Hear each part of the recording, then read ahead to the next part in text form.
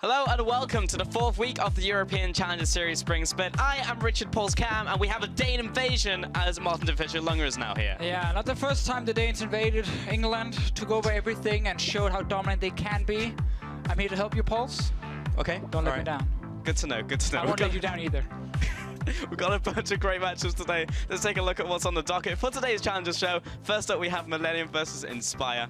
Yeah, battle for first place. Obviously the first game, then we have Mouseport versus SK Gaming. Battle for, well, get out of last place, I guess we can say. And then Copenhagen Wolves take on Humor, fighting in the middle. Want to see if they can overtake Inspire in case they lose the first game here. Yeah, and we are 60% of the way through the regular season here in the Challenger Series. So let's run down where the teams are on the standings. At the very top, Millennium sitting on 9 points, undefeated, 3 wins. Inspire eSports just below them with 7.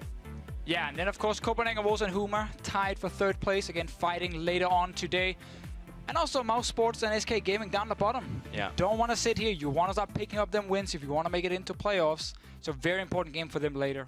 Not much time left to Fisher. And finally, make sure you check out lolesports.com for all the current standings, rosters, and Challenger VODs so you don't miss a beat on the Challenger scene. And now we're all caught up. That brings us to our first matchup of the day between Inspire eSports and Millennium. So let's blaze through the lineups. Squaring up on the blue side of the rift, it is Inspire eSports. Sartorius in the top lane, Max Law in the jungle, CosQ sitting in the mid lane with AD carry Woolite and support Wendelbow. Yeah, and Inspire today are playing against Millennium, who is on the red side and so far undefeated in the Challenger Series. We have Kaze up in the top lane, Joko as the jungler, Pretty is the mid laner, Hans Sama, of course, AD carry, and a very, very strong support next to him in Masterwork. And first off, to touch on Inspire, they had a pretty easy week last week. They just straight up abused the bot lane weaknesses that SK had, and they just ran to protect the Woolite composition, and Woolite just ran over them. And in the interview afterwards, CosQ was just like, well, they just played into us, and we played out our game plan, and we won. Hey, we've seen it before. A lot of focus around Woolite becoming a late game carry.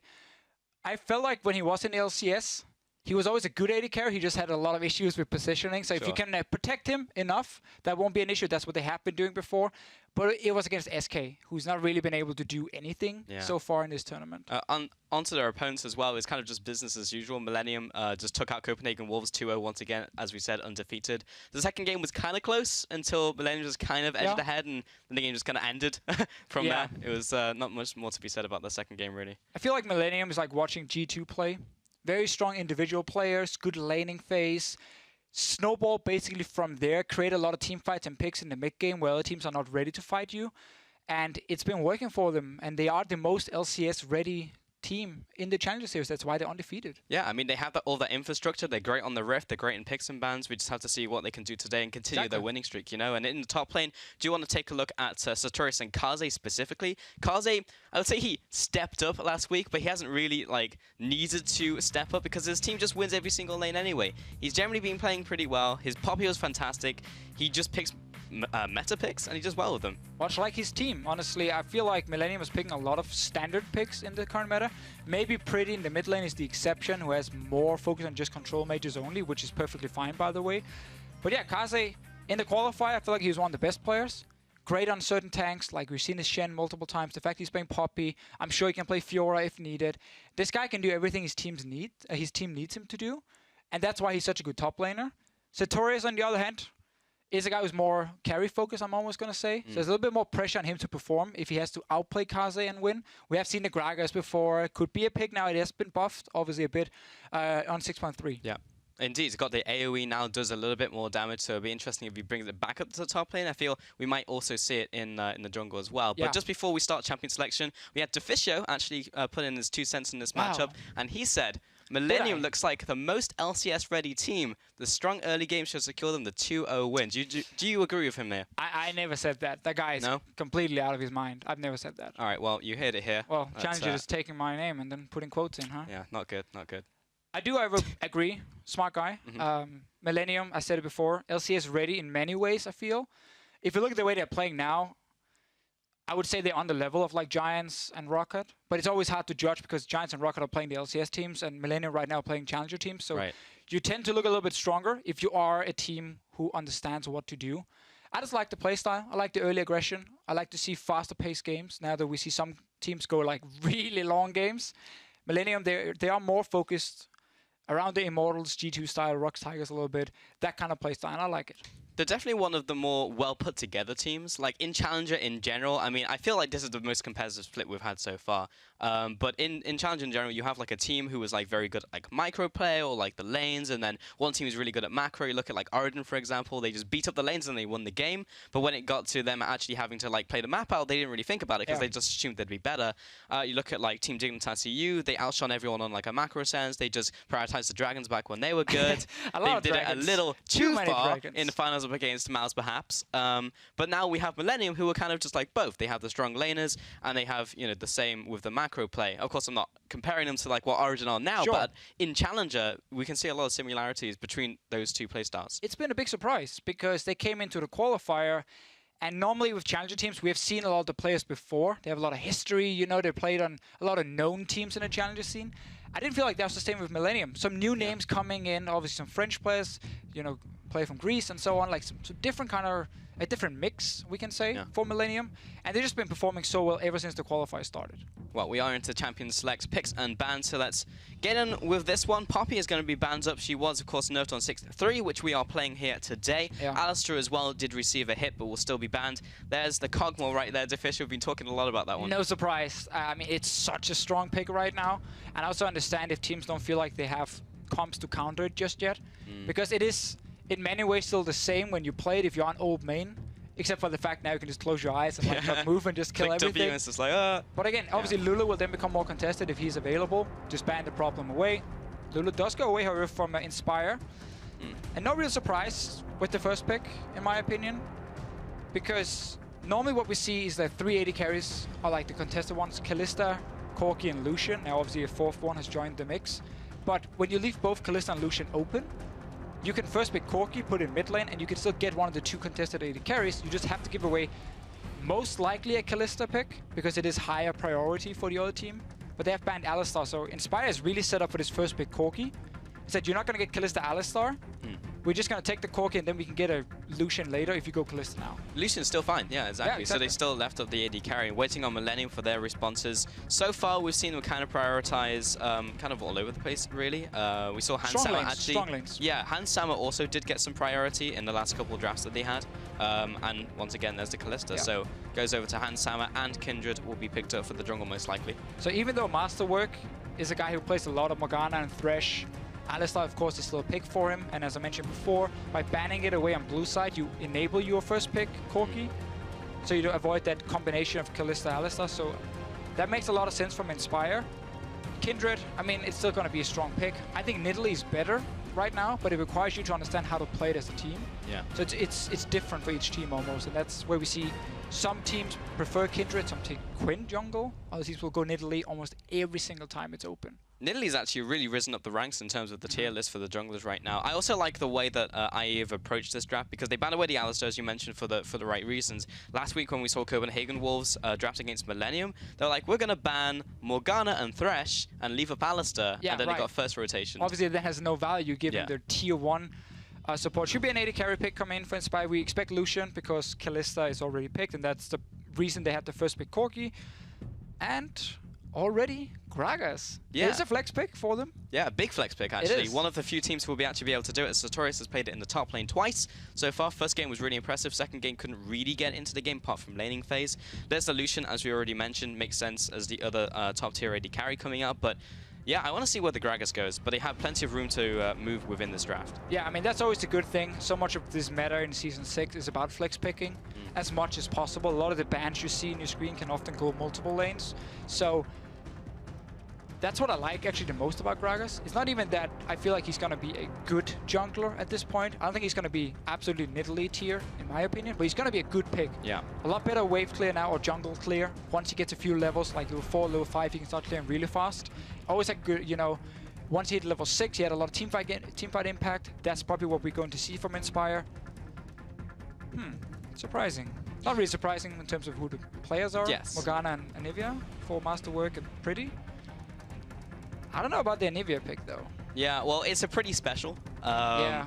And Pretty's done really well with the pick. We have not seen a single game in Challenger where I think Pretty's even gone egged. He's just, like, wrecked people with it.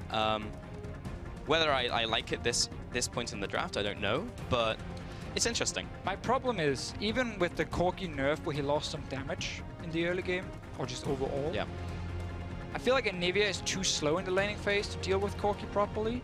And I feel like you lose the push on the minions very often, at least until you hit level 6, where you can start pushing back a little bit more with your ulti. Yeah. But then it becomes a fight around the blue buff almost more than the lane. And because Corki is so strong in the early to mid game, and Anivia is scaling up often with the Rod of Ages build, that fight around blue buff, I feel like Millennium is going to lose. And that can make it very difficult for Anivia then to sit and constantly wave clear against the Corki. So I'm not 100% sold on it, but obviously it pretty likes to play it, and it's probably more comfort pick than necessarily, oh, this is a great matchup for Anivia. It's interesting for sure. What's more interesting is Hecarim just got picked up. Really? Coming in. So I assume that'll be on Sartorius going in the top lane. He's gone for the teleport and the ignite, so I assume it would be. That's the Janna as well for the Lucian Janna we've spoken about before, but... And it's blind pick. Yeah, Hecarim. Okay, it's a pick which honestly received quite a few nerfs and has completely disappeared in a lot of regions as a top lane pick. One of the latest nerfs he got there, where he can no longer just charge through the minions. He has to now activate his E to do it, like the passive no longer gives him that. And I don't know about blind picking it. It is strong into melee matchups up top lane, but it struggles to kill like tanks late game. And we can also see Millennium's response is just the biggest of them all almost when it comes to the tanks. Tahm Kench just sitting in front of him. I'm going to need to see some mid-game plays from Inspire. Trinity Force, if they want to rush that on Hecarim. Corki will get it himself. We know Lucian is good in the mid-game. So very, very strong mid-game composition they have here. I need to see them fight around blue buffs. I need to see them set up dives with that Hecarim, TP in. A lot more impactful TP than a Tahm Kench, who TP's in and he's kind of like, can I eat someone? No? Okay, then Hecarim is like flying in with ulti straight away. So Inspire needs to play a lot more aggressive early game than they normally do, which normally actually is what Millennium likes to do. Yeah. I feel like tables have turned a little bit here. Millennium wants to scale up a little bit more. Inspire wants to fight. Generally in the Challenger series, we've seen Millennium play from ahead because they've always been ahead out of laning phase, apart from like one game, I think. And then in the qualifiers, we saw them play from behind because against Banditos, they played these very early game focused compositions. They got ahead, and then Millennium still played from behind really well. I feel like we could see something very similar in this game because Inspire are going to hit that mid game and they're going to hit it hard. They have champions which scale up very quickly. Like they should be able to farm in laning phase. Gragas will farm through the jungle incredibly quickly now of his W. So we'll just have to see what happens in mid game because Inspire could really make a dent in Millennium. Yeah, I feel like they're surprising Millennium a little bit with the pick and ban phase because we normally see some more Woolite scaling and protect him, get to late game, and then win fights. Yeah. So I like their adaptation, the change coming in to surprise them, because you won't always expect that. I really like the bans to set up that Corki first pick as well. I need to see Cosq win that mid lane with Corki. I think he has the better matchup in laning phase. He needs to win it and pressure that mid lane, because that enables the Gragas. It enables himself to roam to other lanes, to get into the jungle and contest these buffs here, and therefore slow down Millennium and stop them from just scaling up fairly quickly. Because we don't want to hit the point where Millennium sits on like 2-3 items in Nivea. Time Kench gets to his late game point where he's so tanky against double AD carry. It's super difficult then to deal with him. That's actually an interesting point in the mid lane, because Cosq was incredibly good last year in spring, then he fell off in summer, looked very good towards the start of the split, and kind of petered off as we got in the last couple of weeks. So if he can step up to Pretty, who has been one of the strongest mid laners currently in Challenger, that could be a big deal in the mid lane. We can see the full compositions right here as well. We were having an interesting discussion. I'll get to that later, because I'm just looking at the Keystone Masters real quick, and well, basically the jungler is doing what every jungler is doing currently in Europe, which is go for strength for the ages. Top lane is fairly similar. Bot lane Kallista's gone for fervor as usual, so nothing really out of the ordinary. No, just very important always go for strength at the ages, get that 300 extra HP. Has kind of shifted the meta as well in the jungle. It's one of the reasons Nidalee has become a tier 1 pick, even though she's not locked in this game. But that's what we often see in the LCS, in Challenger. Teams have their own preferred picks, and like I feel like every team's tier list is a little bit different from each other. Obviously, none of the teams favor Nidalee in this one. Yeah. Well, as we get into game, make sure you get on Twitter, use the hashtags MILWin and IEWin, depending on who you think is going to take this one. IE have a very cool composition. I think this is actually something that they could take to Millennium, because typically Millennium's just win lane, win game, but I don't think that's going to be the case in this one. Everyone's grouping up from Millennium, actually, going into the top side of the map. Yeah, very standard. Go and get Sartorius. a few deep wards placed. Oh, the flash, the binding, Masterwork lands, and this could be the follow-up. Another CC lands, and there's first blood over to the jungle of Joko. I mean, if you play no flash Hecarim, which obviously is normal because you want teleport ignite on him, sitting in the river is so risky. Because obviously, again, you have no way of escaping if they actually invade on you, and he's just sitting in the first bush and he got caught out. Definitely not the start Inspire we're looking for. Thank you, Captain Obvious, on that one. But yeah, this whole draft from Inspire, for me, is saying we don't want to play Millennium's game. We don't want to play that game where we allow them to win laning phase and just snowball on us, and then you give up first blood, like this. Masterwork hits some binding sometimes, which just shouldn't land. Like, Sartorius almost just walks in and gets bound again. That would have been the darkest timeline, but he gets away. He walks away. Millennium are just sitting in the enemy jungle, just waiting to take a blue buff. They'll probably take Grump as well. Just depends what Maxwell wants to do now. Because there's been a defensive wall placed in the bottom side from Millennium, they'll know if Maxwell goes over there and they may be able to react. So really tempo up to Millennium. I mean, this is the point where you just, gentleman's agreement, you swap the map. And obviously, top side of the map belongs to Millennium. That's where they have their AD carry and support. Bottom side goes to Inspire. Masterwork with a level 1 gank around mid lane as well. One of the good things about Morgana. Doesn't even need to get a full camp for level 2 as we have seen. We can't actually do that anymore. That's gone now, so never mind that one. I like the fact he's staying around. As long as he joins his team for top lane tower when the wave hits it, his roaming is perfectly fine. And which is doing now, walking into the top lane, just as Millennium clear out that side of the map. Now Maxlaw looking to go into the bottom side, looks like with Hecarim, so everything as usual. I don't know if Maxwell's going to go for the blue here. No, you should. You don't need the jungler at the tower. When you push it in, just do 3-man and then let your jungler continue farming. He knows there's nothing there because they saw Millennium invading on top side, so he can also safely walk in on his own, and just a very standard mirrored fast push. First wave, though, from Millennium didn't give them a whole lot of damage on tower. No, now the second minion wave's coming in. It is the cannon one, but they didn't have the big stack, which you usually come to expect, and that is not a lot of damage at all. They won't clear it on this mini wave. They'll have to wait to the next one. Yeah, next one is coming, so this is a lot better wave being built up by Inspire. Yeah.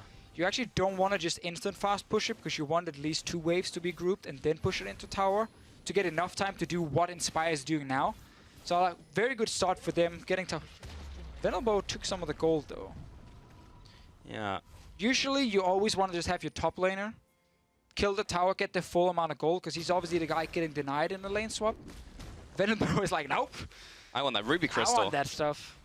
Millennium is very far behind now on taking tower. They should be able to take it here. Kaze just needs to make sure he kills it on this minion. There we go.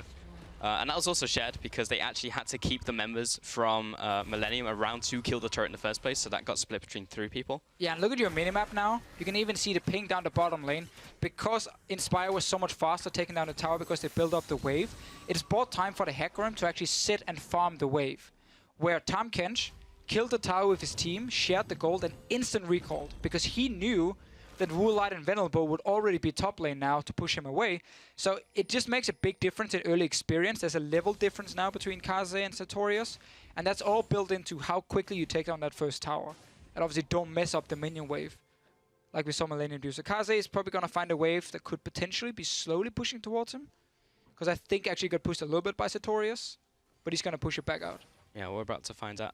It's actually pretty even. I think it's slightly pushing towards Kaze, actually. Yeah, the problem is his minion wave will join faster. Yeah. So it's actually going to push back towards Inspire. Now you can see the minion wave from Inspire at the tier 1 tower down bot lane.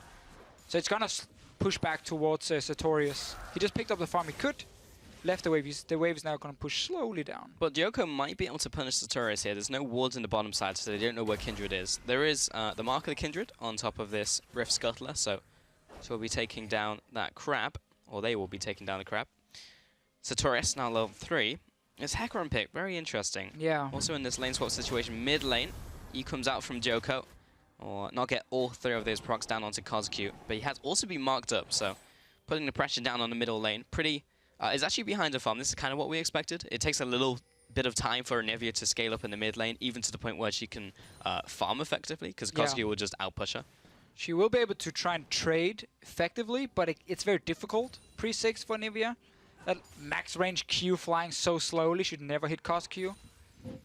So I do believe once it hits 6, it will shift a little bit. We might see Pretty try and go for some trades, try and get some lane control back, but Corki will still be more than fine in this lane. And you can see he's just pushing it up to tower. He just wants to keep Pretty there, and Pretty is trying to stop the wave from actually hitting his tower, because last thing with Anivia on the tower becomes so annoying. It's just fun to see how both of them are fighting over minions. And Max Lore sees a chance. This is what we talked about in Champ Select. Once your mid lane is winning and has the priority on pushing, your jungler can so easily walk in and just place a few wards. Yeah. Bot lane duel. It is a Hecarim versus a Tahm Kench. So not too much gonna happen as Maxlore comes over the wall and Kaze instantly flashes over the old switcheroo. And he'll be burning that flash for that one. In the top lane, Masterwork and Handsauer going up against Woolite and Wendelbo. Gets the rend off. Also gets the reset as well because he hit the minion, so he's still got the spears coming out. And Masterwork is looking to line up the binding, the flash, and the reaction flash from Vendelbo. Woolite is trading up against Handsauer, who's still aggressing, gets tornadoed up. There comes the rend once again. He did not get the reset. He's going to jump in, gets exhausted. There's the heal, though. Wendelbo, maybe a little too deep. A rare miss binding in from Masterwork, and now the punish in from Sartorius. He'll be able to just run over the Callista, get some revenge, take him down, and that's a 1-to-1 in total in this game. Insanely aggressive trading from Millennium. They just walked past tier 1 tower that was dead all the way down towards Inspire's tier 2 tower, still trading, flashing, getting other flashes. And Sartorius is, okay, they're a free kill top. I have nothing to do bot lane because my wave is pushed anyway, so very easy teleport for him. And super aggressive trading with zero respect for the enemy globals on the side of Millennium. It is what they like to do. We know Handsauer and Masterwork are super aggressive in lane. But that just gave over a very easy kill for the Hecarim. They really like to make the plays, and we saw one misstep by them last week, and that was just like one in the whole series. But you can see what that one misstep can do to a game. Now they're equal CS, they just got killed. Hecarim's now kind of back. He's got the Spectre's Cowl, so I assume he'll still go Trinity Force as his core item. Oh, Max though, unlucky. Well, that's the debate, right? Because we started seeing more Hecarim players just going full tank and skip the Trinity Force, because getting that early was a very aggressive route you could take if you really wanted to try and snowball mid-game. Maxlor is going for hands up top lane, though. And a knockback as well. He's just dead. Like, Sartorius is also there with Woolite, and he's just too far pushed up. Handsauer slipping a little in this game. Yeah, Millennium should really be able to predict that play coming from Inspire, because bot lane right now is frozen by Kaze, so that's a dead lane. Like, that lane is completely gone. They know they won't go bot lane. Mid lane is even, and pushing in on a level 6 Anivia or level 7 is obviously not the ideal place. So there's only one lane Inspire could go to. That was top lane with everything they had because the Taurus was already there. And then the Kalista just shows up all alone. She needed her support, she needed her jungler if they wanted to defend that tower. Otherwise, you just give up the tower and you go bot lane and push it out and try and trade it. So that's a really poor play. Twice now, honestly, from Millennium's bottom lane or from Hans Sama. He's been playing too aggressive, too greedy. Got punished, we saw the trade before. Look how far down they're running. And there's a pink ward behind them, which they can TP to. They're just trading summoners. And there's so many resources that Millennium put into this because Hans Sama used his flash, he used his heal, didn't get the kill on Woolite, who went very far forwards. So the greed, I'm not saying, like, it kind of made sense because he was like, oh, I can pick up this kill. And so if a skill shot had landed, it was unbelievably greedy regardless of the results of this.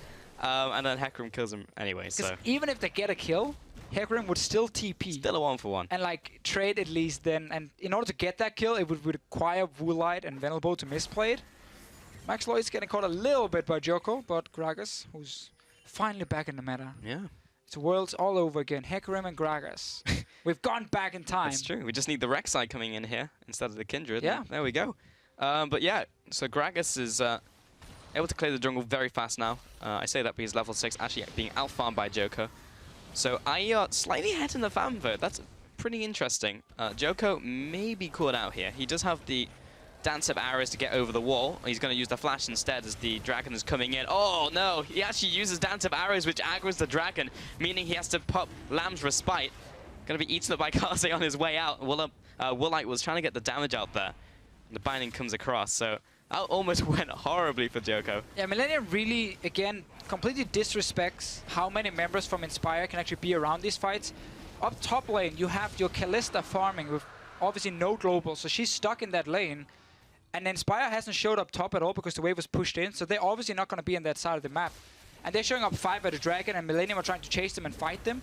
Lose the dragon for it. Bot lane is pushing in, and Millennium right now is currently not in control of the map in any way. And they take fights they shouldn't take, and they might even go down. Masterwork took so much damage, and Maxlow's ultimate actually finishes him off there. That was not what I was expecting. Meanwhile, in the mid lane, there's just 2 carries just chilling out there while bot lane's being taken. They just ran all the way from top down to bottom, or towards the bottom side. We see Hans Sama run here. And it's the same thing. Millennium are not respecting how Inspire are actually playing the map correctly.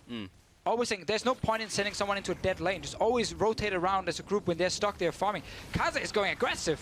This is the 2v4. He jumps in with Abyssal Voyage, but I don't understand. And now Hans Sama will be picking up his ultimate. Master will be going in, but he's level 5. He doesn't have the Soul Shackles. The slow will come out. That's a full 2 seconds now on the current patch, and everyone from Millennium simply cannot catch up. Kaze still wants to try and lick someone, but it's not like he can actually get in range of any of Inspire. Mid lane is being blocked up by Pretty. Millennium just straight up making bad plays. Yeah, some panic, I feel like, in the shot calling. I don't think they expected Inspire to play the macro game so well here, because Inspire, again, is always just looking at where Millennium is sending their members without any globals or in frozen lanes and saying, okay, we're just playing the other side of the map because you're stuck in that lane and freezing it. Typically, you never want to freeze lanes because the meta is, at least in the way you play the early game, fast-paced in terms of taking towers and other objectives. So if you're freezing a lane, you're not adding any value for your team. You're just farming, you're selfish. It's just about you. And then the other team can just go 5 members and make a play on the other side like Inspire has been doing again and again. And Millennium has been caught out because they are not respecting it. We'll get a tower though because they're going to chase it down. So even though they have been taking bad fights, they are even in gold. Yeah. Oh, Hans Sama was recalling on a ward while trying to get out. He's going to jump over the wall with Pierce, and Woolite's going to flash after him. Comes out with the piercing light. Why? Wants to come over the wall, but doesn't have any way to do so. It's so interesting, though, because at the very start of the game, Millennium should have had tempo. They got the kill onto their Hecarim, then they were in the top side of the map, they took that buff. The top lane wasn't stacked up with double waves, so they were late to the play. Yeah, that's where it all kind of dropped for Millennium, because they were slow at taking down that tier 1 tower in the lane swap. That set them behind already there, but Kaze had to recall instantly, so they sent him bot lane to take that wave that was slowly pushing towards Inspire, and instead had the 2v2 up top lane. Okay, fair enough. You can survive that. That's okay. Kaze is a little bit behind in experience, but it's not the end of the world. The problem then comes when their 2v2 lane starts chasing down to the enemy tier 2 tower like 5 minutes into the game, and they get TP'd on and die. And then after fighting Dragon, when the carries freezing top, and so on and so on. So definitely some poor decisions for Millennium as a team. Individually, we might still see them though pull ahead, because they are still even in, or almost even in gold. Should still also mention the fact that in Champions Select, we were saying this, Inspire have this strong early game into mid-game composition. Millennium need to be aware of this as they aggress into the jungle. The smite comes out. Didn't quite see who picked that up. I think it was Maxlor actually, yeah. Actually picks it away. Joker's going to be knocked into the team, trying to get the Lamb's Respite down. But Maxlor's getting blown up pretty. Comes in with a fantastic combo. Joko will place down the Lamb's Respite and now move out of the circle. So he'll be going down. Sartorius now into this one will pop the Onslaught of Shadows. Pretty will have to flash away. So ultimately that was a jungler for jungler. And Pretty, more importantly, gets away with that red buff. Yeah, he gets the kill for himself. Had to use Flash. Could be important if there's a fight. Follow-up, but there's no TP now for Centaurus either. He used it actually down to join the fight where Kaze stayed up top. So Millennium gets out from another very risky invasion into the enemy jungle. Still, yeah. it is very interesting. Yeah, we're looking at the Hecarim. We quickly talked about it, how rushing Trinity Force kind of died out because it required you to like snowball mid-game so hard to be effective. So I like to build more what Sartorius is going for and just build tank. Because your job is actually not to be a main damage dealer, but still your combo when you TP in and you jump onto an enemy AD carry, you can like do a lot of damage as full tank Hecarim still. And see that last fight again. I say fight, it was more of a over-eager invasion by Millennium, who once again gets punished by Maxlor's ultimate. And look at the side lanes again for Millennium. They are slow pushing 2 side lanes, so they're in no position to actually fight. They are lucky to get out here 1-for-1. That should have just been 1 kill for Inspire and that's it, and move on. But it's the same thing again. Millennium are constantly having members sitting and farming and slow pushing lanes, and then the other part of the team is like, should we fight? I mean, why not? I mean, yeah, our AD carries farming, doesn't matter, let's just go fight them. Yeah. And then Inspire shows up 4 to 5 members. Very just odd in this game. Pretty goes for the Rod of Ages first, just picked up the boot buff as well. Kaze is into the middle lane. Something you don't actually see that often is the Tongue Lash Devour combo, where you pick up a minion with the Tongue Lash. But he just did it. So. Yes, he did. Drains your mana, but it looks awesome. It does, very cool. Weddle, Bo, Woolite, and Coscu heading into the Rift Herald. It's 15 minutes into the game. That's also another thing with Hecarim, because he died out at the same time where Home Guards got changed from you buying it to... there's no point trying to steal it, because you... Okay.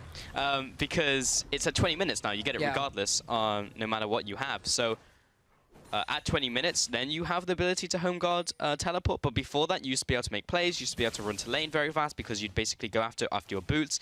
But you just don't do that anymore. So that was another reason why we saw Hecarim die out. But being brought back here, you can see he's still even sitting on tier 1 boots, which is something that would never have happened before. He's been having a very simple game where Millennium has been overextending and he could just TP in behind them and didn't even need early Home Guards to catch on to them. What we see on the map now, though... Is it possible to get game sounds turned up, or do I have to do it on my side? Due to the fact we have no TP for Hecarim, Millennium can actually push top now with Kaze. He should just push it in hard, force someone up there.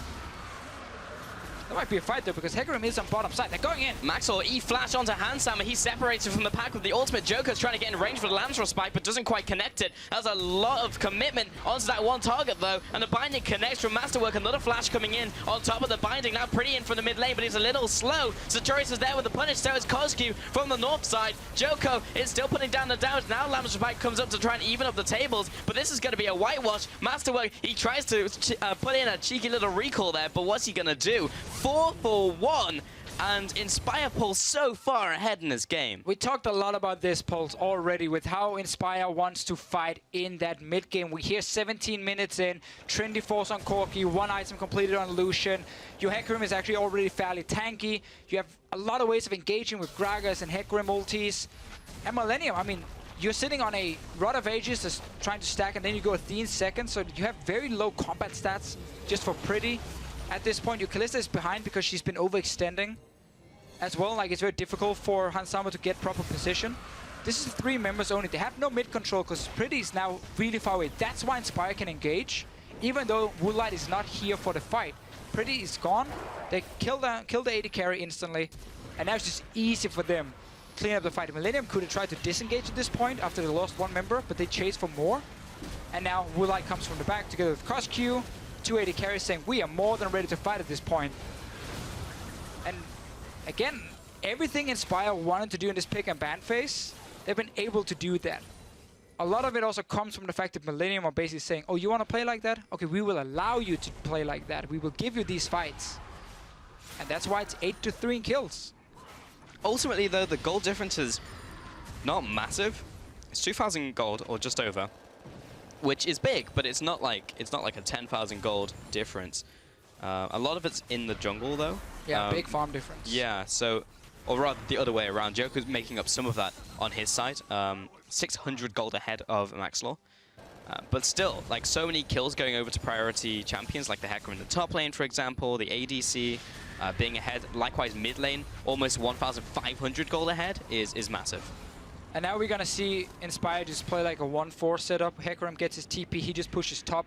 Nobody can actually go up and defend properly against him. He can always push the wave first. He has more wave clear than a Tahm Kench, as an example. And then you just keep 4 members with oh no. CosQ, playing it pretty risky, but he will use it to clear the minions. Yes. All planned. Well, the package, I think it was expiring, but also Hansama basically took a full culling to the face. No one was able to block it for me and couldn't get out of it either. Maxlaw pops the ultimate, blasts Millennium away from the tower.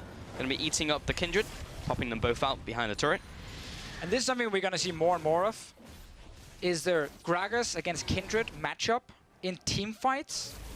It's super tricky for Kindred because she puts down her ulti and she's like, I'm safe. And then Gragas is like throwing in his ulti shooter out of her own, and then she dies instantly. So where she normally can be a little bit of a front line due to her ulti, that gets completely nullified if Maxlaw plays it correct with his ulti in these fights, and you just take down the Kindred super easy. Yes, okay, you lose the early game, don't farm as quickly, but team fights is where this Gragas pick is going to be more impactful. There's a pretty cool interaction with Gragas coming back, of course, so that could be really big just in terms of like priority and champion select, how people react to like a Kindred being picked up. That's something you definitely need to keep track of. Joko just taking away this crap was marked with Mark of the Kindred, so that's another stack onto him.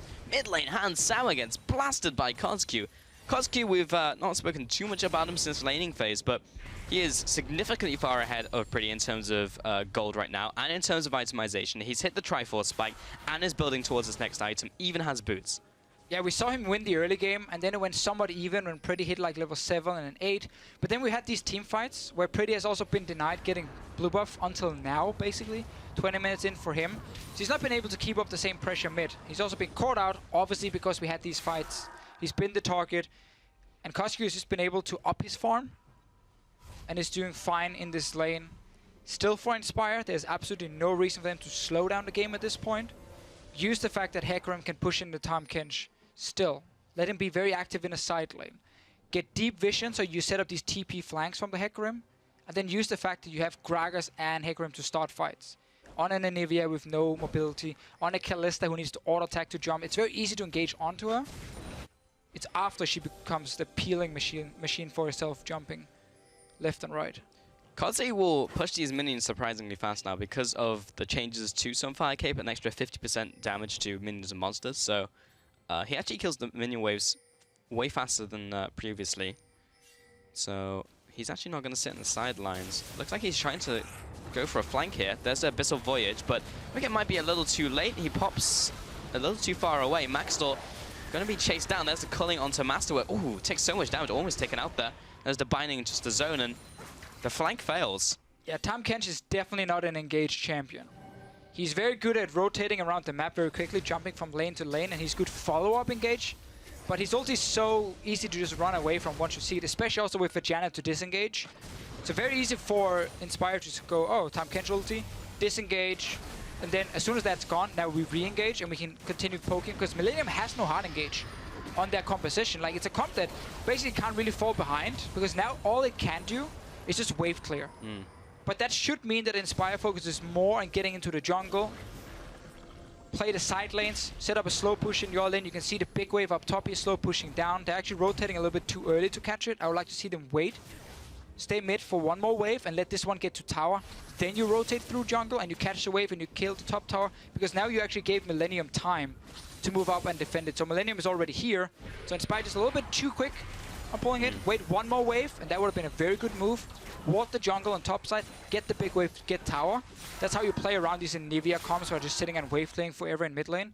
Because Millennium can't really contest anything. They're just gonna let you push the minion waves every single time in the 1v1 and in the 4v4. But if Millennium can hold on, Pretty just took wolves and gave away mid tower. Yeah. That's so important as well to keep the outer mid turret alive at this stage, just so you can have a little bit of map pressure, so you can place wards in that side of the jungle. Now they're being pushed back a little bit more. We have seen Millennium store exceptionally well, specifically in the qualifiers. I was very surprised how well they could store, especially with Nivea, which Pretty played multiple times. So maybe they can hold the line here up against Inspire, but Inspire are just straight up a better team, currently second in the standings than Renegades Banditos that we saw them in the qualifiers. So I don't think Inspire is just going to give Millennium time. I agree, and I think in this game Inspire has been a lot better than Millennium as a team in how to play the map. As long as they now play that side lane with Sartorius, have the other side lane build up a slow push, or even have the Lucian push it in, and you just play the side lanes more than the mid lane, so you play around a Nivea instead of playing into a Nivea, Inspire should be able to just continue pushing the advantage. We just talked about it. Millennium's engaged as a time casualty. Super easy to predict. You have deep vision as well in the enemy jungle. They should never go unnoticed. So I feel like at this point, this is Inspire's game to lose, even though it's 3k, 4k goal difference. And we have seen a lot bigger goal leads.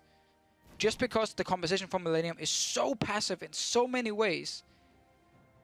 And we talked about how it would fall behind in the early to mid game, and it did, because they also took fights. Definitely not a fan of the composition they're showing. At the same time, pressure is difficult to quantify in terms of statistics, and IE have way more pressure than Millennium in this game. Like, if they go somewhere, Millennium immediately has to back away. They can't just go for the trade. Alright, Maxlaw had people behind him, but you can see how fast he just clears camps now with his W, with Runic Echoes as well in the jungle. And also goes Tracker's Knife. Like, it's just so much damage in that AoE. It's actually kind of crazy. He's also gone for Deadman's Plate, which did have a small hit to it, as the other armor items got buffed, but it's still good. It's still a great item. Yeah. You always know it's a great item if it's been nerfed like 2 or 3 times, and people are still building it. Same with some of the champions we've seen. Like, I remember when Kalista came out, she didn't just get nerfed, I don't know how many patches in a row, and she's still a super, super strong pick. Just think back to how good she was at her peak. It's the Aurelia effect, you know? And why, it is, and why teams were so afraid of playing against it. Good old Xin Xiao release. Yeah. Never forget. Oh my god. 2-shot and 80 carry at like level 5. Actually triggered. Oh, Joko. Oh no. Oh no. Dance of Arrows, not over the wall, has to burn the flash. That does not feel good at all. And now you can see how Inspire, again, are playing the side lanes over and over. Woolite is sitting top lane. Bot lane is pushing in with the big wave for them. So Kasa has to go clear it out. Okay, so you get vision. Where's the Tahm Kench? We're not afraid of his teleports. We're not afraid of his ulti. Let's just see where he is on the map. So he now has to push his wave out. That allows Inspire to make plays on top side of the map, instantly starting Baron. So they're basically saying to Millennium, if you do not walk down blind through your own jungle, or through the river, and contest this one, we pick up a free Baron. And Millennium are so slow to react. Inspire are just not 1 step, not 2 steps, they're like 10 steps ahead of Millennium in this game when it comes to playing the map. Yeah, going full Swain, 5 steps ahead of them. Hans Sama, that's just not a good place to be. They have all these ultimates just to kill him. I mean, he was just caught out. Like, they knew they were on Baron. You get a global announcement that tells you they just killed Baron. And he was like, I wonder where they could be. Yeah, could it be topside? No, I need this minion wave. I feel like we've seen that many times this game. Yes, 4 times to be precise. Yeah. As he has 4 deaths, and they're all from being picked. Woolite now into the top lane. They have this minion wave. They burnt 2 ultimates on that, but it doesn't really matter. They have the pressure from the team, and it's 5 versus 4. This is quickly becoming a whitewash. This has been a very surprising game. Handing Millennium potentially their first loss today would be really big for Inspire. Definitely a very different performance for Millennium compared to what we normally see.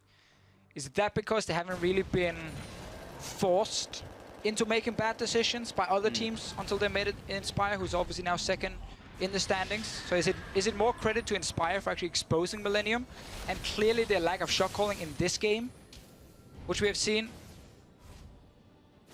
Because it's really been... Oh, the damage simple. out from Warlight and the shielding as well almost takes down Pretty where he stands. You know, they're going to try and clear out the minion wave, but now they have the Baron, and Nivea isn't even that effective at clearing minion waves anymore.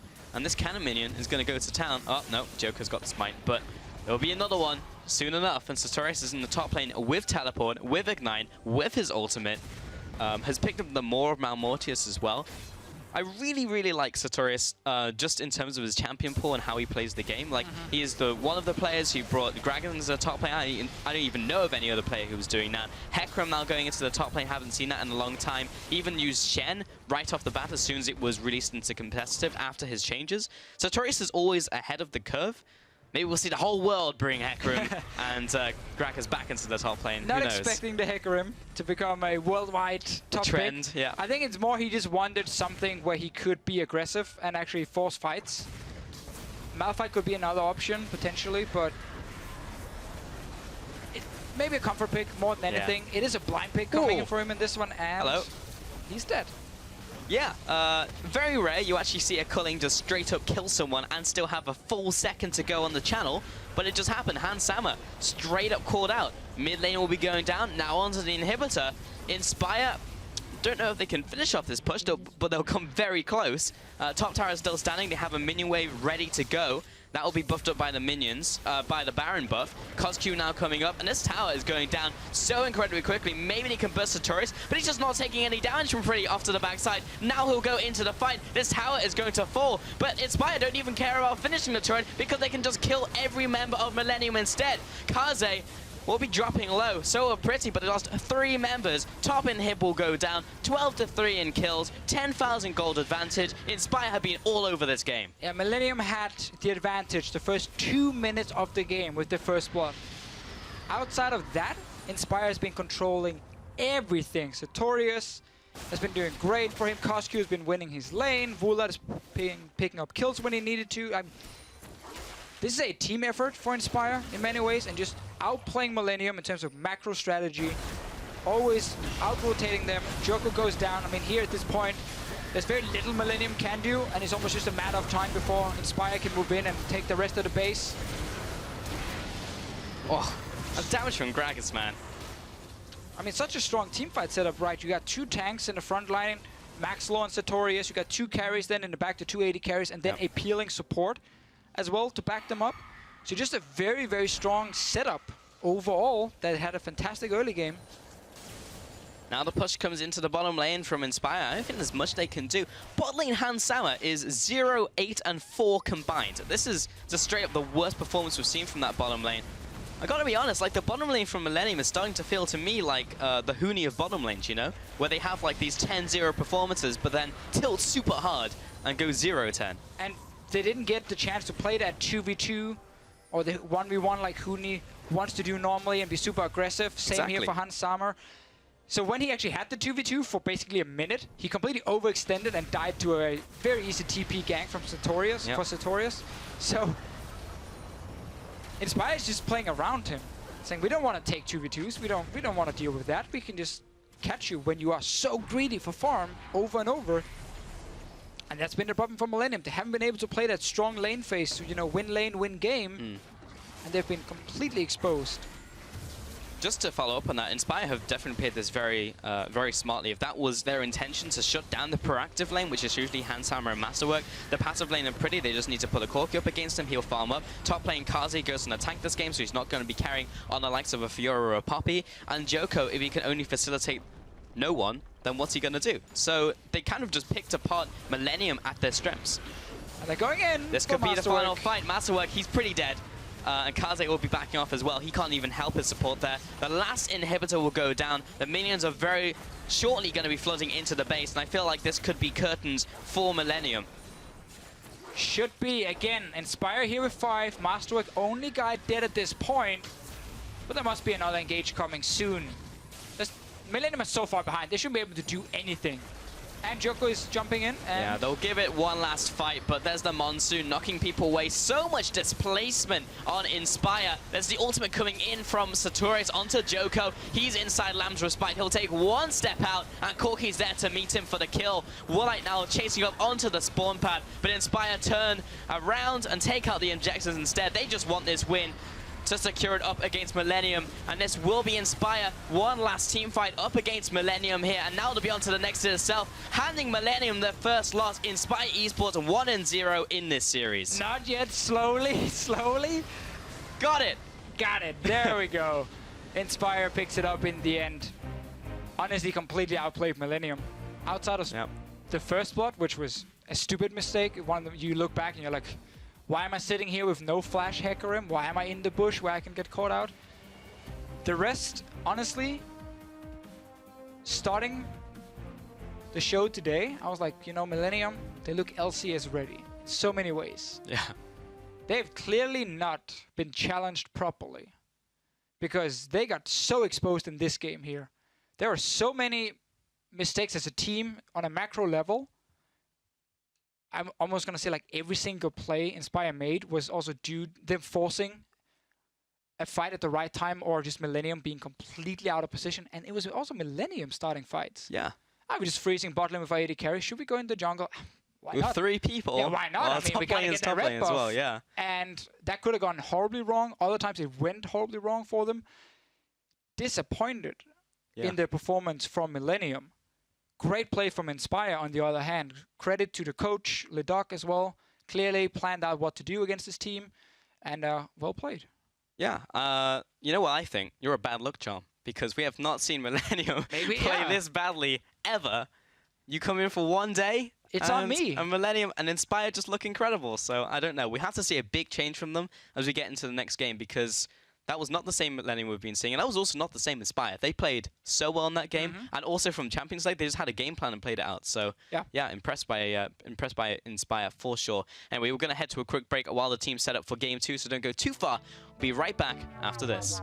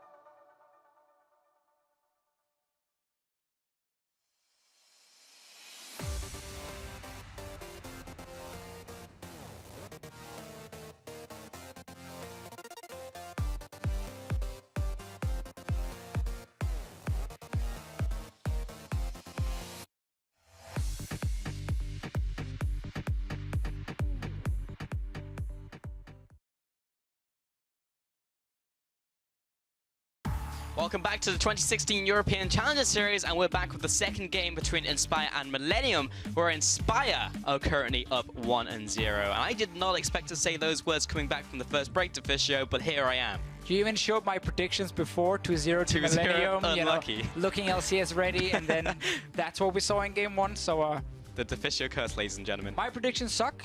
That's basically all we can conclude for now. Yeah, that's what we can conclude, but we want to look backwards into some of the replays from the last game. First off, the bad Tam Kench engage in the bottom lane, where they just jumped in with Kalista without the rest of the team. And I think this was not the start of the bad things that went for Millennium, but was definitely one of the deal breakers. That just showed the team wasn't on the same page.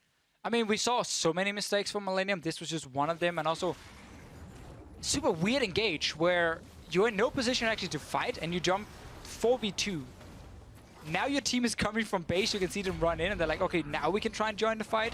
But it's too easy then for Inspire to actually disengage, even though they were fairly low. So just very strange, I think, panic in their communication from Millennium, 100%. And honestly, if you feel like you're getting run around the map, your only call almost becomes like, we need to just engage, like, somehow. Yeah. And one guy's like, okay, I can Tam Kench ulti. Okay, I can Kalista ulti someone in. And that's what you do, even though it's not the right way to do it for them. But also the composition just had so little options. They had no engage. Well, the composition had very few options. It also looked like Inspire had their number in that game, even from Champion Select after the start of the game. You mentioned first 2 minutes, they had the advantage because they got that one pick in the jungle, but then nothing with it. And it all rippled from that original turret that, again, was also from the team play. Like, they didn't set up the double wave. They took the tower before the opponents. Inspire managed to get an extra wave on the FLICKR before the Tam Kench went down, and then it just carried on rolling out of control. So, yeah, it looked like they just weren't communicating. It was just like silence on comms or something. It was real weird. Definitely one of the games where you will go back and rewatch it, and you will very easily pinpoint a lot of mistakes that happen, and you can try and fix them. But that doesn't work from game to game. So if Millennium are not prepared properly to play against Inspire, I don't think they can change it just in the 5-10 minutes between the games. Yeah. But we might just see the team going like, okay, what happened? You know, we underestimated them. That was really poor performance. Refocus. That's what we have to see. I think we need to see Millennium get like standard lanes, get to play your strong 2v2 with Hansama and Masterwork, see if you can win that way, because I feel like the lane swap game, the macro game, judging from game 1, Inspire is going to win that one. I think that's really important, because the fact that they didn't have those standard lanes meant they were behind. And when they eventually hit team fights, like one we're going to take a look now, which was around the Dragon, Inspire were just so far ahead that they just killed them all. And also they're out of position, but also they were behind. This is something that went all the way back to Champ Select, where we mentioned how Corki has the pushing power against the Nivea a lot of the time in the lane, and he pushed Pretty into his tower. Then Millennium goes down and takes the the Dragon, but Pretty can't join. He comes in super late in this fight, and you just saw him die here. But he had no impact in the fight, and it was very easy for hard engage Hecarim, Gragas flash, body slam to then start the fight when Pretty is gone. And even though Tam Kench TP's in, Tam Kench teleport has so little impact unless you're like diving a tower. So it was just Inspire understanding their composition, and Millennium playing more solo queue than competitive in this case here, because they were just constantly out of position and out of sync with each other, and that's why they got punished. Also started in Champion Select as well, which conveniently we're just getting into. But they picked the Anivia in the second to last rotation as well, not even the last pick. And it was like, okay, Hecarim. And then we saw Hecarim in the top lane, just this mid-game power spike along with the Corki. And we said in Champions League they were going to hit it hard at the very start of the game into the mid-game. That's exactly what we saw. Yeah. And Inspire, or rather Millennium, weren't able to punish them until they got to that stage and couldn't stall out as well. And even if they stalled out, what are they going to do with like an Anivia up against a Corki who's poking you constantly? And that's what I like about stuff like Hecarim, who can hard engage on Anivia. Like, the wall doesn't do anything because he's just going to fly right over it and he's going to get onto you, so your zone control you normally offers doesn't work. Yeah.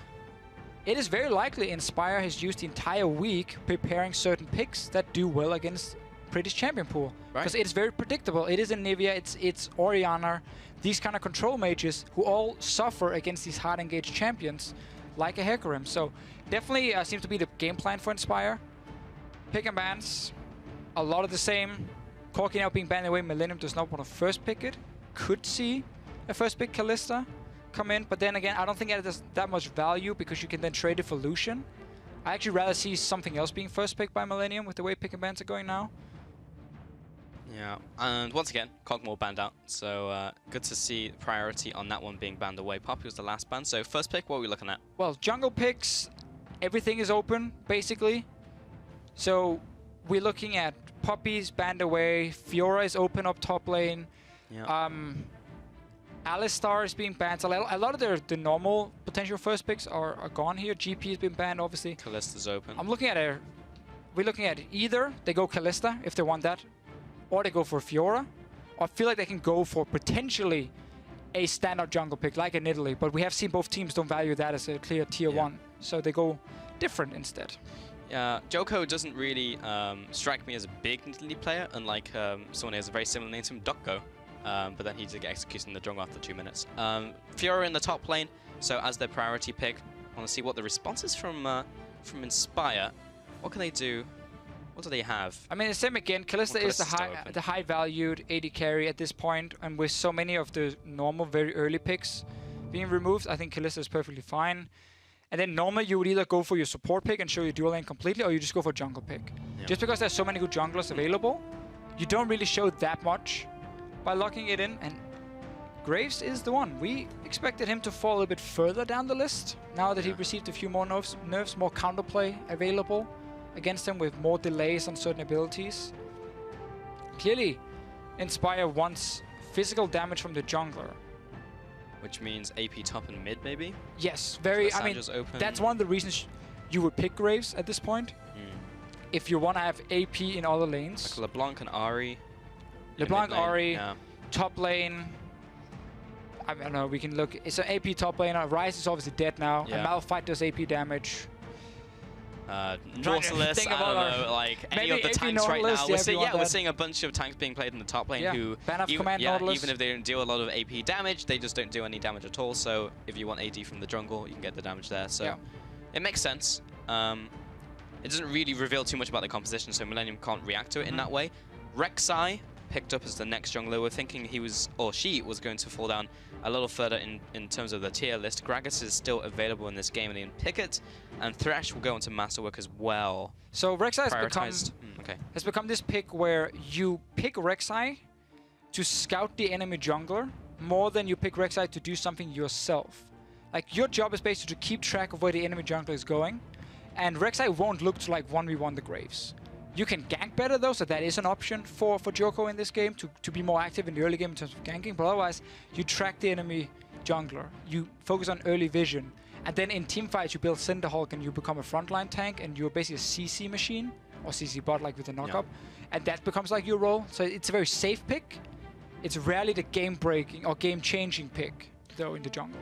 Even up against Graves, Rek'Sai was always a great pick because most junglers couldn't, before this patch, duel Graves just one-on-one, so Rek'Sai would just track him around the jungle. Now, with the changes to his Q and the fact he can't animate and cancel his auto-attack into Q or ultimate, I actually feel like Rek'Sai may be able to stand toe-to-toe with him because there is reaction time now. Even if you get hit up against a wall, you can still walk away if you're on the edge of it, or even flash away or do whatever, or dash. So that trade I don't think is actually too bad. So if they catch him with like a hook or something, they can actually kill him now. Last two picks came in from Millennium. Lucian and Anivia again, final rotation. pick blind. Into mid laner, which is the last pick, unless it's Morgana mid. So pretty again sticking to his standard picks. Definitely not changing up anything. Millennium with a composition where you have the strong 4v4, Rek'Sai, Thresh, and Nivea, and the Lucian, and then you have the split pushing champion that can basically outscale everything in Fiora. So it's a very solid composition, very safe in many ways, except for the Nivea mid lane, who I feel like has a lot of weaknesses that can be punished by an aggressive early laner who can pressure early to mid game quite a lot. We talked about preparing these picks against the Nivea. Malphite is another one where, oh, you want to set up your zone control, wall, a Nivea ulti. Malphite just smacks right into you, stops that from happening. So clearly Inspire with the Hecarim and now Malphite are saying we want to have hard engaged top laners. And that's what they've been getting in 2 games now. Well, Hovering Cassiopeia, don't know if it's going to be locked in, but it was a CosQ special back last year. Oh, going to be swapped up to LeBlanc here. So, yeah, AP mid laner coming out, and that would also shut down on Nivea if they jump over, land the combo, she gets egged, and then they have enough time to follow up. And it's the mid lane pressure. We talked about, again, punish Nivea in the start of the game. Not necessarily by killing her, but by you having control of mid lane. So your jungler, in this case the Graves, who's so strong in the 1v1 skirmish, can get into the enemy jungle. He can get down his vision, he can seal away camps, he can spot the Rek'Sai now. And also it allows the LeBlanc very easily to roam from mid lane to other lanes because she can pressure the Nivea, so it's very hard for Nivea to then contest it. And then we see from Inspire, it's a lot of the same, I feel. It's different picks, but it's the same deal. We want to fight in the mid game. Malphite TPs, LeBlanc control in mid lane, Graves in his early burst damage. There's a lot of explosive power here, where Millennium is the team more looking to scale up with Fiora, scale up with Nivea. So the tables are once again turned compared to what we have seen before from Millennium, and they couldn't play this style last game at all. They couldn't wait. They just played super aggressive when they shouldn't. If they do the same in this one, I think Inspire is going to be able to punish them very easily. Yeah, we might even see the 2-0. Like, in that last game, as you mentioned, we could even see a carbon copy of that last game. This time, Masterworks on a playmaking support, so he's going to have an itchy trigger finger, and then a Black Shield come out, and it's just like, yeah, so, I don't know, it'll be interesting to get into this game, but it needs to be a playstyle difference from Millennium with a very similar composition to last game in terms of their objectives. Hans Sauer and Masterwork on Lucian Thresh. Will they even get the 2v2? Last time we saw the lane swap. Again, looking just at the way Millennium played the lane swap before, I feel like Millennium has to get the lane swap. Oh, sorry, get standard lanes. And I think Millennium will really benefit because Lucian Thresh is a super good 2v2 lane. Very, very strong to trade together with those two. Fiora into Malphite. Fiora does really well against Malphite. So I'm really looking at Millennium trying to aim to get standard lanes. If they don't get it, do what they did in the last game, where once the first 2 towers goes down, you swap your dual lane against the enemy. You don't try and fast push another tower, you just get that 2v2 as quickly as possible. You just don't over-chase and get TP'd on like we saw in the last game. Yes, that's the key there. This game could be maybe a little bit better if Masterwork stays a little further back and there's a Dark Passage coming out, but just still, don't chase through the enemy T2 tower at 5 minutes. Just don't go that far, yeah. Anyway, jump on Twitter, use the hashtags, get involved in the discussion. Hashtag MILWin if you think they're going to pull it back in Game 2. And hashtag IEWin if you think it's going to be a 2-0, which I was not expecting coming into the week, but is a very real possibility in this game with how Inspire played last game and Millennium played last game. And in this game, we basically have 2 compositions which could do the same game and have it play out the same way. Different champions, but somewhat the same from both teams. Scaling on Millennium's side, more mid-game pressure from Inspire. Tools to deal with, like an Anivia from Inspire. I like the way Satorius played with Hecarim in the last game. He needs to do the same on Malphite. But so much, again, comes down to the lane assignments in the early game. If it becomes a lane swap, I just want to see Millennium fast push that first tower and then swap into the 2v2 lane. If possible, we might see Inspire try and dodge around it.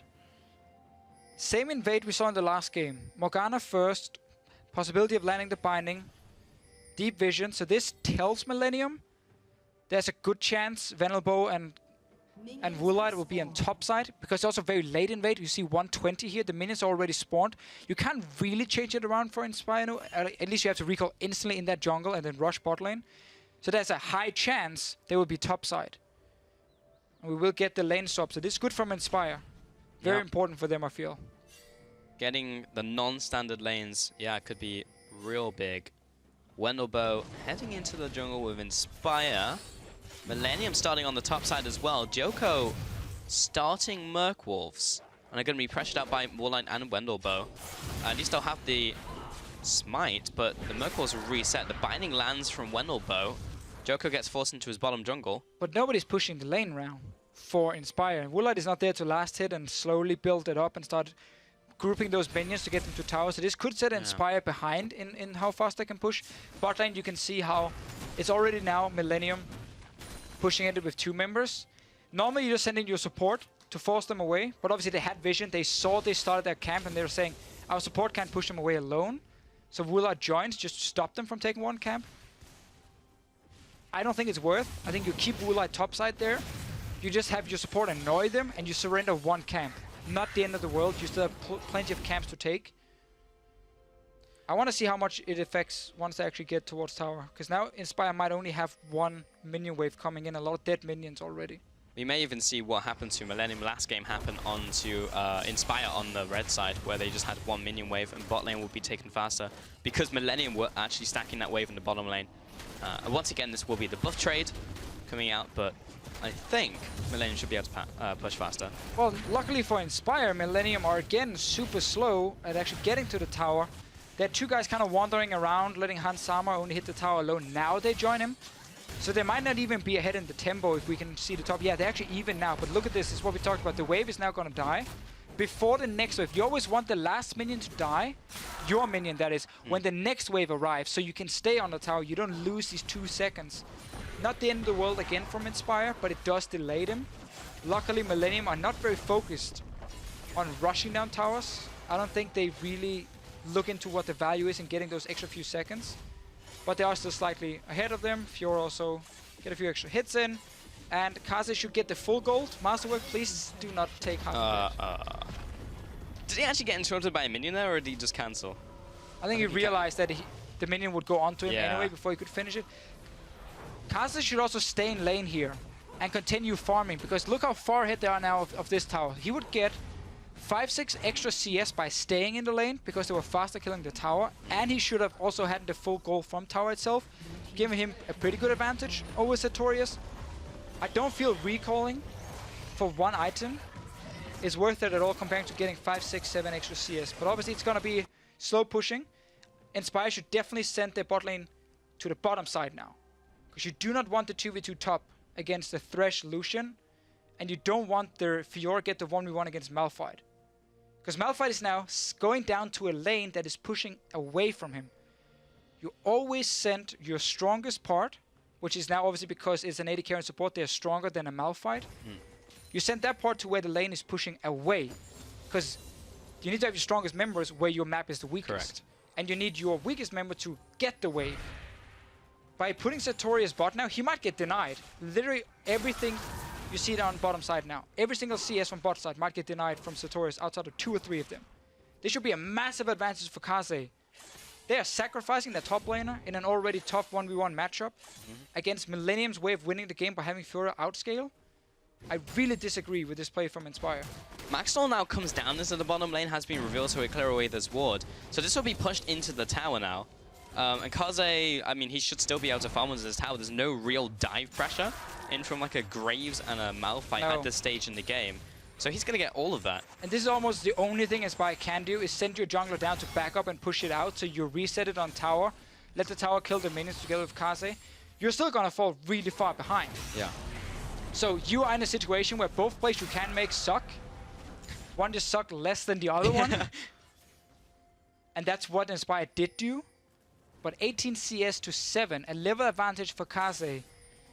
This is going to be a tricky one for Sartorius, and he might not have the same impact we saw in the first game. We kind of underestimate how important it is that Fiora is so far ahead. Cosco in the middle lane, Ignite goes down onto Pretty, but he's a Nivea, he still has the egg! One more tick! Oh, Cosco, sub 20 HP there. Pretty, he wasn't even near dying since he still had the egg up and available. That was very close, and Pretty actually gets ahead in that trade because he keeps the flash. So good trades in the mid lane. Pretty obviously didn't get his passive proc. Better farming for him now compared to last game where he fell behind early on, then had to try and catch up. But now Millennium has so many plays they can make, because you got a winning top lane 2v2. you got a winning bot lane 1v1, that allows you to be proactive and the other team to be reactive. And that is so difficult then to play if you always have to wait for the other team to make a play before you can do anything. See if they can do anything here. Masterwork. Trying to clear the warden. Joko is nearby. As long as Millennium doesn't make a mistake up here on top side, Fiora can just keep farming bot lane. Like, look at this, 32 CS now. Sartorius has to wait for the minions to come all the way up to his side of the map before he gets anything. 400 gold advantage. And more importantly, the levels.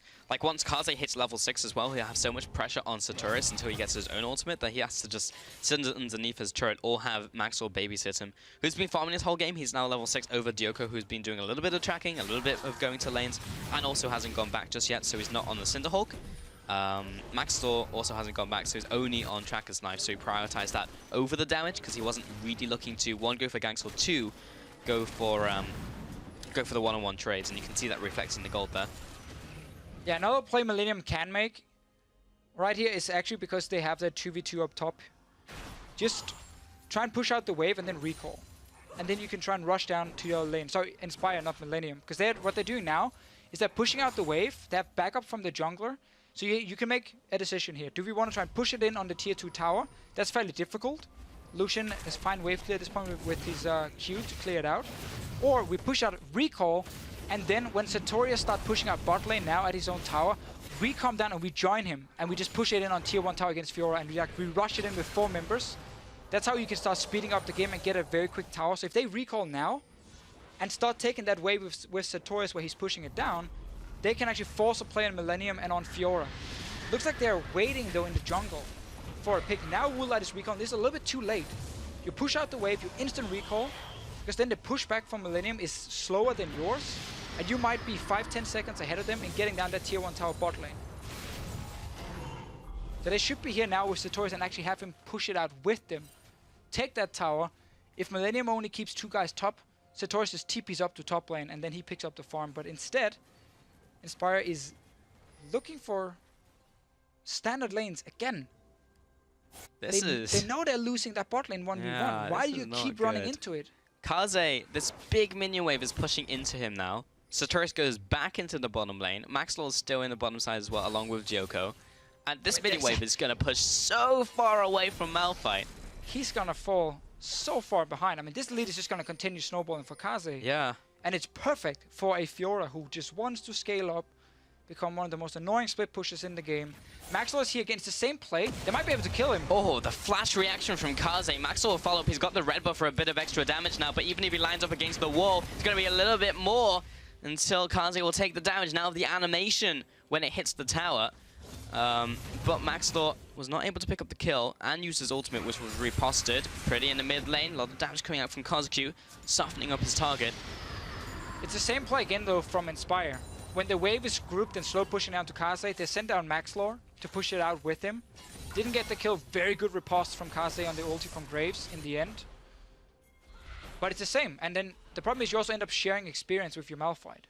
So he doesn't even get the full benefit of pushing out that wave. He's level 6 at this point. Kaze is probably closer to 8 than Sartorius is to level 7. And there's the big CS difference. While you don't gain an advantage if you Inspire anywhere else on the map. Mid lane is even. That's not going to be impacted by what you do on the side lanes at this point.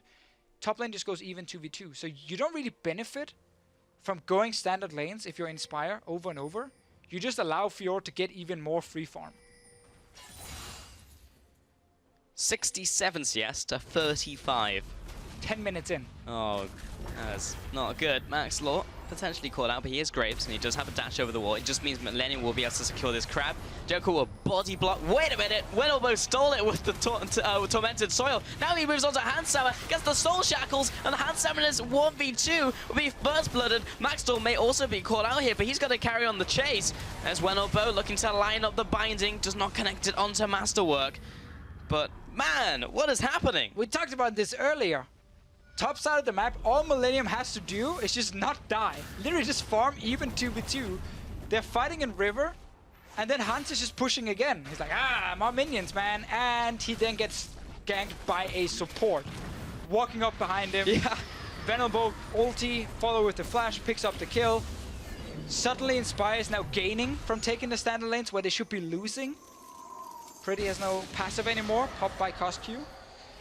Could play into it in the next couple minutes, but first blood over to Inspire. And I thought this was going way better for Millennium because we didn't have the explosive start to the game. They were stalling out the entire match. They were getting advantage in the 1v1. They had the advantage even in the mid lane because LeBron couldn't pressure out Pretty. Now he's got the egg. Now top lane died to pick up that kill. While it's not reflected in terms of the gold or really the stats, you can kind of just see the pressure that could be created over the next couple minutes from Inspire because of that play. Yeah, gold should not be even if your top lane is almost 30 CS down already. See what happens here. Masterwork gets to walk out, but you can see that top side of the map, there's no flash now on the bottom lane from Millennium, so they can't really fight. And Inspire can just take over that side completely and start playing more around it. So let's look at it. Look at the top lane here. Lucian is just solo pushing in against Kalista despite Morgana being spotted behind him. And Venerable just goes in, pops his ulti, follows him, and then kills him. Saw the mistakes in game 1 from Hansama. We're seeing them now in game 2, and it's costing his team. Because it's actually a goal lead for Inspire, despite the CS leads we see on the side of Millennium between both jungle and top lane. I just don't know what's going on. Like, I'm just watching these players make mistake after mistake, overextending in the bottom lane, getting ulted by Sartorius. Wendelbo jumps aggressively into the base and even uses flash for that one, but gets the 1 and 0. Top inner goes down, and Inspire actually do get a big chunk of gold off this. Joko is a little far forward. Wendelbo's there with the punish, the soul shackles, and will get the stun. Joko has to turn around, put as much damage as he can as possible. Pretty has cut off Sartorius, and there's so much damage coming in from the Fiora, but she jumps into 1v3 instead of finishing off Sartorius, who even escapes by himself as Hansama comes up. What am I watching? Panic from Millennium again. Their communication, it seems to be as soon as one mistake happens, everything just falls apart. It was a good play from Inspire because they took the kill, they took the Rift Herald, and then grouped up with that big minion wave. We talked about how there was no flash for the bottom lane of Millennium. They can't really fight, so they have to just surrender the wave and let it push down towards the tier 2. So that's why Rift Herald was great. Buff up these minions, push it in, try and get the tower with your ranged jungler in Graves. Once you see the replay, and then they have them at tower, no summoners, great TP from Sartorius. This is where he still can be useful. But this is now Millennium just making that first mistake that snowballs into the second mistake and not respecting the play Inspire can make. Kaz's teleport is no clue. I think maybe he's teleporting and then Cosq shows up and pokes him down because he's full HP now on your minimap. He TPs. Okay, so he TPs, he looks at where he's going, and Cosq pokes him down to 50%. He shows up, he's like, what's going on? Oh, I'm dead. There he dies instantly. So he was just looking at the mid lane. He's already TPing out in the open where Cosq then pokes him down.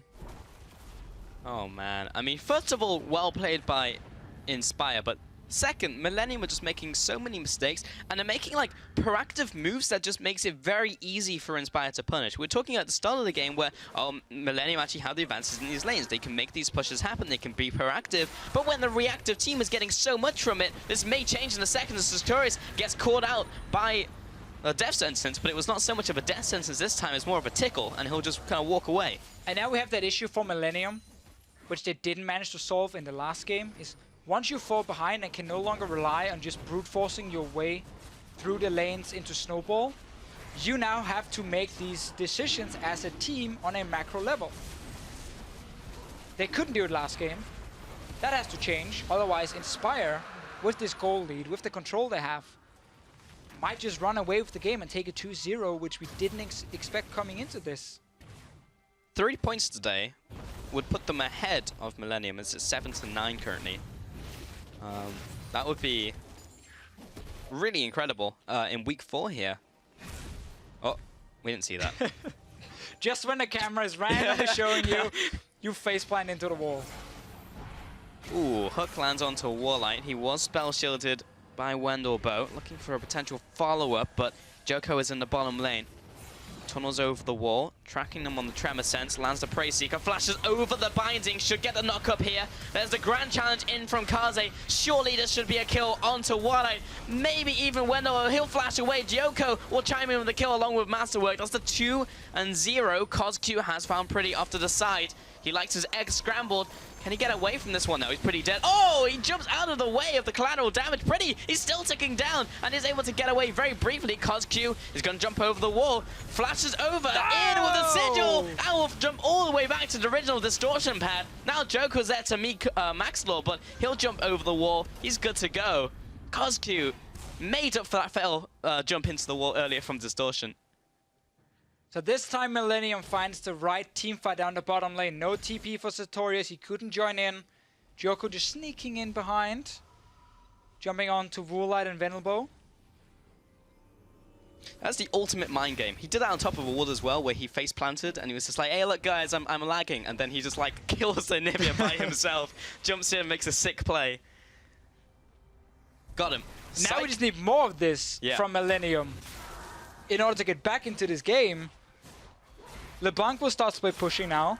Nobody can hold her 1v1, because if Fiora has to sit against the Malphite, so you have to teleport against each other, you're never sending a Nivea to side lane. A Lucian side lane versus LeBlanc is super, super risky for the Lucian. He's 2 levels down, he can get one shot very, very easily. Let's see the setup again. So Joko is sneaking in behind. I really like the flash to knock up to dodge the binding as well, so you don't give any reaction time. Venelbo does stop them for a few seconds, but they end up going down. Meanwhile, CosQ gets the kill onto Pretty. Oh, he gets him into Ek. Sadly, you can't really click on that lantern in time, and gets out. Whoop. And CosQ will get the kill in the end. That's actually really cool. It was a flash over the wall to dodge the flash thrust. Beautiful. Sigil, all jump the way all back the way back. Yeah.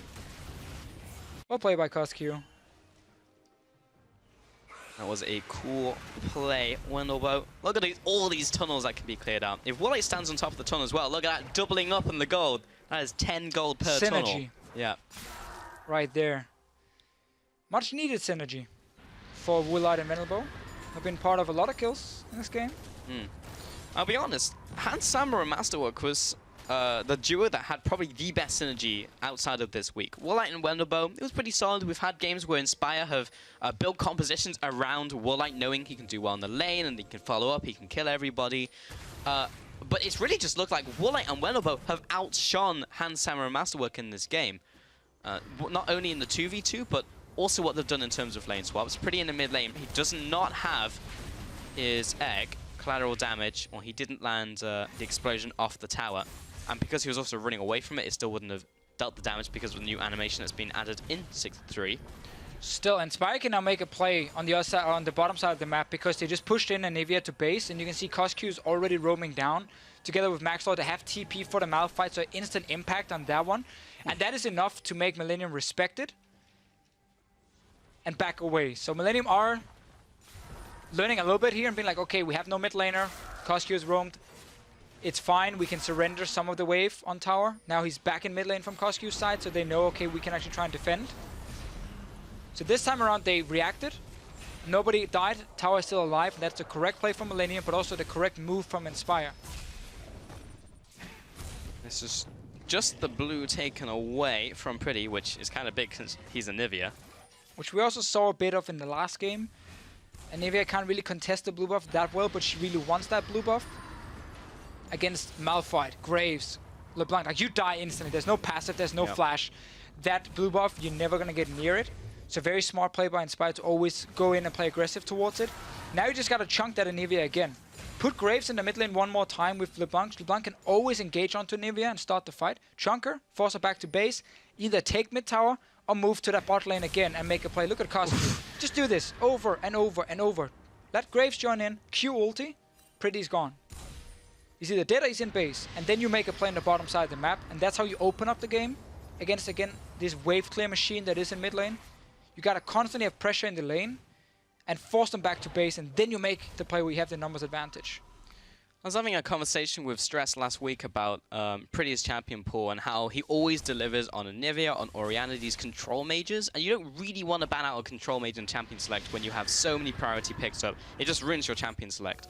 But in this game, they've just answered it perfectly with their composition, with the Malphite in this game, the Hecarim in the last one, CosQ on a pressure mid lane like the Corki, the LeBlanc who can suppress him. They basically drafted the tools that they needed to beat Pretty at his own game, because they know his champion pool is very predictable. almost every control mage takes time to scale up into the late game point where they become super, super strong, or at least late mid game, early late game. So by picking strong laners, and as you said yourself, hard engage, you can always pressure them. And that's what Inspire has been doing. So very clearly, they've been preparing a lot for this specific matchup against Millennium all week long. And they found some very, very good solutions. But it also should be a awakening call for Millennium that maybe what they're doing is too predictable. You can't keep just playing control mages and things like Anivia, which not a whole lot of other people are playing right now. But that's just a problem in every league, right? Like, you play one style really, really well. You beat everyone for the first couple of weeks, kind of like SK, what, 2014, 2015, where they had the 1-3-1. Oof, that wasn't even going to connect. And then teams start figuring you out. And this is what's happening right here with Inspire. Now the dive underneath this tower. Masterworks dropping low. Joker will have to flash away. No one's dead just yet. Kozki off to the side. Handsama wants the kill. He gets with the cunning. Pretty will also go down in return. Both mid laners are down for the count. Joko gets bound up by Wenobo. Very easy to predict that one as he's walking to the tower, tries to get the protection from his teammates. And a 2-for-1. Kaze in from the back lines. This could be big. Flashes onto Wenobo, but there is zero support from his team. Well, I mean, he's going in alone. This is like, that's the solo queue where you're just saying, team? Team? What are you doing? It's like, he's going 1v4. I don't think Millennium could even help him there, even if they wanted to. What is going on? Handsama, you can't win this trade, and Woolite will punish you for it. He would have even taken another tower shot and would have been fine. It's the same panic. One thing goes wrong, they lose bot tower, then Inspire goes mid, takes mid tower and sets up the dive, and it seems like, again, it just crashes for Millennium. Every member is kind of like thinking on their own, oh, I'm going to be the hero, you know, I can jump in and finish this one. Pretty flashes. I'm not even sure if that binding would have hit him, but he plays it very safe, so they lose mid tower. Kozki can go aggressive here because they can see the rest of the members coming in from Millennium. This is a good play from Handsama to take him down. The problem is, we talked about this, hard engage onto Anivia, lock her down, kill her, and now, as a team, you obviously say, guys, we can't really do a whole lot more, especially not when Joko dies. Kaze is still coming from top side. He could just run away by now. Yeah, this is really weird. Like, guys, I can fight. This is like that image where the guy's like riding his bike and puts a tire iron in his in his bicycle. It's like, team? Yeah, this is...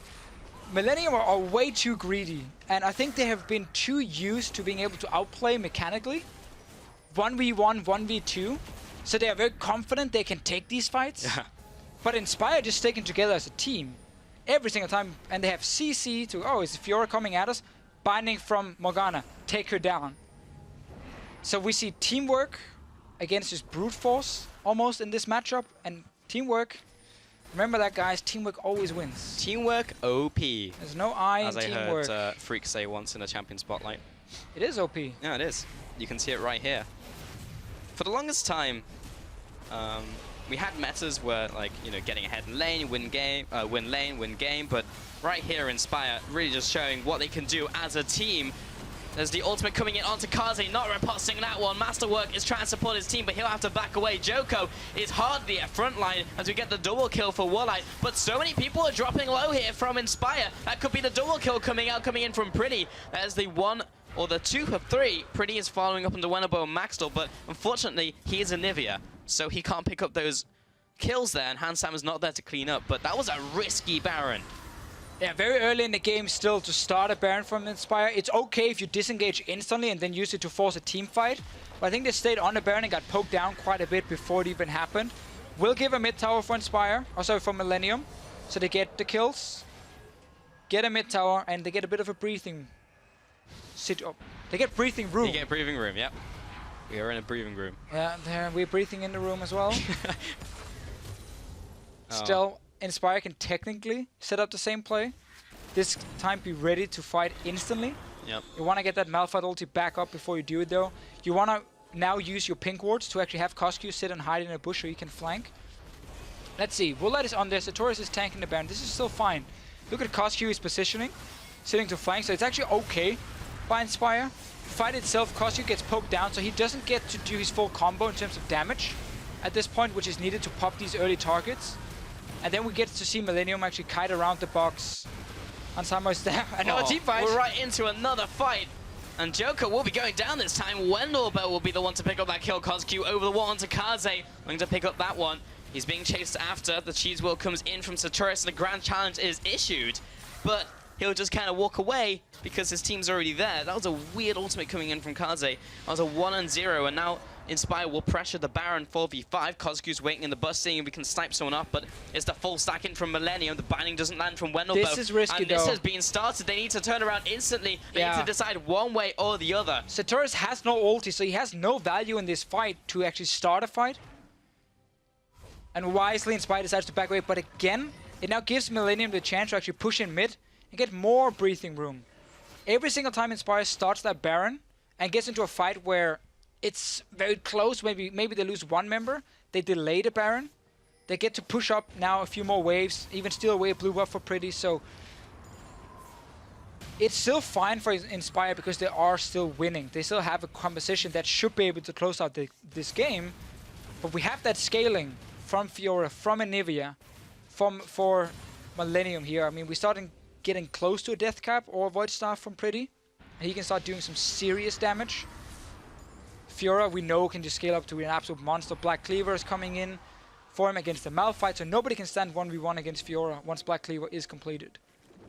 13-5. Inspire definitely with the advantage in this game. About 4,500 gold. Just had to map that one real quick. So they are ahead for sure. This dragon's being taken. Remember, this is the new patch, so this is still the movement speed on the third one, but they did get the extra damage. 2 towers on hit. That's a dot, remember? So it's good to hit, run away, hit, run away. It doesn't add that much value if you're standing and consistently hitting the tower. Yeah. But if you just get like 1 or 2 hits and then walk away, you slowly chip them down, it is better. The problem is, you almost never want to play the game where you just chip away on tower for maybe like 2-3 minutes. It's better to then push it down to the tower and then walk into the enemy jungle and set a vision and create the big play, where you can get a full tower in one big play. Still, it helps, it makes it better. 4th dragon definitely is stronger. So it is okay. I don't think it's enough to make dragon suddenly a super contested thing, because towers are still worth so much more, and overall experience is just worth more than always trying to fight for dragons. Oh, Maxlore gets hooked up here, but they can't really jump on that opportunity. Same thing again though. Start Baron, force teleport from Kaze. It's what they're trying to do now. They just want to force that TP so Kaze can't keep split pushing. The longer Millennium can delay going in, the better, because then obviously more damage for Inspire. They're going now. They're going to jump in. Cosq's already pushed out of the fight, so is Warlight. Lots of Inspire members have taken a lot of poke for this one, and Baron is regenerating. And now Inspire needs to back away. The problem is, 3rd, 4th time, I feel like we're seeing this. Inspire walks in to start the Baron. They have no mid lane control. Step 1 of always setting up Baron is pushing out mid lane. Yep. Every time Millennium has had the wave coming towards the enemy tower. So now, they could just walk in and take a free tower. Just by stopping that, trading TP for Baron play, mid tower. Push your mid lane first. Then walk into the river. Start that Baron instantly. And get them to run in and try and contest it without having the minion wave in a position where they can walk up and take your tower. Because you will always disengage to the north side, because you're on the Baron, and they're coming from mid lane towards you. So Inspired are giving away time for Millennium, giving a bit of gold here and there. They got the TP though, so no split pushing from Kaze for the next few minutes, where Sartorius will have that control on bot side. You can see him down here in your minimap, already pushing bot lane to try and get the tier 2 tower. And the rest of the team just needs to stay around Baron to have the illusion, oh, if you go bot lane, we TP in with Malphite and we take Baron 5v4. That was still a really nice heads-up play from Millennium coming in there, going straight for that tower in the mid lane. Let's take a look at some of the item builds though, because Kaze went with the Ravenous Hydra and now has gone into Titanic, so swapped over for a more tanky build and alongside the Black Cleaver. So he swapped up there. Mid lane's basically the same from Pretty. Gonna Fiends this game with the Rod of Ages. Bot lane, as usual. Top lane, Sartorius has actually gone for the Abyssal Scepter as well. So Inspire right now is not around Baron at all. Millennium just walked down 3-4 guys to the bottom side to stop that push. And now Inspire is moving to Baron, so it's way too slow. Like, this is the play we just talked about literally a minute ago. You hover around Baron, they walk down to stop you, and you then TP in. The problem was, Inspire were late to doing this, and also have 3 pink wards in the Baron. We have ultimate vision. That's 15 auto attacks. Millennium might be able to stop it though because they are nearby. This could go quite badly. Kozku's getting chunked. One elbow as Joko well. got That's a steal from Joko. Big ultimate in from Sartorius. This is getting messy very quickly. Woolite jumps onto Handshammer. Should be able to pick him up. Or not. There's the shutdown onto Fiora. Kaze, double kill coming in from Handshammer. 4 for 1. Utter collapse from Inspire. Inspire decided we don't need to hover around Baron. Let's just run around mid lane with 2 members, have our Graves in the enemy jungle on the bottom side of the map, and then we still go for the play once Millennium show bot lane. Well, that's not how it works. You have 1 guy bot, 4 members around mid lane to go straight to Baron as soon as someone shows up on the bottom side who's not Joko with his ulti, and then you rush it and make that play. So they had the right play in mind, but the execution was completely off, and that's why Millennium had time to rush from bot lane to Baron, stop the Baron, win the fight, because now people are stuck in the Baron pit against an Anivia. And we talked about this like scaling up more and more to the late game. This was really bad from Inspire, and they might just have completely lost the game on 1 play. I wonder how much gold that Millennium got from that, because they took the Baron, they just took a turret in the top lane, a turret in the mid lane. There's 2 exposed inhibitors. Kaze is dead, but I mean, it took so much from that. Almost every play we've seen from Kaze in this series has been him just randomly walking in and dying. Anyway, this is where the play was supposed to actually work out for Inspire, because you can see how Kaze in your minimap is so far away. But there is enough time for the rest of Millennium to come up because it was so slow for Inspire to start it. And now they're in the pit, all of them. Thresh box, you have Anivia damage like Hansama with Delusion. Easy cleanup for Inspire. Oh. Sorry, for Millennium. Definitely not a cleanup for Inspire. No. They had Callista and Smite there, and they still didn't secure it. Joko somehow still managed to collect the Baron with Smite. I didn't even get to see how much the Baron was on when the Rend came in. You always want to smite first, and then you Rend. So like, you smite down to what? 1200 HP, and you just Rend. There should be no way for enemy jungle then to steal it, and yet Joko managed to sneak in. Potentially we saw Woolite Rend first into Smite after, and that actually gives an opening for the enemy jungler to take it, and that's what happened. So 2 big mistakes there from Inspire. Down in gold now. Yeah, that was a huge swing in from Millennium. Now Dragon spawning in 10 seconds. Joko is in the bottom sides of the map. He is so tanky now as well. We've got Kaze in the top lane with teleport, Joko in the bottom lane with Void Rush, which is also a teleport if he's got the pre-set up. As long as Millennium doesn't get engaged on now, they're gonna push in and get a free inhib. If they walk in too close and get engaged on though, they actually give Inspire a chance to get something back. So this is the correct play. Hover around it, but don't ever get close enough for Malphite to ult you. Let Kaze push top. You push mid now. Importantly, that was 4th Dragon for Inspire, so if they hold on in this game for another 6 minutes, they'll have Aspect if they can take the last Dragon. Sartorius now coming into the top lane. He's there in time to stop Kaze from taking the inhibitor. Bot lane tower goes down from Millennium. Now they just need to try and defend this last inhibitor turret.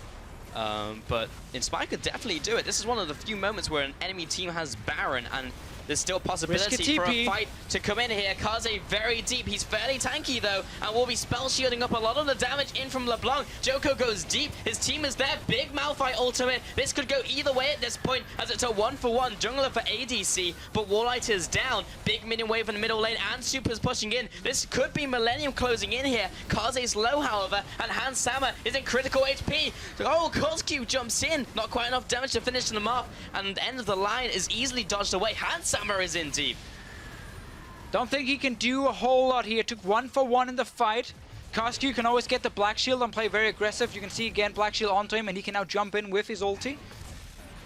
Doesn't have to worry about the CC, and he might get on Summer. It's the Ignite. He's dead. Shutdown in for Kozku. Overextension. Pretty now will out of also position. now be finished off. He's so low, but Maxdol will come in with the flash. The wall comes up, and he'll be going down. Oh man, what looked like such a good play. 2 inhibitors sieging the base, but they're all split up. Yeah, Millennium had the chance to take every single inhib down, but they started hovering around that Nexus turret, 100% sure if they could maybe finish.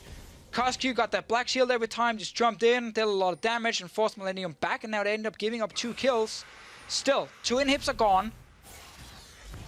Inspire's only way to win this game is basically one big 5-on-5 team fight. Millennium can wait for super minions now to push, to have a late game Fiora who can split push once the TP is back alive, or back up. But Inspire can wait for super minions now to push, to have a late game Fiora who can split push once the TP is back alive, or back up. But Inspire can wait for super minions now to push, to have a late game Fiora who can split push once the TP is back alive, or back up. surrender this mid tower. I would even say surrender the mid lane tower near your inhib. That's fine as well. You just don't want to risk a big fight now. Because if that happens, Inspire might be able to win the game still. Let your super minions do work. Sartorius is sitting in base with home guards. He might TP in with home guards. There it is. He's on that minion.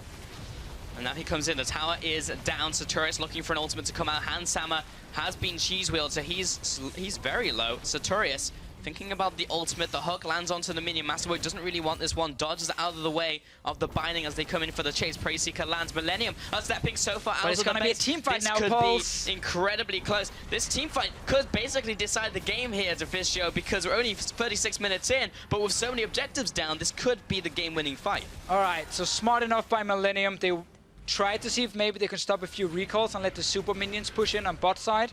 Realized they got a little bit too close to a potential fight and decided to back away from it. Instead now, Baron, 1 minute. Set up that Baron. There's no TP for Sartorius because he used it before aggressively to get that inhib.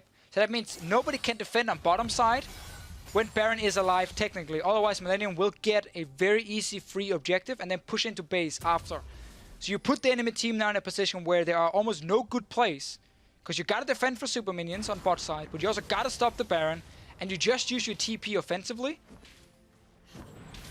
Millennium, if they take it easy now and pick up that Baron and don't get into a big 5-on-5 team fight, should be able to have these super minions do the work.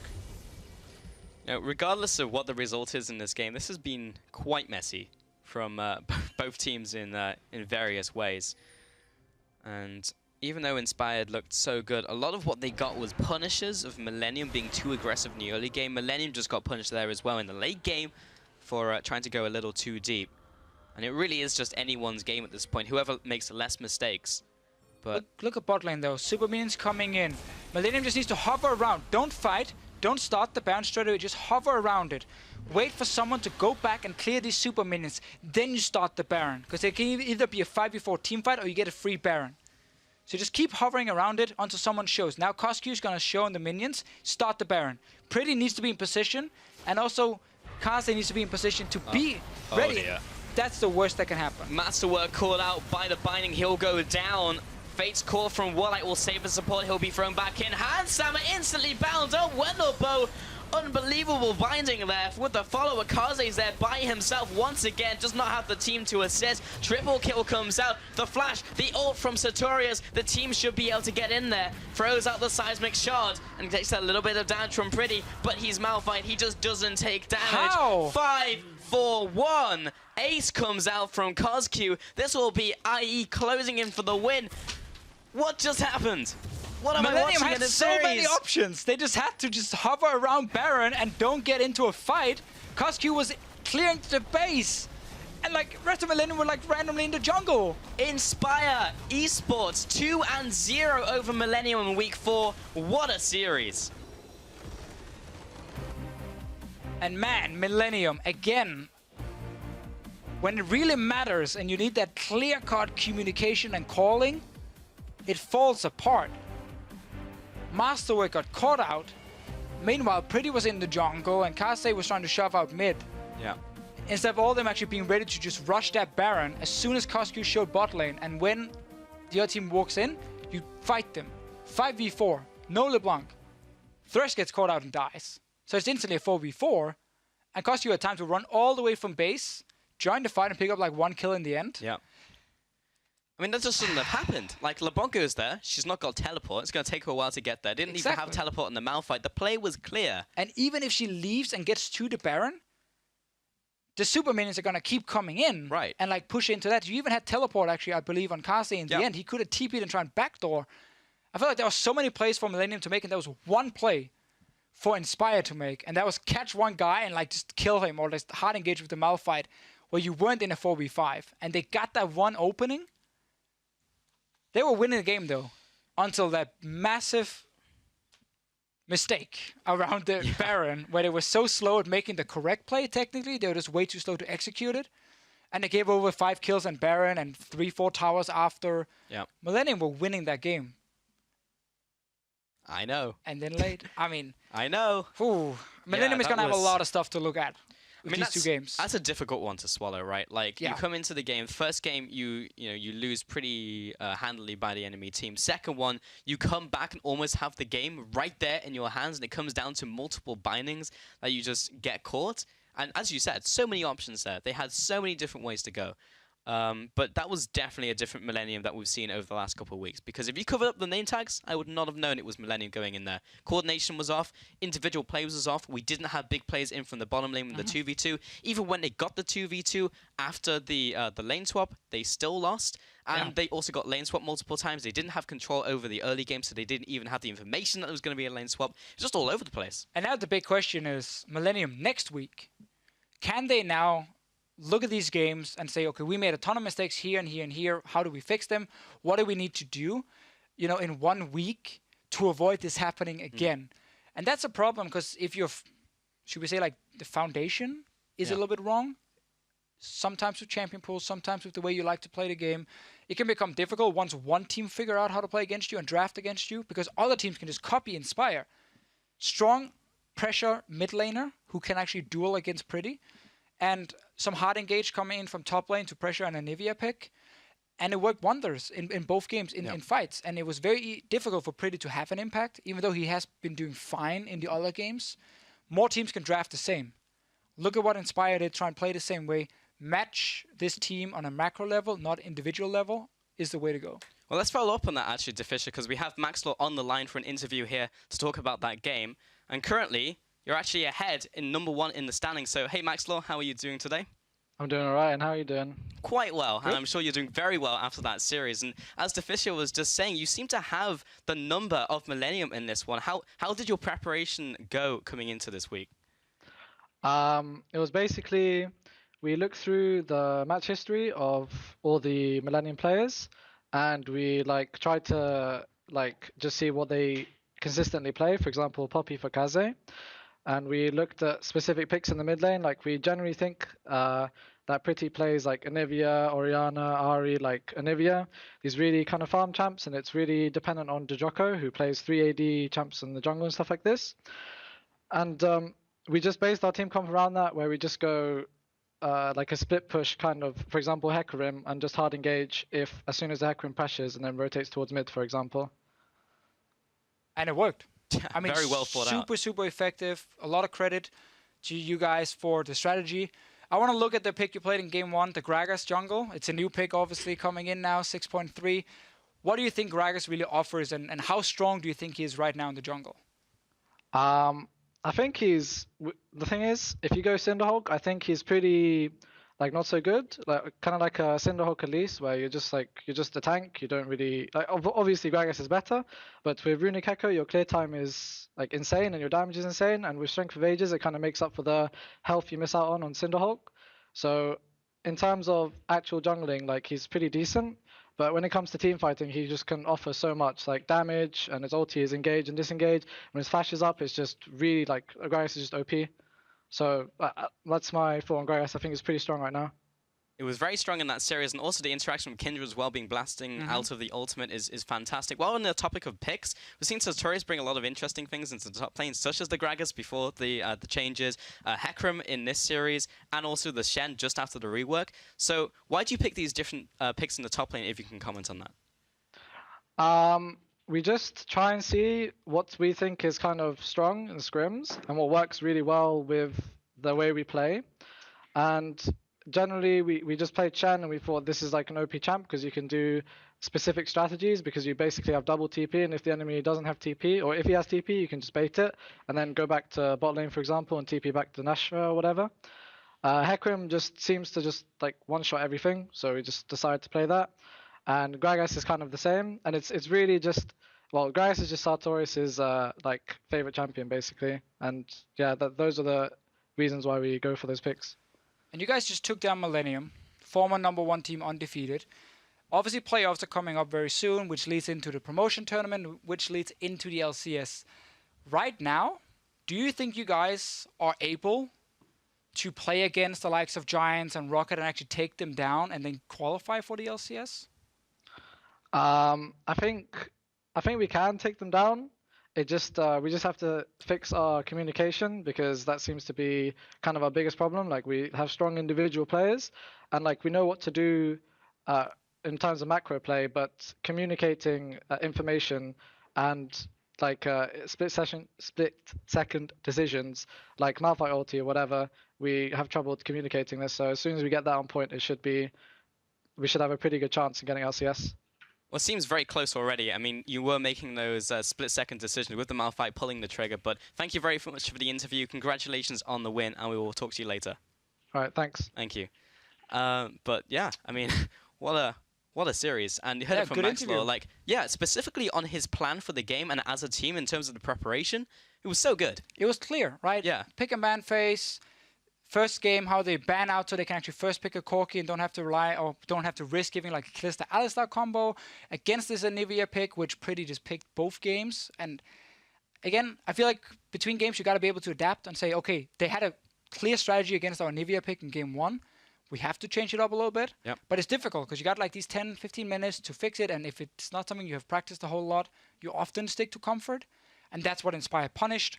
So a lot of work from Millennium now in fixing some of these predictable patterns they've shown. Yeah, well, as at this point, Fisher, I would like to remind you of your quote, which was Millennium looked like the most LCS-ready team. The strong early game should secure them a 2-0 win.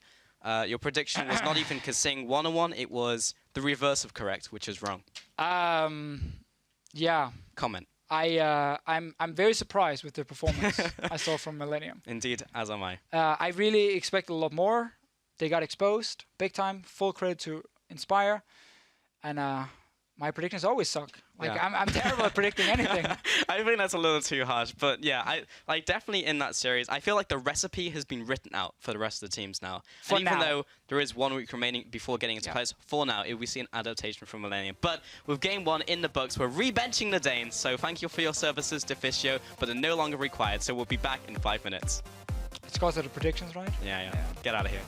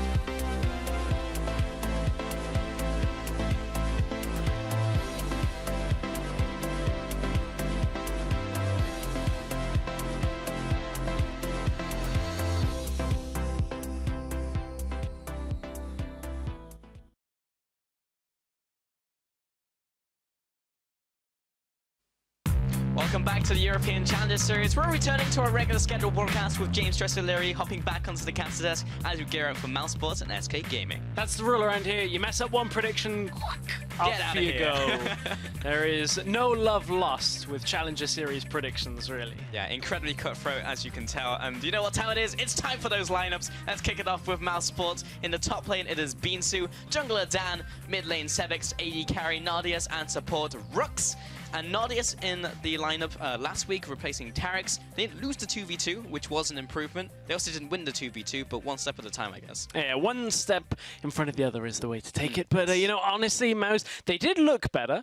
They played for a longer game, taking a whole lot of dragons. We don't see too many teams doing that often, I guess. It's not really the best thing previous to 6.3. Well, we're going to have to check that out. But that also played into Huma's scaling composition last week. They wanted to go longer. So Mouse were kind of like, okay, well, we'll just keep taking dragons and eventually we'll win. I guess we'll do that. Anyway, gearing up on the blue side as their opponents for game one, it is SK Gaming. In the top lane, it is Sleeping, the new top laner. I was just saying the top lane, replacing Morsu. Go in the jungle, Suno in the mid lane, with Vardangs and Unlimited remaining in the bot lane as AD carry and support. Gotta be honest, last week SK looked a little bit rough in the draft specifically. Second game prioritizing the Zac. Second game also drafting a really weird composition. Crazy comp. They gave away so many strong picks. I don't think they can afford to do that again. No, well, we're going to get into Champions League very shortly, but before we get there, Deficio has another prediction, and he chimed in when he thinks about this matchup, predicting a 1-1 series. When two teams, or two struggling teams face each other, it often becomes a very messy affair that can go either way. And this one is kind of like, you know, kind of in the middle. So it's like if he's, you know, kind of wrong, then it's just like, well, I said it was going to be messy, so it could go either way. So he's covered all the bases in this one, which I like. Now I just like kind of expect it to be like a 2-0 clean. Yeah. No messy. Yeah. Everybody only gets turrets. It ends 0-0, but the game's like perfect, crisp, clean games. Just to make sure Deficio's That's not going to happen. Let's get into Champions Select. It could. Twist of Fate, first ban. If you haven't watched any Suno games before, this may be news to you. If you have, then it's banned out every single game against him because this is what he plays. It's his signature champion, and no team will ever let him have it ever in competitive. No. Zed banned away because of Duskblade of Drakvar has been introduced into 6.3, which we are playing on today, so that's taken away because he synergizes very well with the item. Gangplank, Corki, Cogmore, saw that banned out both games in our previous games today, Stress, and Callista was our final one. So very fast bans coming out here, but makes sense with the current meta changes in 6.3. A lot of focus on AD carries though, which means as on previous patches, I mean, why not? Why not pick up the Lucian? It seems to make the most sense in this situation. I mean, outside of that, you'd be looking at kind of the B-tier AD carries, you'd be looking at the Misfortunes, Caitlyn. That kind of like... And honestly, for Maus, now that they've got Nardius, this is the kind of matchup that they can look at and go, okay, well, we can win the 2v2 here. I mean, we've lost 2v2s before, but that was with Tarek. Now we've got Nardius. He helped us, you know, get a good start to last week's games against Huma.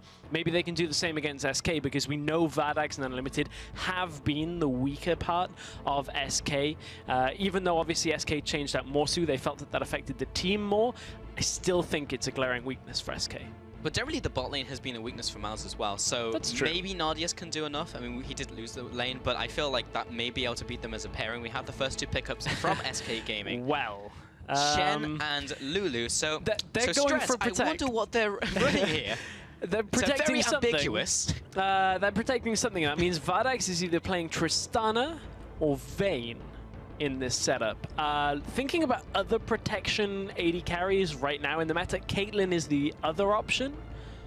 True, for a later game scaling. Yeah, but it takes a long time to scale. But that's what I mean is, they're not gonna like pick something like a Misfortune with these two, right? Who's teamfight focused. Sure. But I mean, there's like a very select few AD carries that should go with these two. Yeah, exactly. Anything that is that attack speed plus crit, you know, late game monster AD carry. So we'll see how it goes because this is a coordination-based comp, and they're running team comps that, you know, we've seen struggle with the Zac. We've seen other team comps that they've run that just haven't really hit the mark when they've required a little bit more than just straight up play. Yeah, we tried that in Dynamic Queue and that did not work very well. It was Elise and Thresh will be the next two pickups here. I mean, Elise for Dan makes a whole lot of sense. Top tier jungler right now. Gragas on the opposite side may be picked up, but oh, there we go, blocked in immediately. So we can talk about it. Yeah, Gragas, we saw him. Maxwell picked him up. Yep. Has definitely moved up in the rankings in terms of priority, and I really like it. As Maxwell was saying, he thinks it's OP because the wave clear and the clear times are so good right now. Not only that, on top of all of that, they also reverted a change that got put onto Gragas a while back. One of the changes that brought him a little off the top was the change to Q. It used to have to sit there before it would do its maximum slow. Now it actually, you just roll it out Q and it applies a 2-second slow rather than the increasing over the time, which sounds like a fairly small change, but when you're trying to stick on top of people, the body slam into then, you know, the rest of the follow-up, it is a fair difference. That difference of like 0.7 of a second slow. Yes. It doesn't sound like a lot, No, but it doesn't. It really doesn't. But it is. Need to market it better. It's like a whole extra almost a second. Almost. Round up. It's like nearly 10 seconds. Yes, there you go. But there's a Caitlyn, actually, as you were talking about. I wasn't expecting to be a Caitlyn, honestly, as a crit-based AD carry, but here we go. So my mind went, Tristana Vayne makes sense in a holistic sense of what you do with this comp. Caitlyn makes the most sense in the current meta with the pool of AD carries that would be in this kind of setup. So I'm like, okay, kind of that's why Caitlyn. Yeah. Normally you'd see her probably with a pushing composition, you know, with a support that can facilitate a push on lane. We used to ages ago see like a Lulu or a Zyra with Caitlyn, so like Season 3. But if you're going to try and push with Caitlyn, what's really good for that is wave clear on the other side. And for Mouse, they're like, we need wave clear. Let's go Victor. Yeah, the king of wave clear, basically, in the mid lane. And not only that, they've gone, we need side lane control because they're trying to group. So let's go Nautilus and do what Gamsu did. Yes, and I'm boys. expecting the ZZ Rot Banner of Command build on Nautilus, which I hate the build to be in my games, but watching it is quite fun. It is, because it actually takes a lot of skill to set up, use it correctly, have the timings on your wave, and actually set it up. So there's a lot of skill and coordination that goes into utilizing ZZ Rot and Banner. We'll touch on more of that as we get into game, obviously, but now we have the full compositions here. Trundle was the final pick, going on to Unlimited. And what else did we have? We had the Victor, of course, and the Thresh. Okay, so we have all of that in there. So it's Trundle support. Shen in the top lane is where it got locked in. So obviously you want that global presence with Shen. For Trundle, you can use the pillar, land those Piltover Peacemakers pretty effectively, pretty nice. There's some good synergy there. It's good. It's a good setup, but it's a difficult setup as well because for SK, this is not... Caitlyn should never really hard lose a 2v2 without getting engaged upon. Like if a Thresh hook hits, that's where she'll lose the 2v2, but she should go even. If she doesn't go even in this game without a Thresh hook hitting her, something is going wrong. Yeah, something has majorly gone wrong when you have like a Protect the X composition. And then, yeah, on the opposite side, you have a Thresh, which can punish with a Death Sentence. You have the Lucian with the follow-up as well, so it's kind of good there. And then, yeah, so the Nautilus in the top lane. Also to note that we've had the change in the top lane now from SK Gaming. Sleeping brought in over Morsu. We saw Morsu last week just not have a good game. He was up against Sartorius, and it was just taunt after taunt after taunt after taunt landing over and over and over and over again. I cannot stress how many taunts landed in this game. There were too many taunts that when we were looking through this earlier, I was like, you know, I think we need to actually cut some of this out. This is far too long. It was like going on for a minute. But, you know, it feels like SK maybe said, well, you know, we don't want that to happen to us again this week, so let's pick it. Yeah. First rotation, Shen with the Lulu. I like it, protect Vardags, but that's a lot of eggs in one basket. That does kind of scare me. It does, and we've seen it go right for the likes of Woolite, but also seen it go very wrong for Pinoy. So, yeah, actually, we have to see. And it's on Vardags, right? Yeah, it's on Vardags. So, a lot of faith in Vardags this game. You mentioned Pinoy. We'll get to the Wolves later, but that was pretty much what happened last week with Pinoy. Was this Caitlyn protect composition and did not go well. When your Caitlyn's trading even. In fights, it's not a good, No, you can't go 1-for-1 with a protector comp and just like, all right, boys, we've executed it perfectly. There we go. No, you've got to get multiple kills. And it's all about keeping that person alive so they can bring out the maximum DPS. This would be a great composition if Cogmore wasn't banned, because he hits that 1-2 item power spike, which is ridiculous with W, versus Caitlyn, who needs multiple items to get rolling. Like, you need those 2 items. You'll most likely go like BF Sword into a Pickaxe, then you'll go Shiv item, which has been buffed on this patch, versus Rapid Fire Cannon, then finish the item, then you have a Power Spike, and then you need the 3rd item to really get rolling. You do need that 3rd item to really get rolling. Sorry, I thought there was like a little bit more rolling on that. Anyway, nope, I've stopped rolling. If you want to roll on over to Twitter, maybe stop hating as well. Hashtag MOU and hashtag SKWin.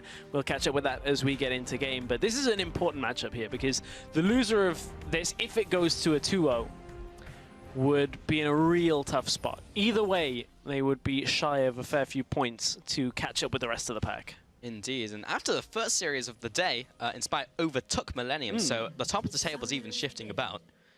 But SK, yeah, they could definitely do with some points here. I must admit, I'm a little surprised to see SK opting for the Trundle as support, or the Shen as top lane, and not kind of swapping it around with a Tahm Kench, perhaps? Because you look down the line of Maus, Hook on Thresh, Cocoon on Elise, Hook on Nautilus. Like, there's a lot of single target crowd control. So what's good for single target crowd control to make it go away? Tahm Kench. Yeah, exactly. Especially when you're running a protect composition. Like, those 2 things go hand in hand. That's not to say Trundle can't do too well, but he will provide a source of disengage, as will the Gragas. So there are options available. It's just not quite, if you'll excuse the strength of this, the brainless protection that is Tahm Kench. There's like literally one decision to make, and that is, are you in trouble? I will eat you now. Yeah. It's not even high APM, it's like click W, click your target. Yeah. You did it! It's like saved your AD carry. It's like new Cogmore protect mechanics where you just stand still. Yep. And just click people. Whoop. It's just like there's literally no micro involved in the moving of the Cogmore, just who you're firing at. Yeah. That's kind of true, actually, yeah. Because if anybody gets onto you, you're dead already. Like, that's over. I mean, it's like, on the rest of your team to keep you alive at that point. And it's after 4 attack speed. There is that really dumb video of this person with like almost 4 attack speed, just kiting perfectly, landing all of the auto attacks. So Right. it is humanly possible. I don't know how many players so far have actually put in the time to see if they can kite and stutter step perfectly It is, with a Cogmore and 4 attack speed. If I remember rightly, that was like a former StarCraft pro that like is used to like. So this is off topic. APM. Do you ever see Marine King Prime splitting Yes. Marines? Yeah, that was kind of crazy. But to this one, we are into a lane swap situation. So regardless of the fact that we were expecting Caitlyn to go even, at least, Maus say we don't want you going even. We kind of want to just lane swap, get Lucian and Thresh through this. Don't get poked out by the Caitlyn. And also that top lane matchup as well. Get Binsu a couple of levels under him and then be able to stand in lane against Sleeping. Okie dokie. So in mid lane, Suno up against Sevex, and Rux is also in the mid lane. Hook lands, should have the flay as well. Sevex comes in with the damage. Ignite comes out, but Sleeping and Doggo are here. Defensive flash and that summoner burn from Rux. So he's actually down 2 summoners off that proactive play he was trying to make. Meanwhile, we have a lane swap, by the way. Nargis went into the top lane. We'll be pushing it down with Beansu. So net gain for SK Gaming. Not in terms of gold, but in terms of resources. Good to have. Good to have. They also got the extra numbers advantage down in the bottom side faster, I believe. So may very well have a slightly faster push. But I will double check that. It's about even, actually. Maus maybe slightly ahead, looking at the current state of things. So Maus, with that Lucian double tap, have been hitting that tower pretty effectively. And Beansu will take this one. So hopefully Nargis recalls in time. No, he's going to recall in range. Dirty AD carry taking away the gold from his top laner. Look at that. Oh, and it even got stopped. Oh, that's painful. That happened last game as well. That did happen last game. Like, these minions are on a warpath, man. Yeah. Just walk into the bush. Just stay outside of the rain. Look at this. This is how you set up your top laner for success. All of that gold over to Sleeping. 6 CS over to 5, so not a big difference in terms of the top laners, and both top laners will stay around to catch the wave. So unlike the last series where we saw someone getting screwed, both of these top lanes are actually going to get most of this gold and most of this experience. Ooh, oh, okay. No, it's good. Smite was available. They had the extra damage onto Rux. Flashing up red, and I was just, ah! There's always that moment, because Rift Herald does a lot of damage. He's an angry Herald. I guess there's not many things that herald the coming of something that aren't particularly angry. I mean, I guess Herald. Victor's a pretty angry dude, I'd have to assume. I would assume so. Yeah. I mean, he's got a lot of lasers. You don't make lasers for, at least death lasers for happiness. Right, because lasers you could have in a rave, but death lasers not so much. So my brain went there. I was like, you don't use lasers to make people happy, and then like realized that's actually what you use lasers for these days. Yeah. That's why eye it's a surgery, death for example. laser. Yes, death laser. Death ray, in fact. It's going up the middle lane. So basically, even in the middle lane, it's Lulu and it's Victor. They're going to farm. They're going to do that for like 10, 15 minutes. And they're going to like, all right, team, we can join you now. We're farmed. Interesting, though, Sebex opted for the barrier, though. That is something that it is fairly, you know, different on Victor. There's the kind of 3 schools of thought. You got the barrier defensive school, you got the cleanse because you're up against a lane that's going to stun you, or you've got the ghost for I'm going in.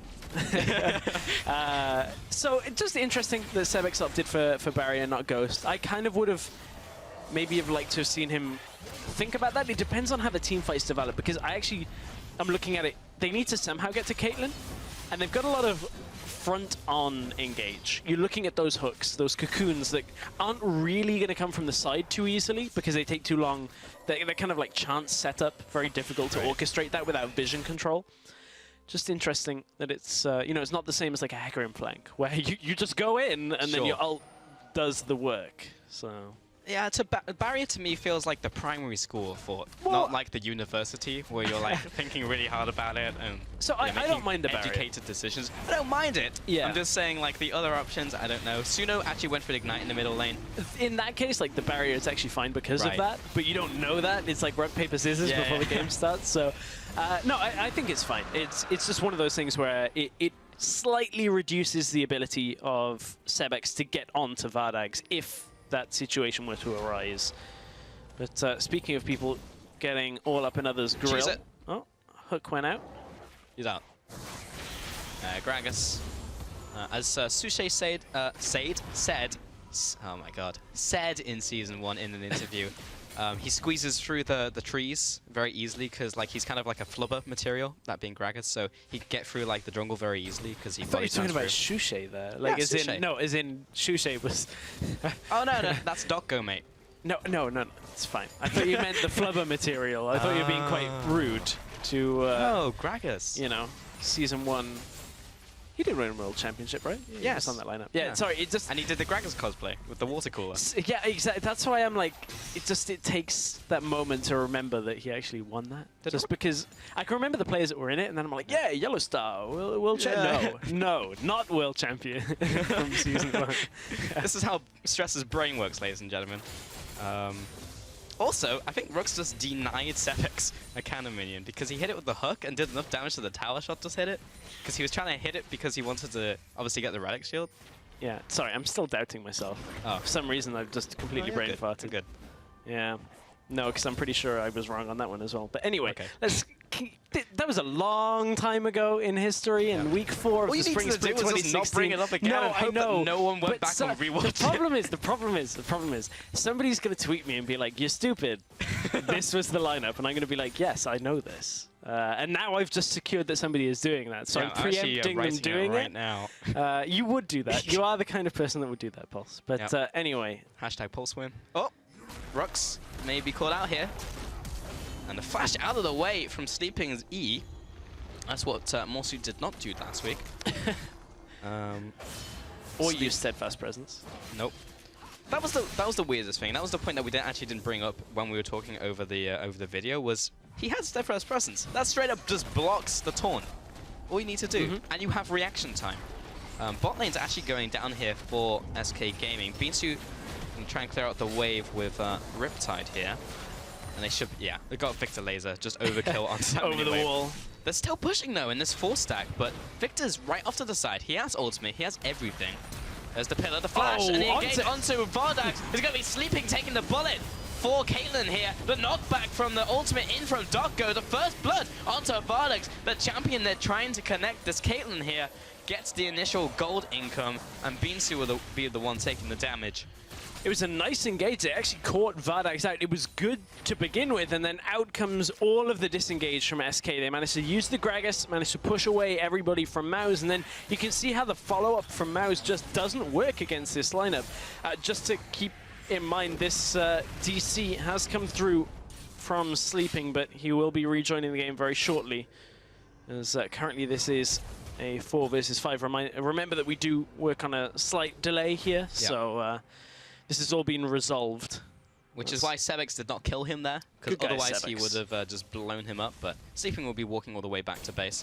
Although Sebex did just go aggressive on Suno. He's like, I will let him pass, but I will not let you. I think Suno aggressed on Sebex there. It's not on my screen. Sebex got the laser. I thought like Suno was just like super BM and it's just like, thank you for letting my top laner by, but have a little lance. I mean, that's the rules in ranked, right? Yeah. It's like, no mercy. No mercy. No mercy. There we go. Sleeping is back. Hopefully he's well rested now. I'm not even going to dignify that. No, I know. It could have been so much better. Yeah, we'll get it next time. Nardius, he's going to be sleepwalking up into the middle lane. Oh, God, stop it. 75% over to SK, actually, over Mouse Sports. So a lot of faith in this roster swap coming in here. And he'll just be pushing this one in. There's been a lot of just farming, rotating from lane to lane. I mean, it's basically, this is a lane swap done normally, where there's no tempo over to either team. It swaps around the map, they go for the one-on-ones, and just not like a lot happens. Mid laner, 2 passive mid laners who are just going to farm. So this is a type of the game you get for the first 15-20 minutes until people start making mistakes that they can capitalize on, or making proactive plays around objectives. But for now, we're going to be taking Rift Heralds, we're going to be taking Rift Scuttlers. Spiderling's OP, man. Tanking him up. You just saw Dan keeping that Rift Herald aggroed on the Spiderlings, then being able to take it down from the backside. But I was interested in what Maxlaw was actually saying. The interview that you guys just had before the commercial break after our first series. I remember. And I was just recapping for anybody that maybe didn't see it. Maxlaw was talking about how you don't want to go Cinderhulk on Gragas, which I thought was pretty interesting.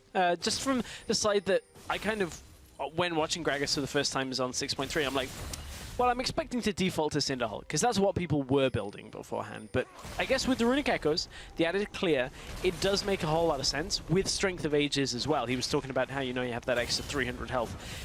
It was something that I hadn't really considered, and I actually think makes even more sense. I was expecting Gragas to be played a whole lot just for his disengage, but you clue in the amount of damage now he has as well with that Runic Echoes. It's a considerable amount. And he gets really, really tanky, so he doesn't die and hits you for 1 billion damage. It's Gragas. Really, really strong. But yeah, so most likely you will be seeing the Runic Echoes come out here. The wave clear in jungle was just so strong. I call it wave clear, but it's jungle clear. You know what I mean. Bean Soup, he's on top of a ward, so Limited knows where he is. Dan is here, taken away. Oh, Limited actually gets hooked in by Rux and will be dragged into the team, but so much displacement, everyone goes flying. That's a 1-for-1 jungler for support in favor of SK Gaming. Doko gets dragged in with the dredge line. Now Sleeping comes into the fight and immediately runs away. Flash, hook, Rux connects it onto Suno. This should be another kill coming in here for Mouse, as long as they can get the damage off. Nardis even flashes in range, even though Suno has used his zone, but got to secure that kill. And the problem in that fight was the exact problem SK cannot let happen for the remaining fights. Suno was not on Vardax. Vardax took so much damage that he had to back away out of the fight. He was only on 200 health at the end. Suno, full mana, full health, was not in range to shield, and then got caught out trying to come around the corner. With these protect comps, you have to be pre-set up when it comes to stacking as a group to look for fights, or even in those situations where you could potentially be caught looking to fight over a dragon. And if you're not preemptively around your AD carry, it becomes infinitely more difficult to keep them alive in that fight, and that's exactly what we just saw. At the very least, all of the kills are being funneled into Vardax, so he's rapidly approaching his bigger item build. When he first started off with the pickaxe and then went into the BF sword, I thought he was going to go for the build that makes more sense, which is build the components, go into your Shiv item, which actually gives you a nicer curve into your 2-item spike, instead of Infinity Edge really not doing a lot, and then you hitting a big spike when you hit the Shiv. But he went Infinity Edge, so... Yeah, well, we have seen a lot of Caitlyn players going Infinity Edge first. Specifically, was watching NALCS a lot this weekend, and when they did have a Caitlyn, and they were talking about it, Kobe and Freak were talking about how, you know, Infinity Edge first seems to be what they're doing, but you can see in this fight, look where Suno is at the beginning of this fight. So this is so good for Mouse, for SK to begin with. They get Dan, and they should be able to fight more here, but Vardax is moving forward, Suno is moving backwards away from this fight. Sleeping even completes his teleport during that, and everything should have been screaming that SK need to be moving forward, but no shield onto Vardax means that SK can't do that. 2-2 in this game. Mals have a small advantage in terms of gold. 2-2 towers as well. The major advantage they have is really in the form of dragons. Top laners, the two tanks are basically in the same place, almost have the same items. Both have that Balmy Cinder, so they'll push fairly equally against each other. This first item from Beansu will be the Sunfire Cape, meaning he'll have the extra pushing power, which also got changed. 50% extra damage to minions and monsters now in 6-3. But he's not going for the ZZ Rush or the Banner of Command. He may go that later, but that's generally what we've been seeing from a lot of top lane Nautiluses as he's come back. But he's not doing that right now. There's still time, though. There is still time, and I do kind of hope he goes that way, just because it gives Mouse an extra edge. Still, they're going to have trouble fighting SK, but if they can kind of force SK to come forward and fight then, that's when they should have a fair amount of success, because their potential to kite back and then hook to counter-engage is very strong. So if you put SK in a situation where they either have to leave with the Shen, then use his ult to come back, and then rinse and repeat that, that's what they want to do. Rock's taking the bullet for Sevex there. He's only level 6, so it's going to hurt him a little bit more than Sevex, but here's the support. That is his job. Unlimited also level 7. Something else on track is something you mentioned at the start of the game is how is Trundle going to do in comparison to a Tam Kench? How many times are SK going to get caught out by like a hook or a binding or something that would have killed them that Tam Kench would have been able to save? And the counter to that is how many times are they going to land a pillar that Tam Kench wouldn't have been able to offer? So that's always the trading potential. Also, then the tank shredding ability that Trundle always brings. Sure. Like there are these different unique flavors that a Trundle is going to bring, so that's why I don't completely dismiss the Trundle pick as an option, because that is one thing that will become very difficult for a Caitlyn, or at least for any AD marksman, to actually be able to chunk through super tanks, especially the later the game goes. With the reduced Last Whisper, you're also very, very, very unlikely to build something like a Duskblade, which has armor penetration, just because of how it's based on auto attacks rather than an active that we've had many a discussion about. And I hope we do get to see a Duskblade at some point today, but it'll likely be on a caster AD mid laner rather than an AD carry. Talon, Kha'Zix. So anybody building it on an AD carry, if you auto attack things without going all in, you probably shouldn't be building Duskblade. We saw a Draven build it, but that makes sort of more sense. I'm not saying it makes a lot of sense, but like if you're farming in for 2 minutes and then go wham and then just go like immediately for the trade, and then you have those 2 minutes which are on cooldown, so you can auto attack anyway. It is a good item when it comes to the added armor pen, because the item itself without the passive is just around 100% efficient. Yeah, just under. It's basically, it's like, exactly. You know, it's like a couple god. It's like so it's not an inefficient item, and if you desperately need another source, like it's fair enough. But I don't think it's a particularly strong item on AD carries itself right now, at least. Maybe someone will prove us wrong, show us the ways of the Duskblade. But we are the first, at least European games or Western games to be played on 6.3, so there's a lot of time to find out exactly who's going to be playing what. Yeah.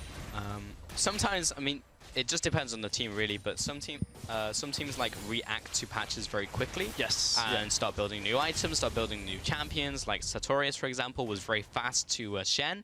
But then you have teams who will just stick to what was good in the last patch. And then it's still good. You have the strategies, you know how to play around it.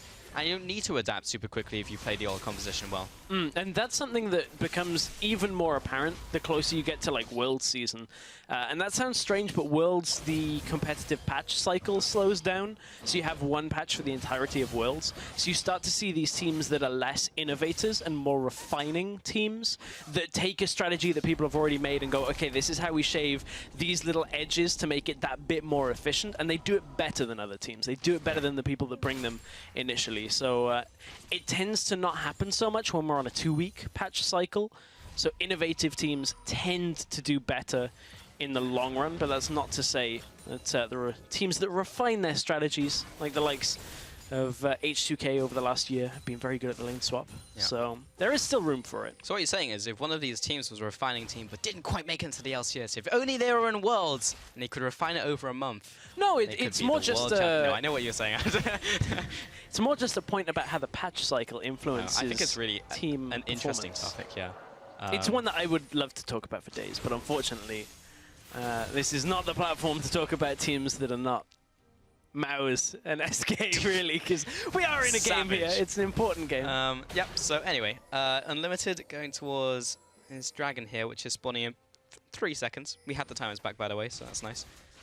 And Dragon is now up. The Crab has been secured by SK, though, so it's hard for MOUZ, even though they have the positioning of the area, to immediately go for it, because SK have the vision.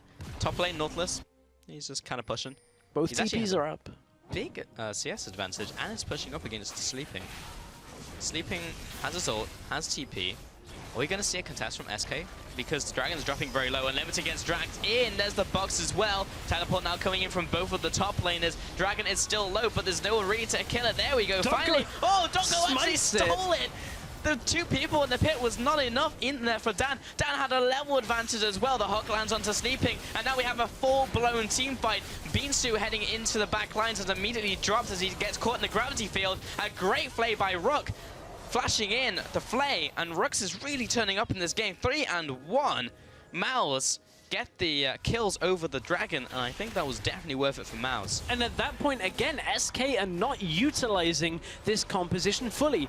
Suno has all of his health, all of his mana. Yes, he has cooldowns he has to abide by, but the fact that Vardags is walking forward into a very crowded tri-bush, where the whole enemy team is, you've got to respect that flash play that's going to come from Rooks, especially on a Caitlyn. You are the longest range AD carry when it comes to a base attack range, and you're walking into a team fight like that. All you've got to do is, in wherever you've got vision, auto-attack the closest target. It's all the role of this protect the AD carry really is. And the fact that Suno walks away and Vardags doesn't highlights a massive issue with this kind of comp. I kind of want to see it again, see where the shields, where the heals went. Maybe there was not too much more that SK could have done without kiting forward, but certainly would be an interesting one. I'm going to get my wish, thankfully. Hey. So take note, Dotgo just walks up and smites this. So Dan was in the back of the pit. Please don't take that lantern, Dan. Okay, it was the barrel at the same time disrupted Dan. So now I'm looking for the shield. Shield went on Unlimited first. Vardags a little bit favorable there. Still nothing onto Vardags at this point. Shield I don't believe is quite available yet. Okay, so they did throw a couple onto him, but still, just the position of walking forward in that bush, really not where you want your Caitlyn to be going. And then he immediately flashes out, like he knew it was a mistake, then he flashes out, but you've committed too far. Then Rooks is able to punish you. It's interesting because you see these compositions around like a Holy Phoenix or like these Star AD carries. Vardags and Unlimited has been a bot lane who people have been trying to exploit, and doing that successfully. It's so interesting to see SK put so many eggs in this basket when the basket has many holes and the eggs are falling out and cracking on the floor. Those are some pretty big holes in this basket.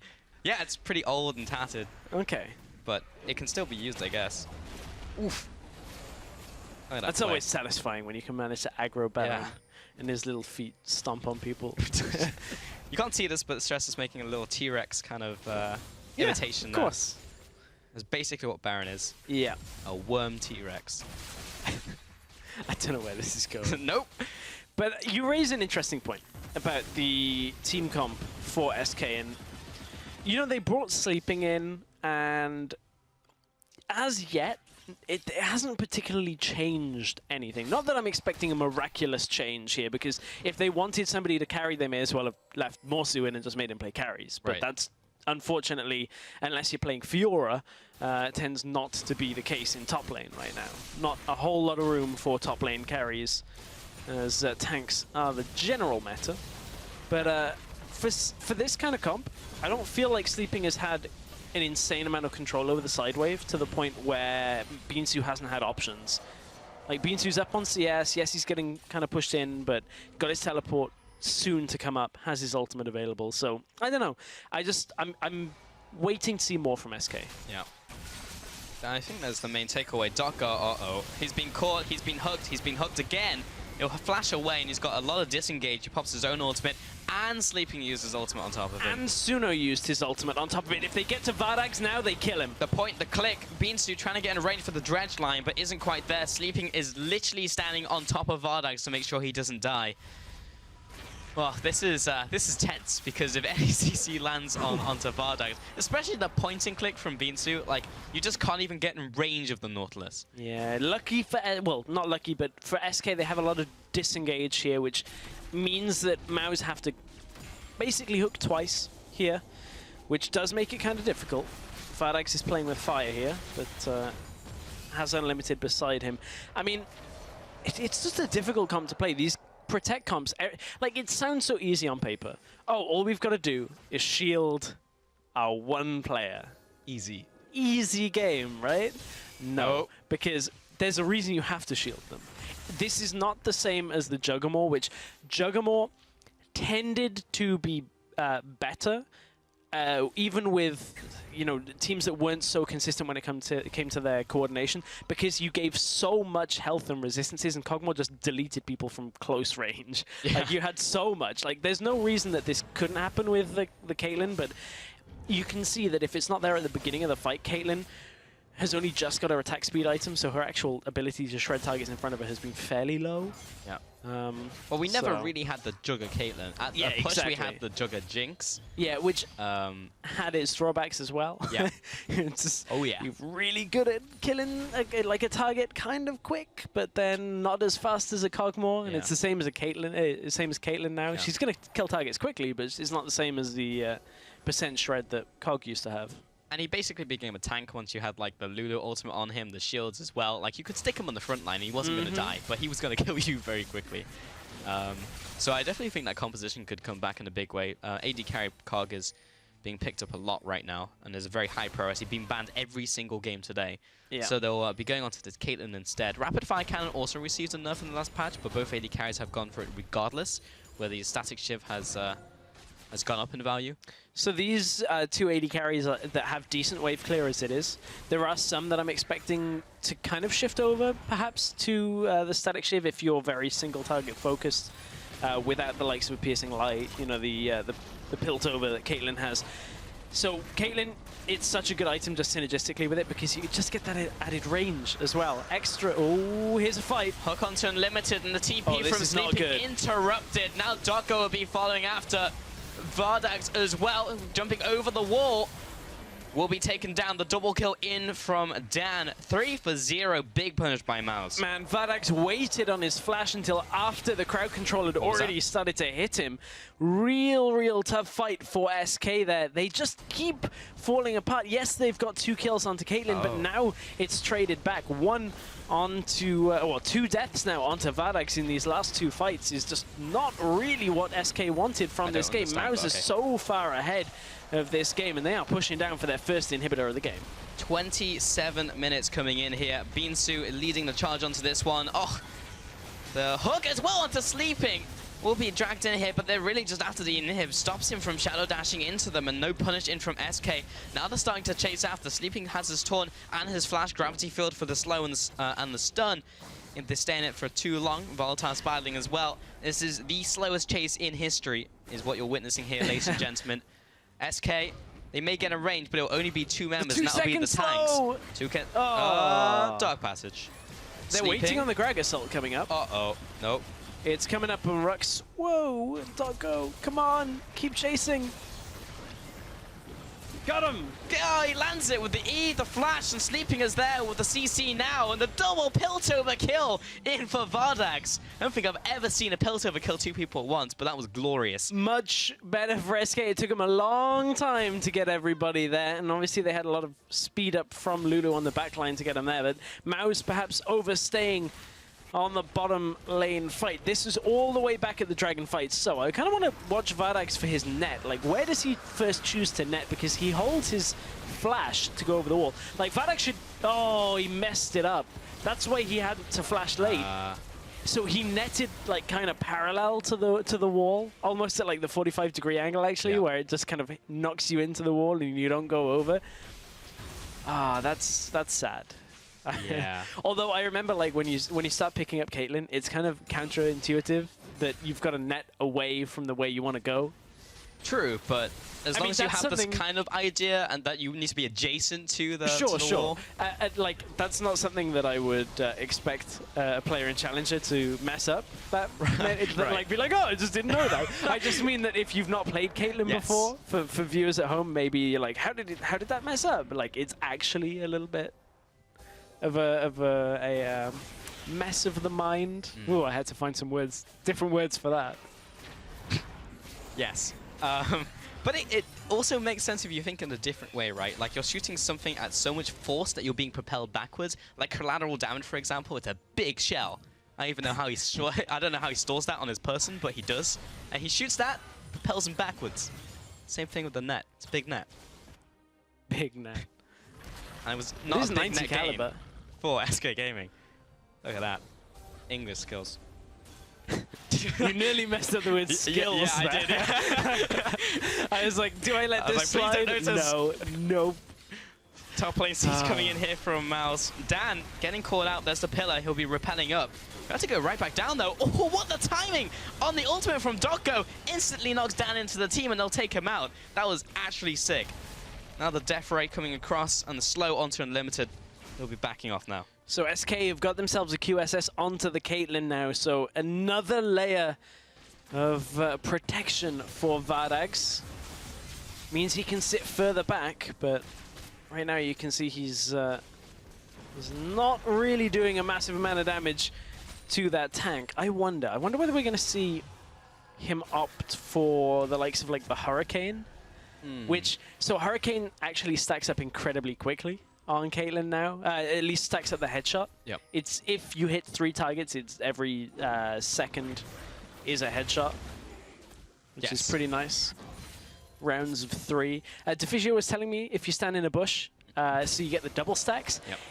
It theoretically should give you one every time, but the fact is the animation applies after the second one hits, so it actually doesn't quite loop nicely. You don't get a headshot every single attack. That'd be kind of... That would be cool though, like sitting in a bush and getting rewarded for it, but it's not the case. Piltovian sniper over there. Yeah. Just taking everybody out. We saw the American sniper in the NALCS for the Jhin coming out, but we haven't seen the Jhin yet in Europe.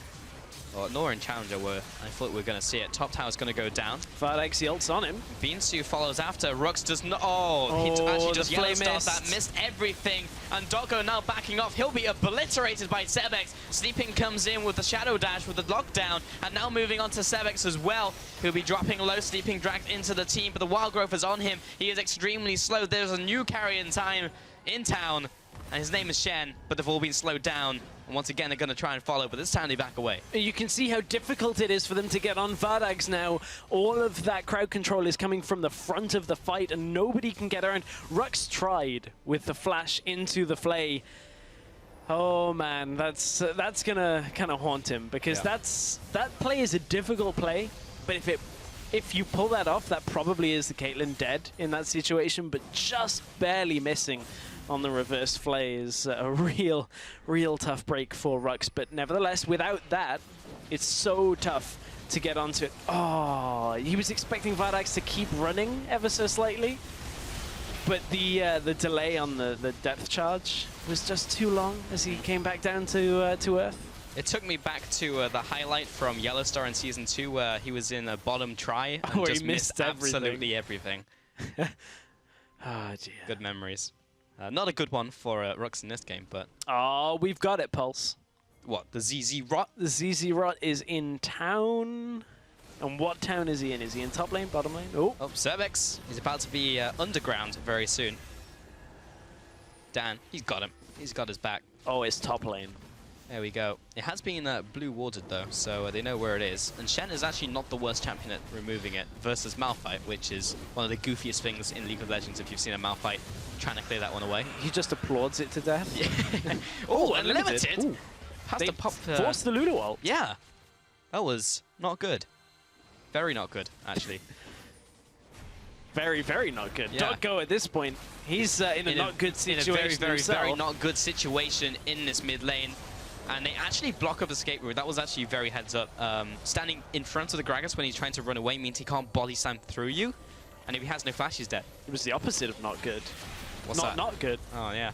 That is the opposite. Beansu is just taking some of the trap damage, but this is where Caitlyn kind of shines, is where you can block up an entire choke point, but because bot tower is already dead, it means that Mouse is going to go to bot lane and take the inhibitor instead. Vardax, ult on Vardax. He's running, he's trying to hide, Sleeping gets dragged in. They don't really have the damage to insta-burst him, but they take down the inhibitor instead. Mouse are comfortably ahead in this game, 6,000 gold ahead. This also brings me back to last week, because Nardis came in over Taric, and we just saw a generally better game from them, like against Huma of all people. Okay, Huma misplayed the first game, but Mouse just played better. They had a better macro game, and they're demonstrating it again in this week up against SK Gaming. I'd like to see them play a higher in the table team, like Inspire, like Millennium, as they are right now, to see how much of it carries through, because, of course, SK sitting at both table have a lot of problems themselves now bringing in the top laner. But Mouse, I'm still impressed by what they've accomplished this game. Yeah, they've been doing a good job so far. I mean, they're starting to run into the wall that is a protect comp that gets later and later. Caitlyn 6-2-1. Our fears of the early game of Vardax perhaps not being able to stay alive seem to have been quelled, and he's picked up a few kills in the last couple of games. They've been able to hit, early flash, but a good flash by Vardax, actually. Just seeing on the bottom side of your screen 4 members of Mouse coming up through the river. That's, I mean, he's now obviously not got it for the fight, but it's better to have that happen than be dead. Because if he dies here, Baron dies, they manage to take top tower from it probably, and then ZZ Rod up that as well, and or at least ZZ Rod top and take mid. So, Sebex has got Sebex. Just popped straight up. And now on the top side, Doggo looking to lock some people down. He's already popped the ultimate for that first kill. Rux is also getting chunked out, turns around for the death sentence, but doesn't even connect onto anyone. The rest of the team now being chased down. The hook lands, but onto terrain. He's trying to get away, but Sleeping, I believe, should have Shadow Dash very shortly. Dan trying to jump away. That is 2 flashes. Doggo is going to be Wild Growth. They hadn't even used that yet, and Doggo may be falling. He's going to waddle away to victory. The Lucian goes down. Dan comes up with the repel and comes back into the team with SK, who will gladly pick up the kill. Taunt lands onto Beansu, and that is the 5-4-0 ace. SK Gaming, massive comeback in this game. Much better fight out of SK, and that was all from the fact that somehow Sebex got picked off before that fight even began, so there was only one real damage threat available for Mouse to actually do anything in that fight, and from there it's a very easy fight for SK. They're running forward all the time, and Vardax just sticks with the pack. As long as everybody is around him, there is no damage from Mouse that can really take Vardax out, and that results in a Baron going over to SK. They've just taken full control of this game. Yeah, what in the what just happened? We're going to see it once again. This time it's sleeping up to the north side, lands the taunt flash, and then it's just the chase from here.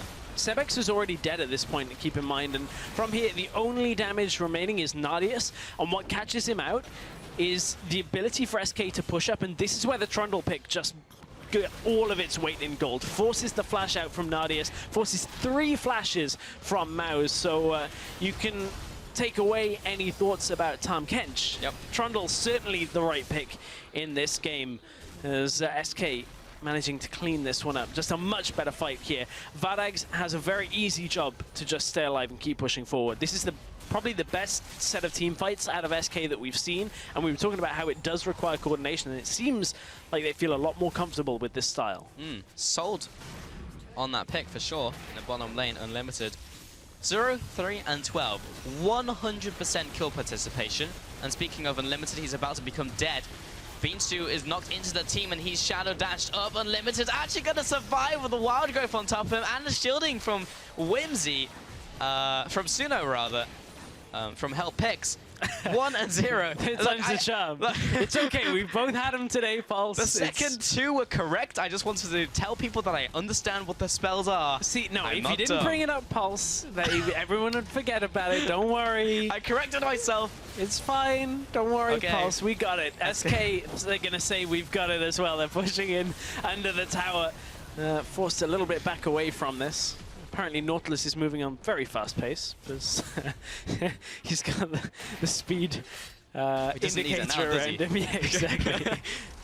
Oh, ace in the hole. Lining it up. Take Nope. the shot. Doesn't land it on Znadius. Got his bodyguard with him. Got some Kevlar. Mid lane goes down. SK on the way out. They're taking so much from this Baron. Middle inhibitor goes out. Bottom inhibitor is still down for SK, so they have to go back to base. Because that will be hitting the Nexus turrets very shortly. Need some recalls to come out. Sleeping. He's out. Cocoon. A couple seconds away from landing. And we reset for a couple minutes, but SK definitely have the momentum in this game after that big swing from Baron. Massive swing off that play, just from Sebex getting caught. And, I mean, you know, we've criticized Vadax and Unlimited, you know, for the last 3 weeks. This is the first game where, realistically, for SK, they played the lane swap better than we've seen them play it before. And then from there, Vadax has been playing better than we've seen him in the last 3 weeks as well. And it's because SK are playing like a team. Here comes the team fight though. Doggo brings Sebex and Rux back into the fight with the explosive cask.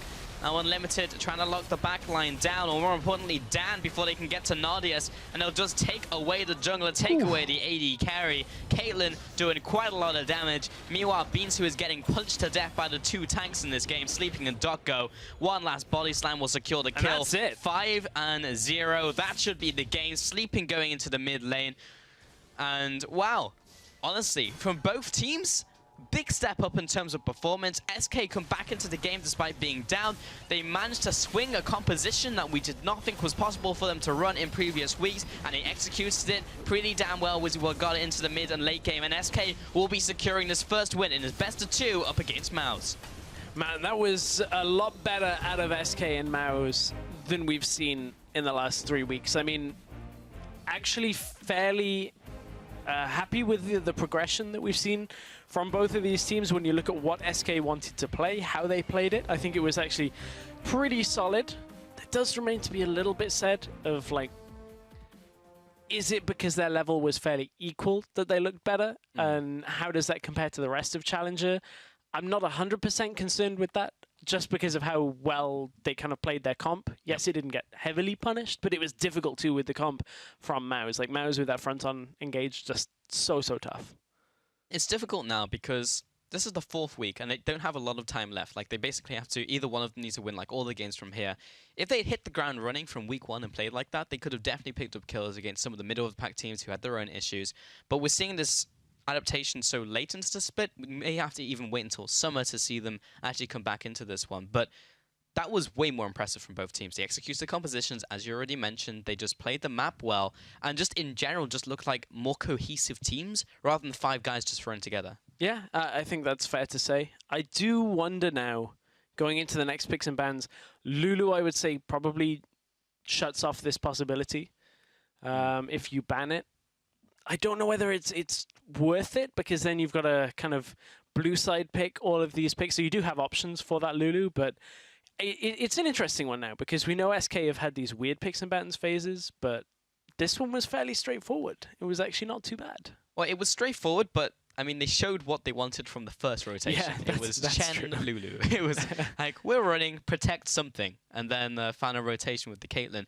For a long time, I just didn't think it was going to work out because how slow it was scaling up. Yes, he got a couple kills, but he wasn't even denting the Nautilus for a while in the top lane specifically. I saw him just hit the Sunfire Cape and just nothing happened. But then he got more kills. They got good punishes. Sleeping landed some really sick taunts. He also landed some very not sick taunts. There was multiple taunt flashes into nothing. But you hit one of them and you have one good team fight where everyone comes together and lands all their abilities, like a good Gragas ultimate, then you can really get the Caitlyn kills. And it was kind of fortunate that in the early game, a lot of those kills went to Vardyce kind of because they just happened to. But at the same time, I mean, they played the comp well and punished when Mao's overextended into Baron. Yeah, that's pretty much the case. One thing to note is Deficio's prediction is still on to be right. He said 1-1, so give me a crisp high 5 on that one. It was kind of crisp. It was all right. It was all right. Didn't have the angle on that one, so we'll have to try next time. Maybe that high 10 would be the next one we go for. Anyway, we're going to have to a quick break while we practice our high-fiving skills and also while the Rift is reset. So make sure you're back in 3.5 minutes sharp. We'll see you then.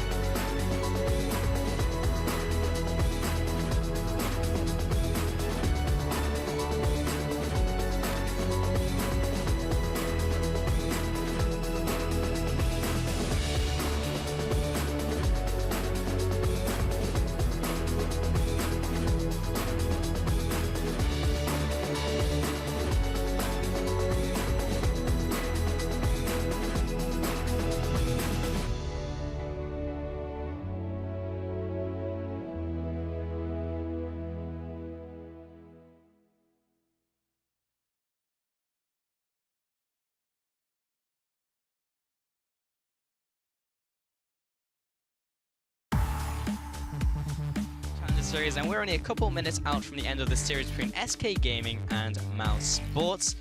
That first game, I was not expecting to happen. Both teams just really turned up. Today has been like the day of surprises for me, at least. In the first series, the 2-0 from Inspire. This series, both teams looking really good. At Protector, Vardag's comp working out. Really impressive from all the teams today. Crazy stuff. Crazy. It's almost upside down land right now. I mean, I honestly wasn't expecting that to work quite as well as it did for SK. They kind of punished Mouse on their inability to engage, so it wasn't too bad. But, you know, Mouse did have a couple of engages that were pretty good, specifically the one around a dragon where they kind of kite down into the tri-bush. I think we're going to take another look at that as well. This was the fight that went well for SK. Like, they pretty much are able to force Mouse is pretty much able to force SK not to fight them here. Vardag's messed up his E into the wall. I was thinking of a different one where they kite down to the tri-bush, but this one was the good fight for Mouse, actually, where they just caught out Vardag's, nobody was there to protect him, and that was all she wrote with the comp for that fight. But then we saw a big swing from SK because they just took fight after fight, and while it looked like Mouse were winning, they took one good one around Baron when they got their initial pick, then they chased everyone down, and then the Baron happened. We're going to see it here. This is when Sevix has already bit the dust. He's dead. Now the chase comes out, and this is just SK chasing really well. This is not even really a fight. Yeah, I mean, at this point, SK just had too much health, and Mouse didn't have enough damage to turn this one around. Nadia's forced to flash away from the pillar that's coming because, oh, that's painful. That's good pillar. Forcing people kind of to walk around it. Knocks them back as well. Good setup from SK on that. Dotgo even survived there with the Lulu ultimate himself. Like, really crisp fight for SK. Still didn't catch what happened to him. We'll never know. We'll never know. Just lost. We didn't even get to CSI the crime scene to see what happened. So unfortunately, his murder will not be solved. Have to assume someone zoom, enhance, rotate 75 degrees. But no, we can just look into the reflection of Nautilus. Yes, and then off his like visor or whatever. Yeah, or off the anchor, something crazy. But we should be getting into Champions very soon. This is what happens when we don't move along. It's just like this happens. Our conversations. What? This is what happens when we don't move along. This happens. Okay, that's fine. I don't even know where you're going with this. We're in Champions Select. We're gonna have some bans, so I can stop talking and walking in circles. Ah dear. Okay, SK, get the ball rolling. Ban something. In terms of priority bans, Kog'Maw has been banned in every single game today. I feel like Lulu should be banned in this game. Rek'Sai was... I wrote down Cog twice in the last game. Did they ban Rek'Sai in the last game? Do you have that? Okay, no. It's fine. They may have banned Rek'Sai last game. I didn't write it down properly. Anyway, the rest of the bans are TF as expected. Expecting the Kog'Maw that you were talking about.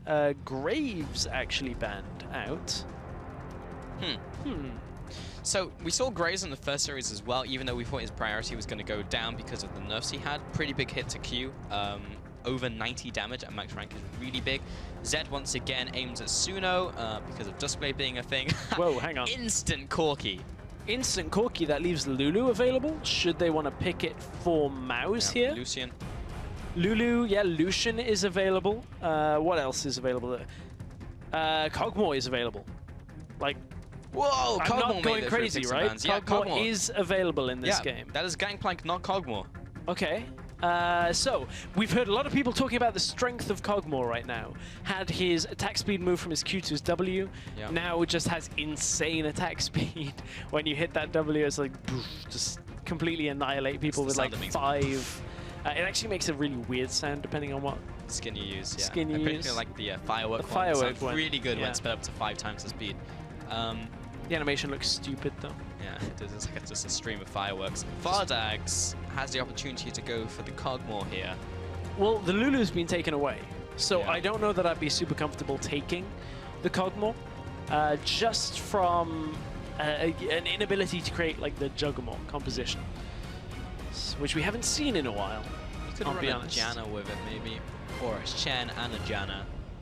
And then some peel from Gragas. They're setting up for a potential pick still, but they're just going to pick up the Gragas and the Shen for top lane. So I quite like Dotgo's Gragas. Seemed pretty decent in the last game. Good ultimates coming through. Good tankiness. Extra damage came from him. The ability to slow and catch people. So I quite like that pick, and it seemed like sleeping was okay on Shen. Nothing out of the ordinary really to be done, but he's a Shen. Yes. Not well, then I say that, but then last week we had was it Werlib building Titanic Hydra? Sartorius. Yeah. Sorry, I knew. I was gonna say I knew it was a top laner. Yeah. Hey, got it. It's the 1 in 6 it. play. Well, I went with the one that normally like is that kind of weird. It's like Russian edgy, roulette, you know, the 1 in 6, and it's just like, unfortunately, took the bullet on that one. So unfortunate. Wait, no, that's like the opposite. Because only one of them is right. In Russian roulette, one of them is but wrong. But you didn't win.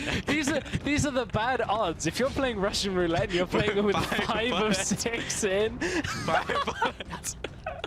The pick was a little bullet, alright? Okay, so Braum was picked up with Kindred in probably jungle here. So we've got the AD carry, we've got the mid laner, we're waiting on the top laner. This has all gone wrong. This is what happens when the bullet hits from the revolver. So Mouse wanted themselves an extra damage threat in this game, seemingly. Now that they've got the Lulu, they want to have damage coming from somewhere else. So they're saying, hey, let's get it out of the jungle. That'll be good. Which tends to be a good play, but we saw Kindred go a little bit badly into the Gragas earlier today. Gragas kind of almost hard counters Kindred's ultimate, just from the zoning. You just throw it in, knock her out of the ult. So SK are running the similar kind of composition, just without the Lulu. Yeah, exactly the same without the Lulu. They got a Janna, not a Trundle, but that is fairly different. Just from they're now lacking a little bit of the tankiness from this composition. Yes, they got a Shen, they got a Gragas, so that's fine.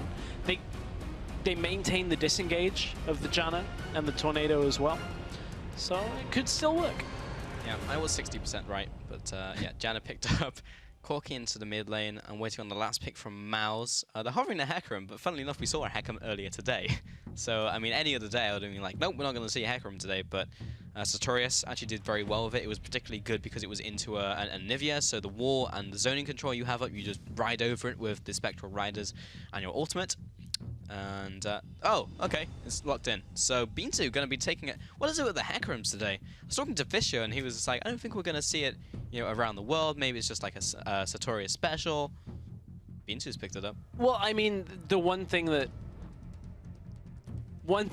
specifically challenger teams, when you look at it, tend to be fairly bit of a step behind on some of the top teams is when it comes to warding flanks, rotating properly. So the ability to teleport and then flank with a champion like Hecarim is way easier in Challenger, I'm going to be honest. Yeah. Like, warding tends to be a little bit more loose, you don't have everything covered, and that's where a champion like Hecarim can exploit that. Same kind of thing with like a Maokai, where you can very easily get those TP ganks to work. And this time, yes, they do have still disengage for SK, but now there's not the likes of a Lulu coming from the mid lane. There's far less shielding to be done for Vardags, so without now that ultimate as well, the Wild Growth could have more success. This now gives Mouse that flank option that they didn't have in the last game. Yeah, they can punish really hard with Onslaught of Shadows into like Wild Growth, and then you just jump in, knock up, fear, knock back, everything. So we can have really good engagers and punishers from Mouse, which is something they didn't really have before. But they took really good team fights in the last one until they got punished around Baron. But SK, again, running the same type of composition.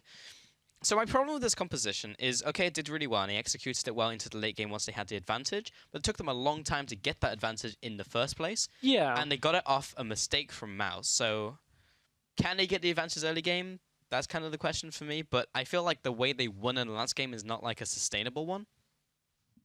Well, maybe not early game they'll get the massive advantage, but this game they at least have a Corki to round that off. So you've got somebody that's providing damage and the ability to group and siege. So it does change their composition a little here. When you take the likes of like Caitlyn's going to be effective in those siege situations as well. So there are other options available for SK in this game. Also, stronger options for Mouse when it comes to their engage. We already talked about that.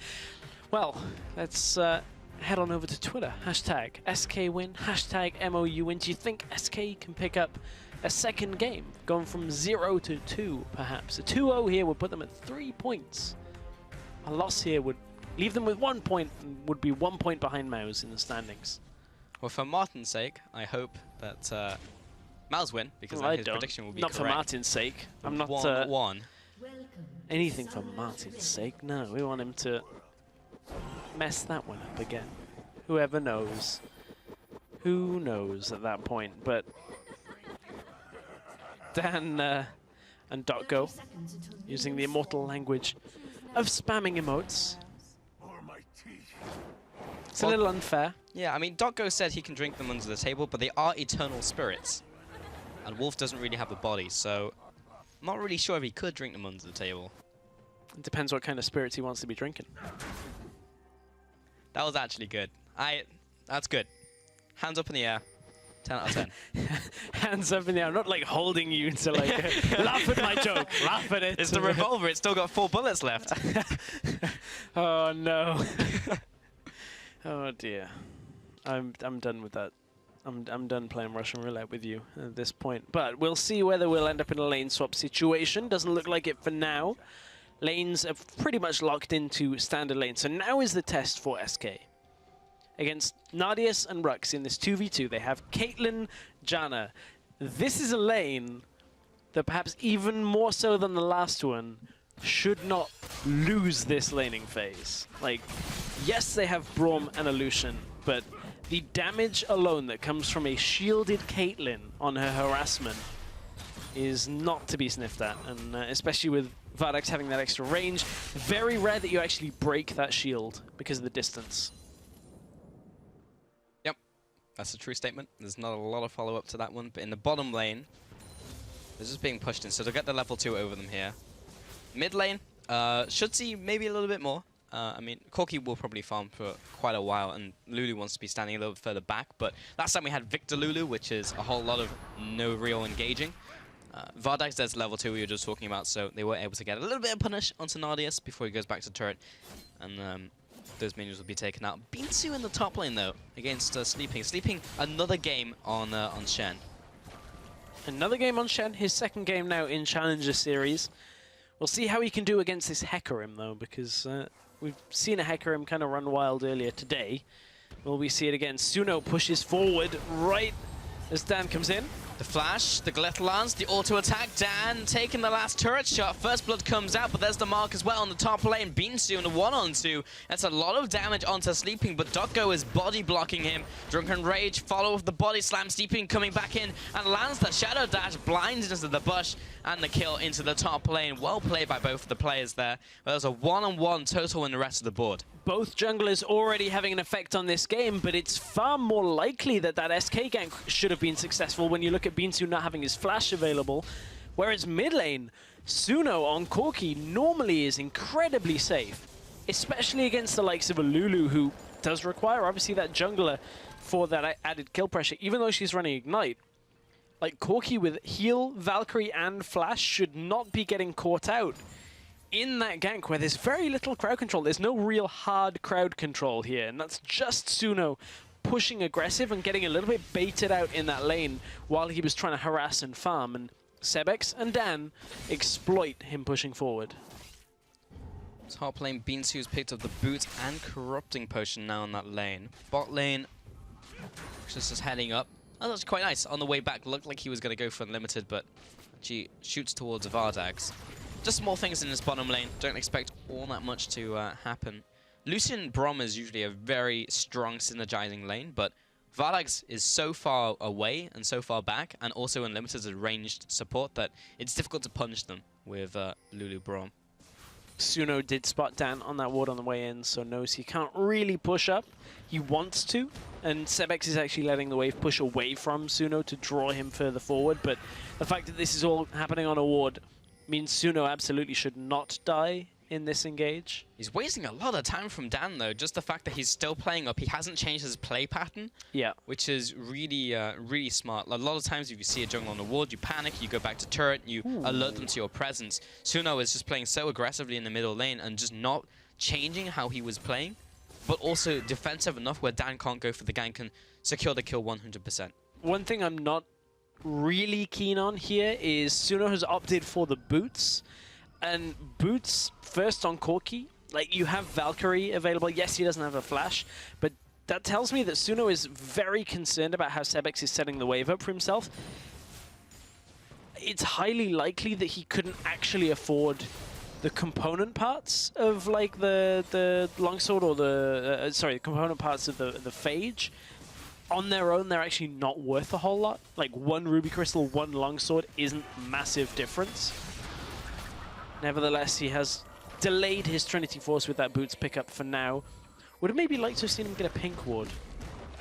I don't know. I didn't quite catch exactly how much gold he's got, but considering he's so concerned about getting ganked, that normally is the way of doing that.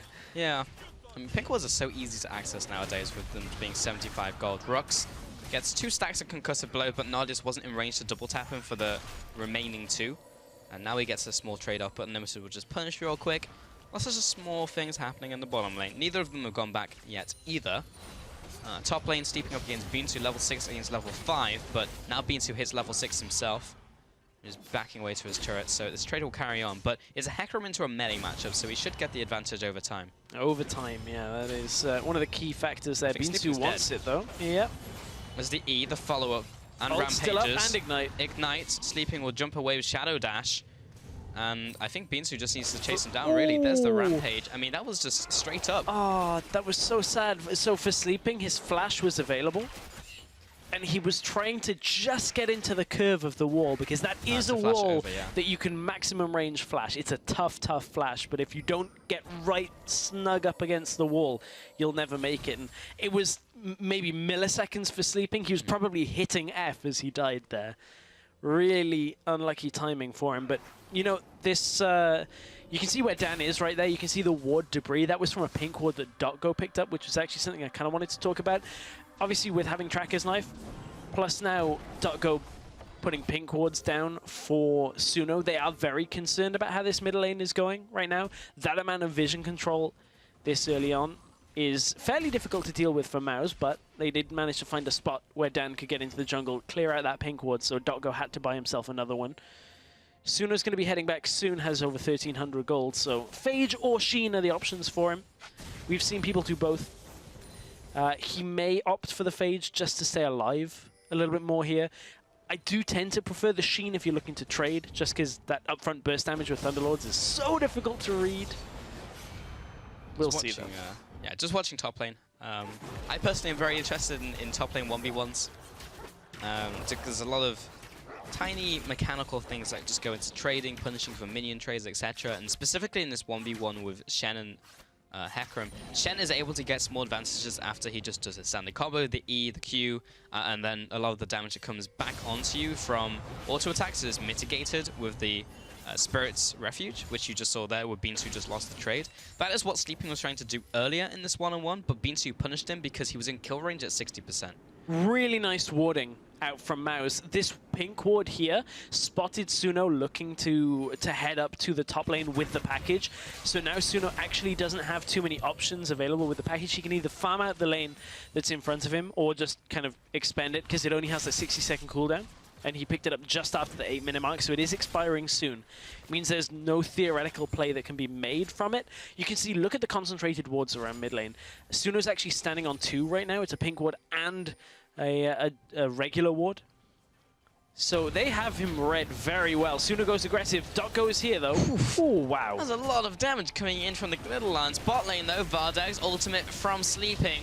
The 4v2, Sleeping jumps in as well and tries to get the Shadow Dash off, and there's enough to zone this 4-man aggression away. Dotgo and Suno roaming into the bottom lane. So in terms of the members moving around the map, 4 for 4. 4 for 4, so it was the Shen ultimate for the teleport trade. No real gain by either team. That allows SK now to have their teleport available, while Beansu does not have his. Sebex is going to push out in the middle lane, but you could see the damage put down onto Suno that made him not even contemplate going down to that fight. And that's the drawback here. The fact that Suno went Sheen first, as we said, helps him in his trading, but ever so slightly hinders him for now when it comes to his ability to take damage. Has slightly less health, now has a Ruby Crystal, so is a little tankier, but that's honestly a bit of a drop in the ocean when it comes to trading against Sebex.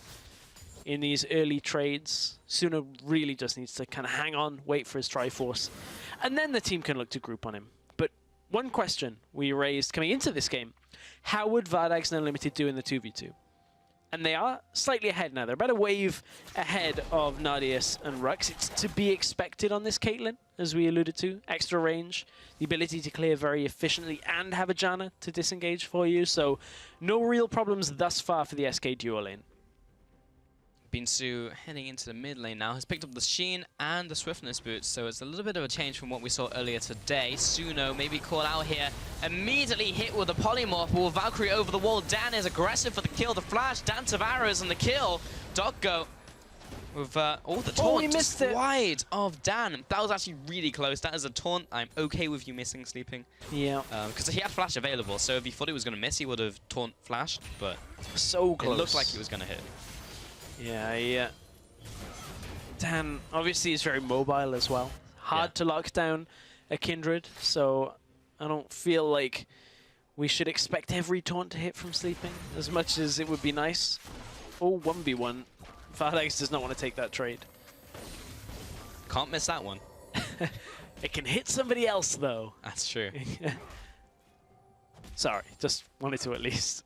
I mean, does that count as a miss? I guess it kind of does. If it hits somebody else. Yeah, it's not your desired target, so... I mean, Rux had Flash and Unbreakable and Stand behind me, so he theoretically could have gotten in range. To prove a point, but... mid lane, Suno. That wasn't too worth it for Zebex, just walking forward. No, it was not. Sleeping, just getting more harassment on Beansuit. As long as you jump on your opponent as Shen and back off once your Spirit's Refuge is down, you always win the trade pretty much against most top laners, especially the melee matchups. You just need to make sure you're not followed up on like we saw in that first kill in a 1v1 with Beansu and Sleeping. Because once you get followed up on, especially by Hecarim can kill most top laners around 60%. Oh, I've seen this before. Yep.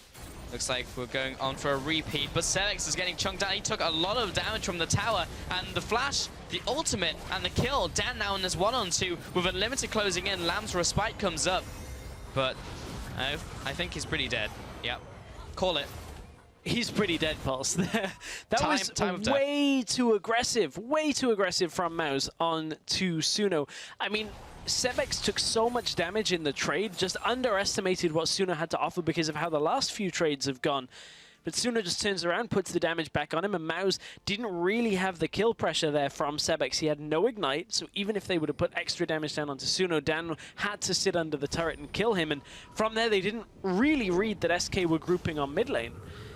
SK were already starting to move to defend that, and I think it was a couple of wards just in the river that spotted Mouse on the way in. I know that they've established an extra pink ward deeper into the river right now. I'm going to take a look at the minimap. Yeah, actually, there were 2 pink wards that tracked Dan all the way through this. You can see Janna already moving the Shen ult early onto Sebex, and that's what allows them to take control of this place so quickly. Like, Unlimited is here already. Nobody from Mouse could react anywhere near quick enough.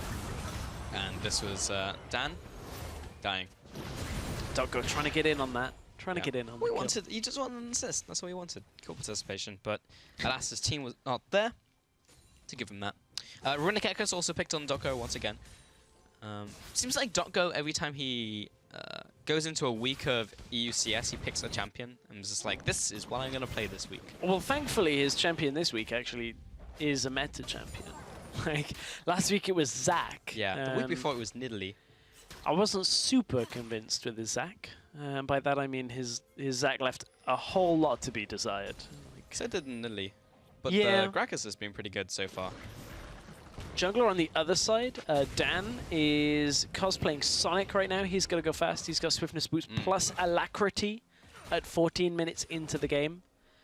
Huh. Almost unheard of. I'm assuming that means Dan backed with like 475 gold extra and just went, I'll get my boot enchant. What do I want? Opts for the added movement speed. I mean, it makes sense because in terms of itemization for Kindred, you're looking at more Sterax, sometimes a Ghost Blade, that type of thing, maybe even a Rapid Fire Cannon. And those components aren't that fantastic, especially right now up against the composition. Like, you're not like, I really need a null Magic Mantle. Like, you're not thinking that right now. That's true. So if you want the boost enchant, in terms of the itemization, there's the opportunity if you happen to have that gold with you. I would have just been like, pinks. Yeah. by pinks. By 5 pinks. Second in place 1, but... You know, there is sometimes nothing wrong with actually having 2 pinks. Vardax, they're going to teleport on a pink for situations like this. There is something wrong with this play as well. The ultimate actually lands right on the edge at the very end of the range, and now Beanstu is able to come in here. Lamstra's bite comes up. Vardax will walk back into it. The package comes in from Suno. Maybe a decent amount of cleanup. Rooks will take that last tower shot for the first kill. Sleeping also teleports into the fight with the ultimate. Now Beanstu running back towards his team. The Wild Growth used on him to keep him alive. Sleeping drops slow, so does Suno. Flash after by Dotgo and secures him with the explosive cat into the body slam and kill. Dan and Sebex now on the run. And Sebex just, actually smites onto the red buff to get the extra bit of health there. Both junglers on the same page. 2 smites coming out, but the kill ultimately goes on to Sebex. And Sleeping did not even need to come in there to clean up. That was a lot of kills. And from what was a very rough game to start for Suno, Suno has managed to get to a point where he has enough damage even before his Triforce to be able to take these fights. And a lot of it stems from the protection he had in the laning phase. Every time Maus wanted to go for a follow-up gank onto him, it meant that they had to fight into multiple people. This is like the 2nd or 3rd time that Suno has had his team around him, and it's going pretty well for SK. Dan is getting absolutely chunked away from this tower. Here comes the chair from Rux, aka the Winter's Bite, and now Dotco will be heading back. So we're going to see the kind of start from that one all the way at the beginning. Vardax getting clipped by the Glacial Fissure as well. Yeah, so this was the beginning of the fight. Pink ward into the teleport from Beanstu, but at this point they've committed to going underneath the tower. Vardax and Unlimited keep drawing them under, and from here it's fairly easy that the package timing on this for SK was perfect. Really, they couldn't have asked for a better timing for that package to be used from Suno in this game. And he turns around. There's a fair amount of damage left from Maus that you can see turn and forces them back into the fight. But this is the ultimate that removes the rest of the damage from SK as Dotgo and Suno are going to chase. You just saw the slow from that barrel, the buffs.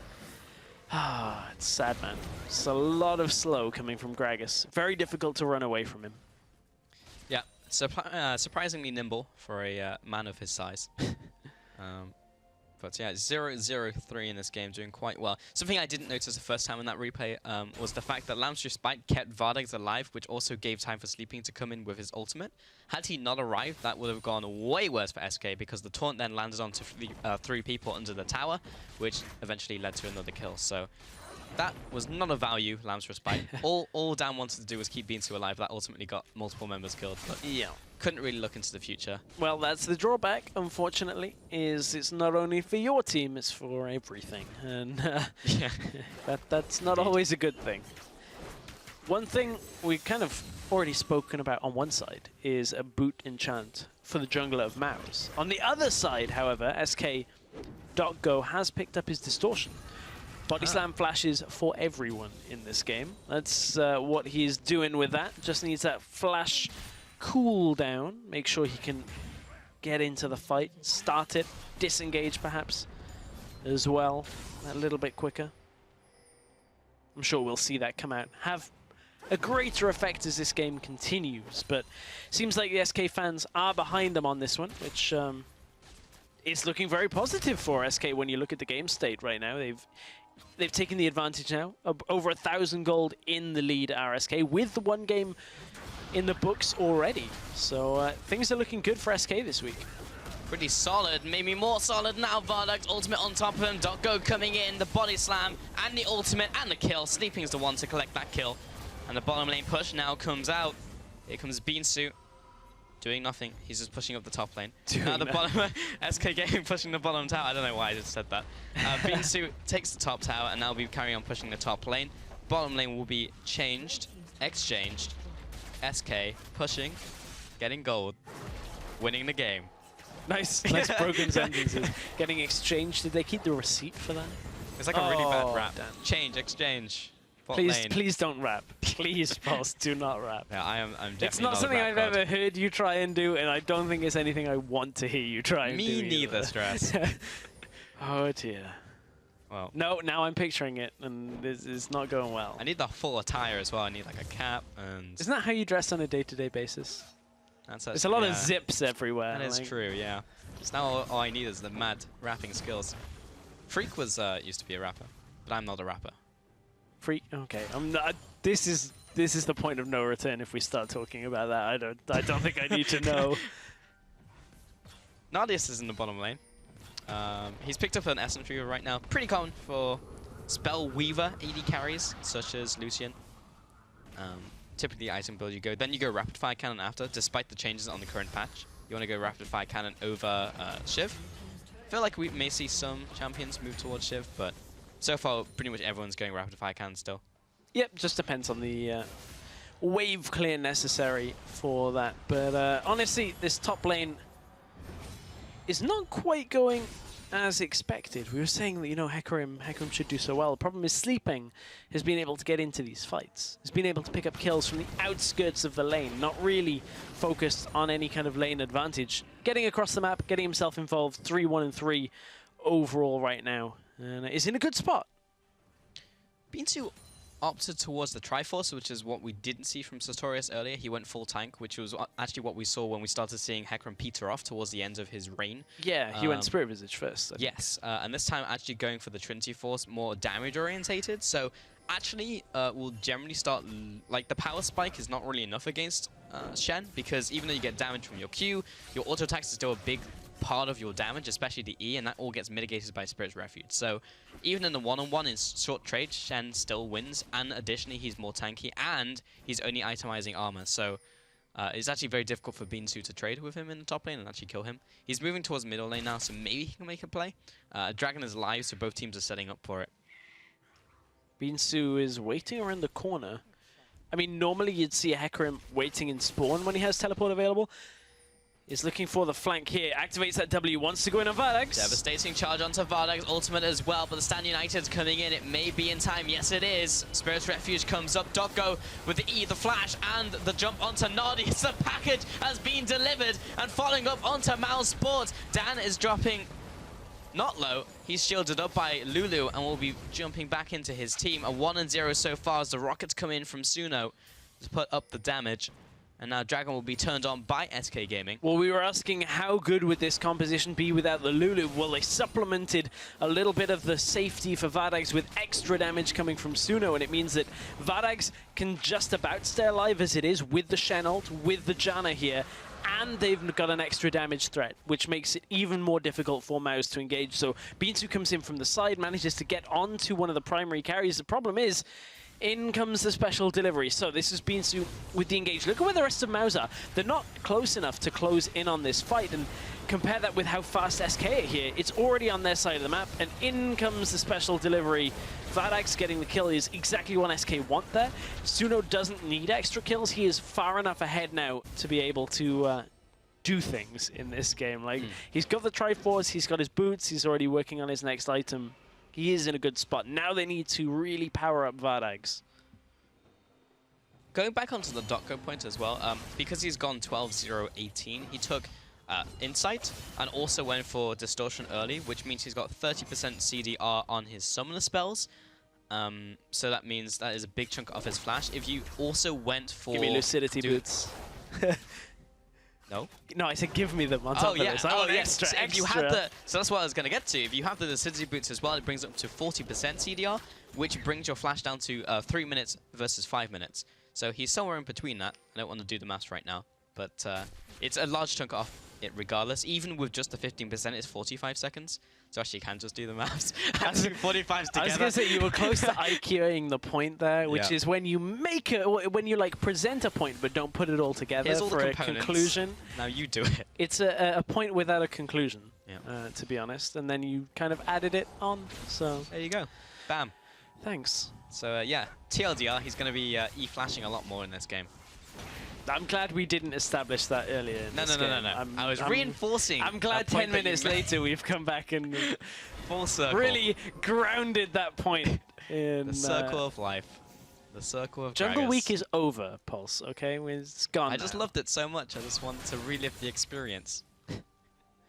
Oh dear. Well, we've spoken a lot about jungle in this game, so it seems like it has remained. But That's true. You want to pick another lane? Support week. Let's go for it. Okay. Tell me something about Braum or Janna.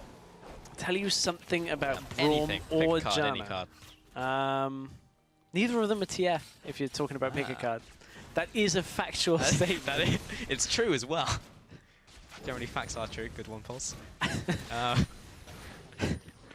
Not necessarily. I mean, I have you ever read under like the Uber definition facts of where you read something and it's like, that's not No. true. People will call things facts when they're not actually facts, Pulse. People lie on the internet. I don't know. Really? You might be a bit Is that like young to quote have by realized this Abraham yet. Lincoln? Yes. Yep. Exactly. That made me really sad. They didn't clear the pink. They got 4 auto attacks on it. They ginned it. They chinned it. That's really like tilt-worthy because Well, you have 4 auto attacks and you can never kill pinks. I guess that's the thing, is after Mao's changed their AD carry, there was no Tarek to go with it. Oh no. Oh no. Vardax has got it. Hey! Yep. No Jin and Tarek. Feels bad. Well, now just got those minions. This is falling apart. It really. Well, nothing has happened in this game. That is Both true. teams are just farming the jungle, waiting up. I mean, waiting up. SK Gaming are just trying to scale up in this game because Corki is in a good place, trying to get Vardax to the same place in this game. And Mao's, they need to punish them. And because SK haven't made any productive plays, there's nothing to punish. But maybe they can do it now around this blue buff. Sleeping is not really taking a lot of damage, and Mao's get away with the blue buff. Smash and grab. They're out of there. I mean, farm with bottom lane. Mao's aren't really going to engage without the good flank. That's the problem for them. To do that, they need to have Binsu in the base. Binsu's not been in the base, so he hasn't had that home guard on top of it. It's a lot about the base. Base. The buttery no. biscuit. No! I started going there and I realized I'm like, I have to finish it. But Binsu at this point pushing through top lane. If they want to get that, in all seriousness, if they want to get that engaged, they have to recall and teleport in from the side. They do have some wards available for it now on the top side jungle, so that, I believe, is what Binsu is looking for. You can see how far up SK have pushed. There is the opportunity here for an engage. The problem is Sevex is bottom lane, so even if they wanted to engage, the entire team isn't here. Binsu's waiting for it. Sevex is crossing around, but he's been spotted as well. Binsu's pinging on the top side jungle, but SK are going to go down and out of this if the teleport does start. Hecarim intensifies. He's looking for the opportunity. Here we go. He's going to come straight up mid lane. Here he is. Or He's going to through be the jungle. moving quickly. He's actually going through mid lane. And now goes onto Vardax, but kind of passes straight through him. And the ultimate comes in from Sleeping. He didn't ult, and now he's away from the team. Now they're all just retreating back to their base. And Rux is going to be taking the slow, chilly ghost thing. That was the engage from Mao's. That's like the setup that you need. Gotta be honest. That's the setup you need. You've caught the Caitlyn on her own. Like now Binsu is trying to come through the side. Blue Trinket zones him away for now. That was really weird why Binsu didn't use his ult. I mean, unless he wanted to just get the E first, get the knockback and then ult, and then had second thoughts about it. Maybe he was going back to his jousting days where you you just pass you by make your another pass? opponent. Right, Yeah. right. That's what he was trying there, but SK were not game for it, so nothing happened. In all honesty, I don't know what really they were don't doing. know. That was just a weird engage. Like, Yeah. especially once you commit the teleport, that's the kind of the engage where it's like, I'm going in, and if this fails, that's Then that was the call. That was I it. mean, That was yeah. the team call. They didn't have the package. We went in, guys. It's fine. B2 pulled out. At that point, I just, that's a really weird one. Maybe there's an external factor that we didn't really have. Maybe, At but they that were all point- clumped up. It looked good. It looked good. Take the shot. But sometimes, Pulse, you'll learn this. Appearances aren't everything. All right. That's very deep. Oh, Sleeping. Maybe going deep here. Binsu's going to knock him into the team. Here's the kill. Here's not the kill because it's Shen. That's what happens when you catch a tank. Remember, Sleeping doesn't really have ways to get his health back because before, Vorpal Blade gave you health back when you hit things. Now it's % max health damage. So it does more damage, just less sustain. Dragon's being started up here, but Mao's, they want to go for Baron if Dragon is committed. Vardax is taking this by himself, but he's going to take it real slowly. Yeah, he's going to take that slowly. He even has 2... It's not like they have blue figured trinkets. it out. Yeah. It's not like they have 3 of them as well. Teleport is coming in now from Sleeping. Wait, SK had crab. Why did Miles do that? they were standing on top of the crab. Right, but the crab doesn't give vision of inside That's the pit. true. So, I mean, they know that they've gone in there, and that, which Okay. means they're either taking a lot of damage while doing Baron and not being able to kite back out of the Baron pit because you haven't seen them run out, Yeah. or they're standing still not doing Baron. So most of those things are still both determined by the blue trinket. Yes, but the action that SK takes is Yes, always yeah, going to yeah. be the same. Of course. Barrel them. Blue trinket and barrel, yeah, Yes. exactly. It's going to be the same thing every single time. Even without the crab vision. Yep. Even without the crab vision, you're still just going to blue trinket that. You're probably less likely to have the barrel happen. Yes, you are, because what's the point? Because you don't want to run forward in case they're in the bush if you don't have vision on it. We're seeing some very weird This plays is- from Maus. Honestly, this is kind of... Whether we just didn't see these mistakes in the first game or there's just more of them in this game, this is quite a rough game when it comes to map play. Yeah. And the attempts to engage, the attempts to siege and rotate have been really off the mark, honestly, by both teams in this game. Like, SK had that good 10 minutes where they basically got Suno in every fight, got the fight bottom lane, got a fight that spread up through that bottom side jungle, and they were able to get kills from it. But from there, haven't really done anything. And the reason is that rather than say, hey, look, we've got a Corki who's strong now, it's we have a Caitlyn who's not strong enough. And that's only because of the champion itself. Like, Caitlyn's been doing okay. She's about even on farm, which is not a massive problem, but isn't 3 items, isn't 4 items, doesn't have that real bite that you expect a Caitlyn to have. And that means SK are like, well, we can't really do anything with this. We kind of have to default to just clearing a wave, moving back. Ultimate from Binsu lands onto Vardax, but he's feared away, unfortunately, sleeping into the fight. The taunt, the flash, this looks good. Onto 4 players. This is looking really bad for Maus as they're being chased in. The front line is still holding from SK. Doggo trying to get in range. The ultimate comes in, the ace in the hole. Dan pops his ultimate to Lamb's respite, while the rest of his team runs away. The dual kill coming out there. The auto attack will follow Dan over the wall. Nardius is picking a risky bush. Unlimited, the 1 in 3. Where's the ball? He's Not out, in that but one. it doesn't matter at this point because SK, they're taking Baron. And, you know, we spoke so much about that added cooldown on the Gragas. Turns out he only needed one body slam flash to really turn this around. I think he actually hit like 3 or 4 people by flashing on top of the fight. Yeah.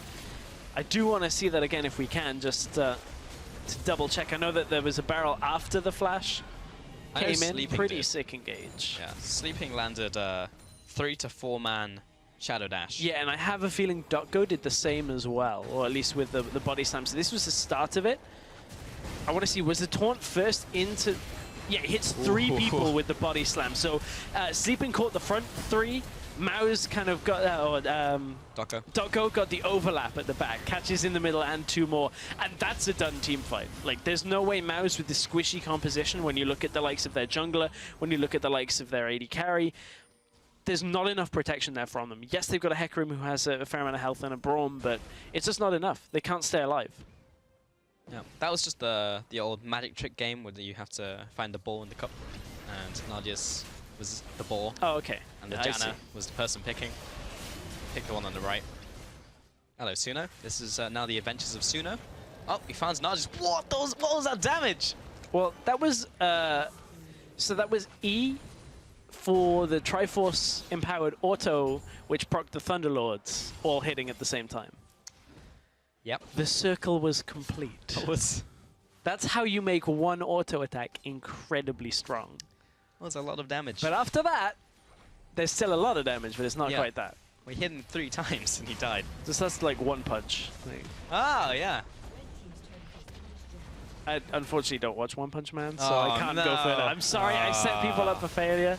So many people have talked about it, but So I good. honestly have nowhere else to go. Vardax! He goes in with the ultimate. He's knocked back. The Monsoon comes out.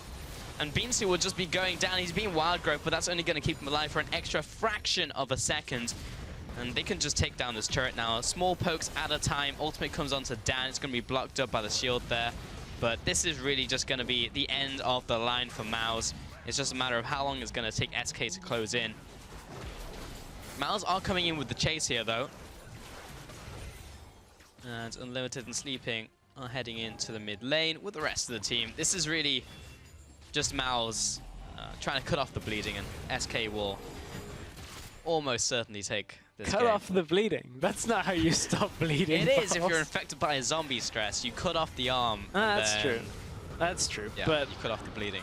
at this point, it seems like SK have risen from the dead. This Ah. is going from a 0-point start of the week to looking like a 3-point end to the week. That's a good swing. Dan, he's caught. Dan. Uses it all to save himself, actually saves one of the primary damage dealers. That's unfortunate. Vardax will be on a killing spree. There's another kill. Nardius just came back to base, and he's right back to base, but this time in the fountain. 3-0 SK. That may have just opened up the chance for them to pick up this game here. And Sleeping will be taking this tower down with the rest of his team. Here come the minions as well, streaming into the base. And Sevix and Rux don't even really want to contest. There's no fancy points to protect, but they'll do it anyway. And with this win, with SK closing in and taking down the Nexus over Mouse Sports, Deficio is wrong. Oh dear, people are going to stop doing those predictions. That was okay. That was better week for SK than we've seen. It was against the potential weakest opponents, but then the way we were kind of looking down the list is we were expecting it to be kind of Mouse and then SK. Yeah. It's definitively kind of proven today that SK bringing in a new top laner who is a lot more comfortable on tanks. I think that's fair to say. Sleeping had a decent performance. Have kind of stamped that they're better than Mouse right now on this day. They have. They have. I mean, it's also a in terms 2-0. of standings. So Yeah, exactly. 3 points over 1. Mathematically, that is true. Those two integers, 3 is bigger than 1. That is what we've determined today. It was a messy series, so Deficio was right about that. It's very messy from both teams, especially in the second game. Very, very messy. Yeah, But, very messy. I'm happy with how Sleeping performed, though. Yes. Yeah, Sleeping did very well. And, well, we're going to see that again from Deficio, just to rub it in. Particularly in a 1-1 series with two struggling teams face each other, it often becomes a very messy affair that can go either way. And he was right. He was half right. But the prediction was wrong. I guess you can say the case is closed on that one. As we round out our second series of the day, that's a 2-0 for SK. I was not expecting... Okay, was not expecting an 0-2 Millennium week. Correct. Was not expecting a 2-0 SK week. Also correct. Well, The day of crazy upsets. things are happening today. I know, and with the final game being Copenhagen Wolves Huma, what's going to happen now? Like, what are the expectations coming into that final game? Like, Copenhagen Wolves have been looking fairly solid, middle of the table team. Huma are kind of up and down, inconsistent. So already we have inconsistency from one side. So that is the type of series that can go 1-1 depending on like a draft or how the early game goes. So now we're going to see like a 2-0 perfect clean game from one of the teams. Maybe. That is the Maybe. anti-prediction. Well, that's what we were expecting, but Yeah. we didn't get it this game. Will we get it next game? Possible. I don't know. We're not too sure. Well, we're setting up for the next game, so you have to wait with us for a little bit. But yeah, today definitely being a big shake-up, and when we get to the standings, it'll be oh, it looks like we're being played out. So yeah, when we get to the standings, we'll see how all that shakes up. Yeah, I'm out of here. See you guys. I'm out. We're 4 games down and 2 series complete. When we get back, Copenhagen Wolves and Huma will be going head-to-head in the final matchup of Week 4. So stick around, folks. We'll be right back. See Chris ya. High Five!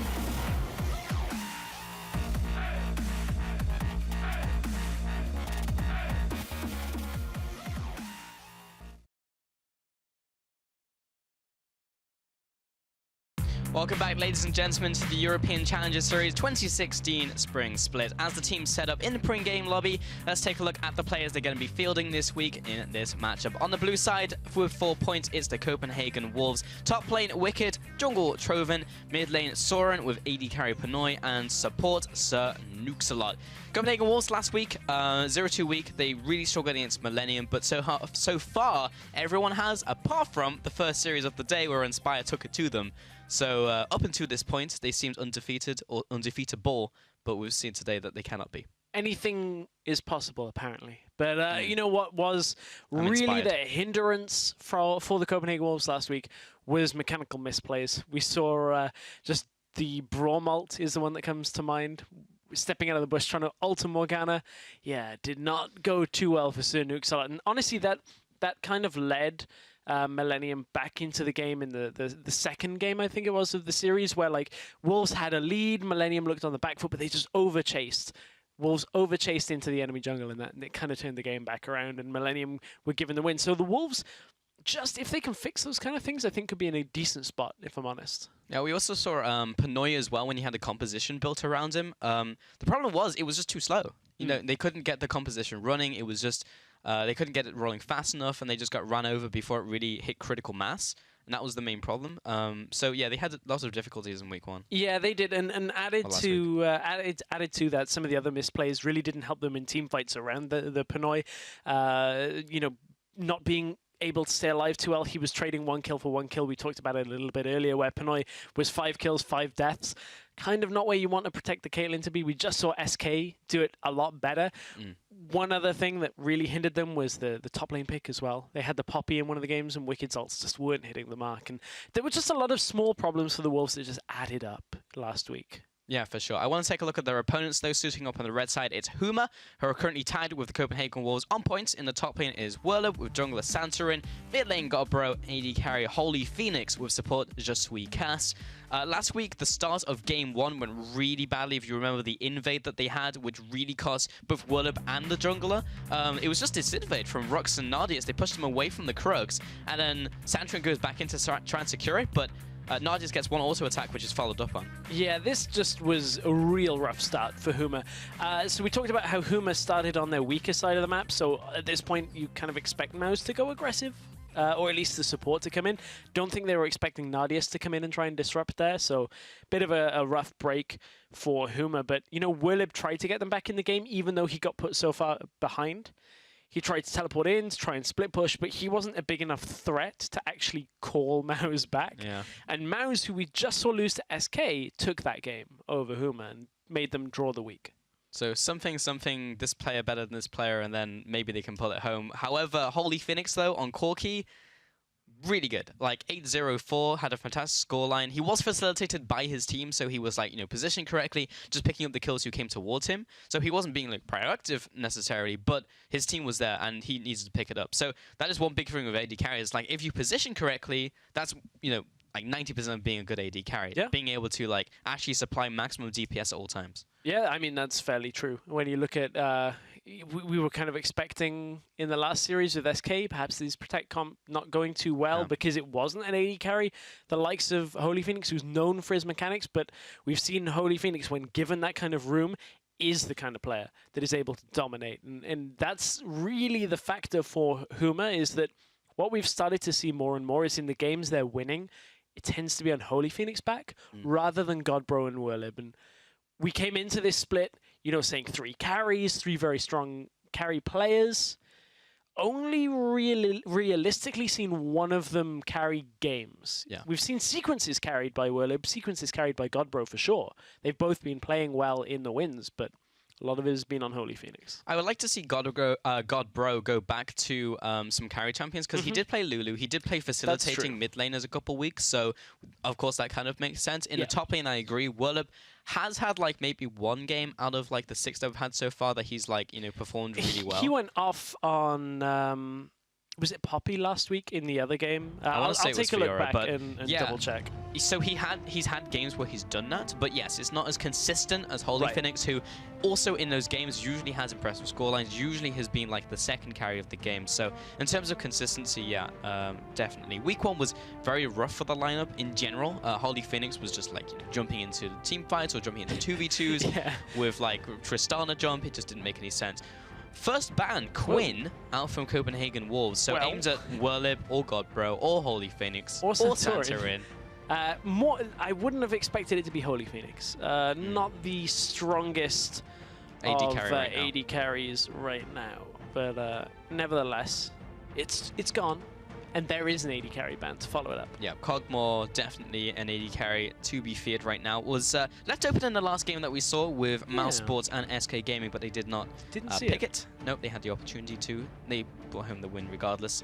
With Caitlyn, Lulu also banned away, so we're really not going to see any protected compositions from either team.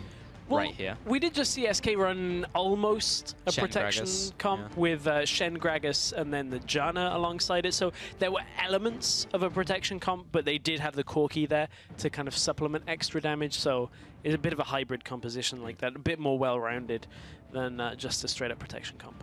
Alistair is going to be banned away along with Corki on the other side. So what are we looking for priorities? Lucian's up, Kallista's up. Any of the mid laners are up. Yeah, and junglers are up. Gragas is up. There's just a lot of picks. Poppy's up. Gangplank's up.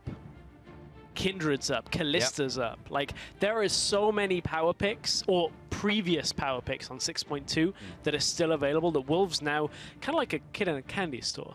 They're like, what do we go for? Do we give Pinoy the Kallista and make sure we have the best possible matchup? Do we go for a jungle matchup here? Now that Elise is banned, do we opt for Gragas, which is particularly strong? We haven't got the read of exactly where it is. Top lane is where we go with the first pick. Wicked priority on Fiora. So far, Wicked's played a lot of Gnar, pretty much the same champion pools from last split, with like Gnar, Malphite, Tahm Kench, that type of stuff. So putting him on like a pure carry now will be very interesting, especially against Werlib. He was hovering the Jax. I mean, Werlib is kind of his signature champion out of the LCS, like he carried a lot of games with it. Had slight changes on 6-3, so it takes 2 more auto attacks to fully stack, but you get 4% more. It's not the biggest thing in the world, but it takes you a little longer to reach your maximum potential. Yeah. I would love to see him play it. Whether we'll actually see it in-game, I'm not really sure. We've seen it banned out a lot against him in Challenger. Yeah, well, we saw it a lot banned away from him in LCS as well. It was it was the one pick in the spring split that if Giants got their hands on, you could say, you know, reliably Giants were likely to come out ahead of that game and likely to get the win unless they were up against the top tier competition. Werlib was a very formidable Jackson, has struggled to get it since. He hasn't locked it in this game. We'll see whether he does end up locking in. For the record, it was the Poppy last week. I finally got winner, that. Winner, chicken dinner. Got it. Braum was also the other pickup, so alongside the Lucian, so makes sense securing the bot lane there with the duo, so that's not going to be denied here by Copenhagen Wolves, who pick up the Victor and Nidalee. Nidalee definitely risen in terms of the tier list. Has basically become a tier 1 jungler over the last couple of weeks in most regions. So yeah. And a lot of that has been because of the compositions around it.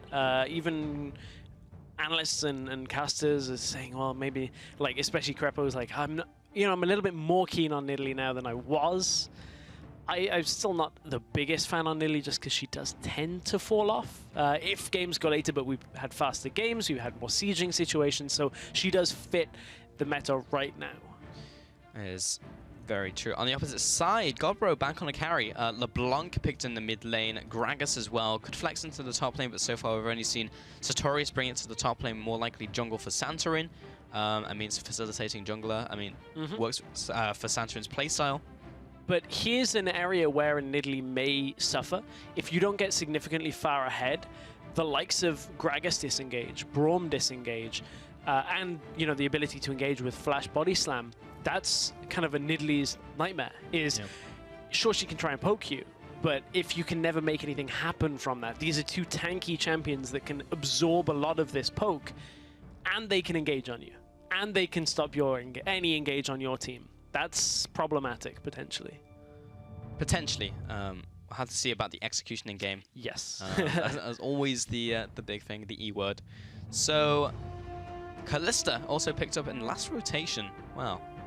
With the Bard. So, we saw a Bard recently with Vitality where Loved they ran the Bard and the Zillion combination. Loved that comp. Fantastic. No Zillion in this game, unfortunately, but it's so weird seeing a Kalista make it to final rotation with a potential Gangplank as well. But we're on 6-3. So many things have changed. But in 6-2, 6-1, like pretty much what we've been seeing for like the first month of LCS, it's like these would not have made it this far down the pecking order. Yeah, that is very true. I mean, Gangplank hardly ever made it out of bans. Yeah, very true. Let alone, but obviously Wirlib, they've had the Fiora and he's had the opportunity to lock this in, but it looks like they wanted to prioritize. Else, wow. If they didn't have enough engages, it was. Yeah, more now. Malphite, who, Malphite into Fiora, we've seen this so many times. It's fairly standard. You just kind of control the Fiora for a while and then engage. And if you can't engage and you can't control the Fiora anymore, you lose the game. Yes.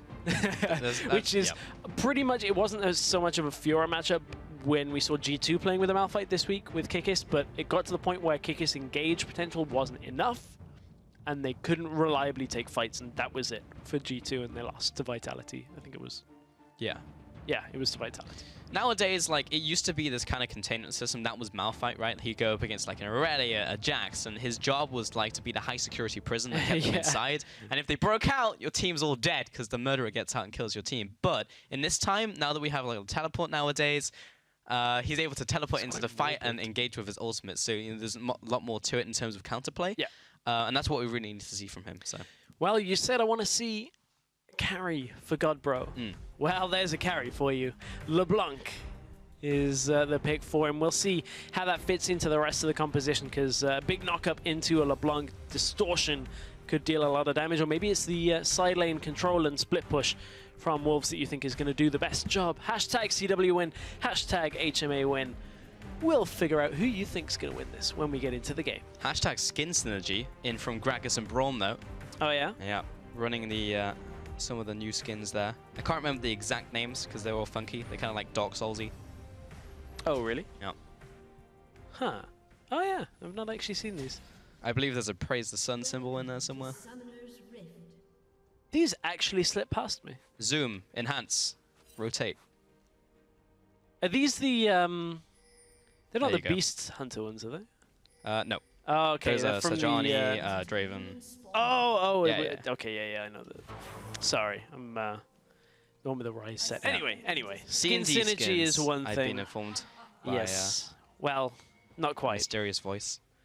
Similar, but notably different. Yeah. Anyway, Copenhagen Wolves. In the blue side, what can they do in this game? Because Wicked on Fiora is an interesting one. We weren't too impressed by his Poppy last week. Now he's on another carry, or at least a champion that has to realistically snowball a game pretty heavily as this goes further and further forward. So at some point, Wicked should be able to gain control of this lane against Wirlib. How late in the game is that going to be, though, is my question. There's a lot more weight on Wicked's shoulders. Yes. Versus the other games. Because Poppy, yes, she can carry, but she's not a raw damage dealer versus a Fiora, who your job is to deal damage and kill everyone on the enemy team. So just have to see how Wicked does. Because so far we've seen her on like Malphite, who's actually up against this game. Yep. Well, we're not going to find out for too long. Well, yeah, we're going to find out a little bit later because we actually do have lane swap situation. So Wicked won't be under the pressure of a 1 versus 1 lane, but Wicked was under the impression he was going to be in the standard lane setup. He went straight to lane, straight up to top, so wasn't there for the initial double jungle, didn't get any creeps off the first wave either, so now has to back himself away, didn't get any experience. That's generally what we've seen top laners do, is they take experience from the first camp, go to the top lane, soak some experience, go back down for the third camp from a jungler. Not the case this time. Wicked was a little late on that first camp. Bard was going on Magical Journey, poking away the duo from Whirlub and Santurin, seeing if he could trigger them from last week. So last time we saw an invade, they got absolutely wrecked, and that first game snowballed out of control. New slot back into the bottom lane. It's just been Pinoy stacking up that wave for the old double minion wave so they can try and get this push going. Wicked is now recalled and moving into the bottom lane, exposing top lane. And now Troven is in jungle. So this is a situation where Copenhagen Wars went lane swapped on, and there is no double jungle for them. So Huma theoretically should have the push here, or the advantage. But I feel like they may even be slightly slow to the play. Yeah, look, it feels very much like that. Yes, they are slow to the play. Yeah, they are. Yeah, we get the confirmation at this point, and that is all we needed. So actually, Wicked did get some experience off the first wave. I was just double checking because he got level 2 a lot faster than Whirlib.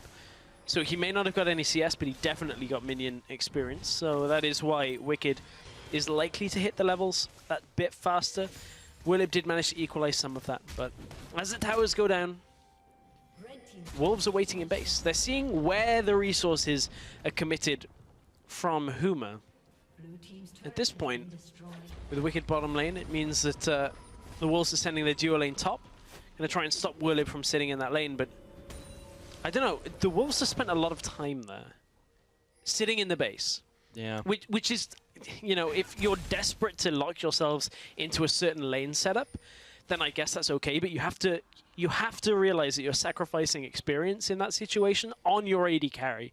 You're sacrificing a little bit of gold. They did get it onto Wicked though, which is not too bad.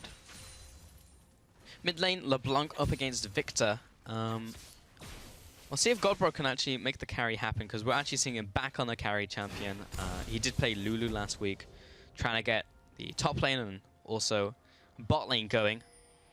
Troven heading into the top side of the map. Okay. So I realized why Pinoy was sitting in base. They weren't looking to lock lanes.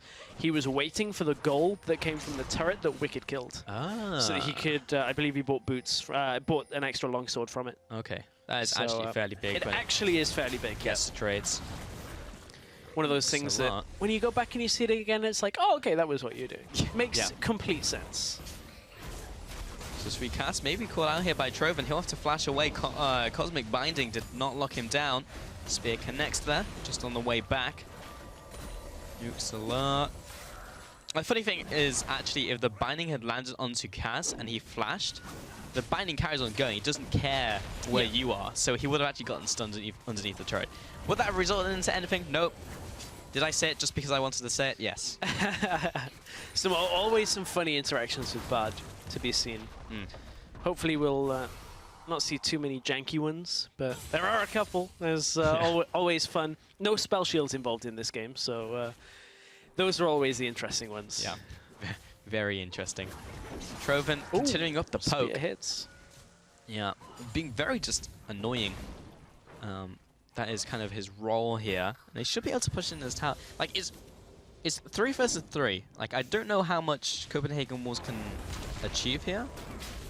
Especially against, like, a Gragas, a Malphite, and a Braum. Like, you're not going to kill them anytime soon. No. But they are going to be able to obviously have the range under the tower. What it is doing is denying Whirlib the ability to farm. And on the other side of the map, that isn't a problem for Wicked. You can see 26 CS to 9. Whirlib, of course, is having to share experience as well. So this is hamstringing Whirlib significantly. Look at Wicked. He's level 5, has the CS. Whirlib is level 3 right now. That is the big difference in this. And it's actually nearly 2 full levels that is different between the 2 top laners. That is going to have a ripple effect throughout this entire game. We talked about the weight that's on Wicked's shoulders. That is getting exacerbated by this setup here from the Wolves. No, by Huma. Other way around. Whirlib now has extra weight on his shoulders. That's what I'm saying. It's made it easier for Wicked. Well, Whirlib's gone back into the top lane. I've not seen a tri-lane go on for this long.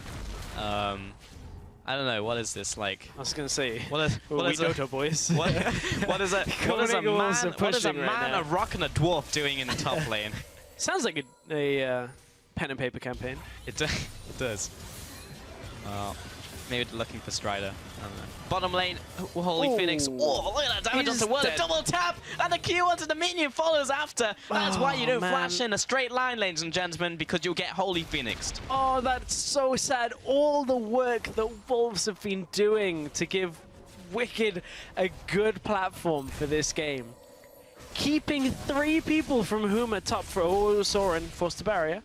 Godbro's out of mana. Can't. Out of mana. But, ooh. That was Thunderlords and Aftershock both hitting. The blue one was the clone though, so Yes. don't get baited into the too low health. Indeed.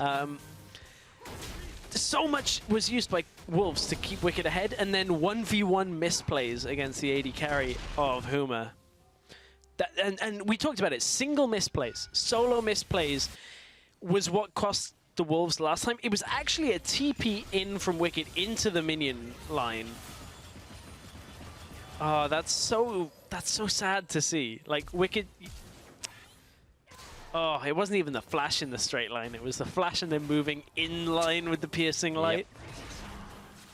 Feels bad, man. Yes, it does. Yeah. I mean, that's a Lucian that only had like double longsword as well. I know it. Also, that all goes back to Lucian waiting in base to pick up the extra longsword because actually wouldn't have had enough damage to pick up the kill there. It's okay. Also went back to Pinoy. Yeah, Pinoy waited for the longsword so he could draw 3 people to the top Yes, lane. exactly. Yeah, exactly. Don't worry, Posse. Yeah. We're on the right page. We're on the Causation, same page. cause and Yeah. effect. Whoa. Hang on. Whoa. That is a call. That is Cull. Okay, that was so it got not buffed? bought at the beginning of the game either. What? Like, Cull is intended to be a starting item for a farming champion that wants to just get to 100 and then just get this extra bonus of gold, where it's like, congratulations, you got gold. It was buffed on the last patch. Correct. And has not seen a whole lot of play since. So +2 AD and +50 gold when fully stacked versus the 300, so it's 350 total. Ooh, there comes the culling, trying to chase Pinoy after. Well, this time he will move sideways, which is what Wicked did not do, and will get away. Well, that's what it's about, though, isn't it? Synergy. Yep. The cull for the culling. Oh! Whirlib I like it. is in Thematic. trouble. Whirlib is dead. And there is the snowball effect. Level 7 Wicked, level 5 Whirlib, no ult to get out, no tower to retreat to. No hope in that top lane right now in a 1v1. And we talked about it, you know, Whirlib on this Malphite theoretically should be the containment facility. But he can't do that. They never finished construction on it. Yeah. Can't really keep him down. And honestly, the fact that he can't keep him down at 10 minutes in the game means he should never be able to keep him down. Yeah. He's going to get knocked down, but I actually highly doubt he can get back up again. So that will be a problem. Is that what the CW stands for? Chumbawamba? Yeah. Maybe. We just we scienced that. Nice. A lot of kids in chat like, what the hell is he I talking don't about? understand. Chumbawamba. Now the fact, because I used to be that guy for a long time, where you know I would just not get any of those references. Would just fly past exactly, you, right? Because I'm out of the age range. But now, all of our viewers, they're in the same boat as me. Viewers, like, apparently, you're still in that age range. Unfortunately, false. I'm still going through the phase. I'm with all of you at home. My favorite one was when our LCS scriptwriter came to us and was like, you used a reference that was older than you are, Pulse. Yeah. He was genuinely impressed. He was like, wow, you used a Simpsons reference. It was like 25 years old. That's I watched that stuff when I was young. Gotta love those BBC Two replays. Yeah, 10 out of 10. Oh god, bro, clearing out those minions. This game has definitely stagnated a lot. I'm just tracking the call currently. It's ticked down to 81 now, I believe, here from Holy Phoenix. The problem with this game is Huma were in a situation where they needed Whirlib to be at a point where he can reliably engage. And he's level 5 still. 11, 12 minutes into the game. Level 5 on a solo laner is almost unheard of. Like, this harkens back, actually. I wonder whether it was a Whirlib game as well. There was a game in EU LCS last split where Huni got like 70 CS up on someone. And I can't remember. Oh no, it was Odo Amne. It was Odo Amne, and like Odo Amne was just out of the game from the very beginning. It was just like, well, good luck with that. I'm remembering. It's not quite getting Flame Horizon, but no, it's close. It's not. But it's a Fiora into a Malphite. The Flame Horizon is already like in. It's on the horizon. It is there. You can see it coming. The Fiora Horizon. It's inevitable in this game. It's fast approaching. Whirlib is not in good shape, is what we're trying to say. Yeah. If you didn't get that. And that is the Rift.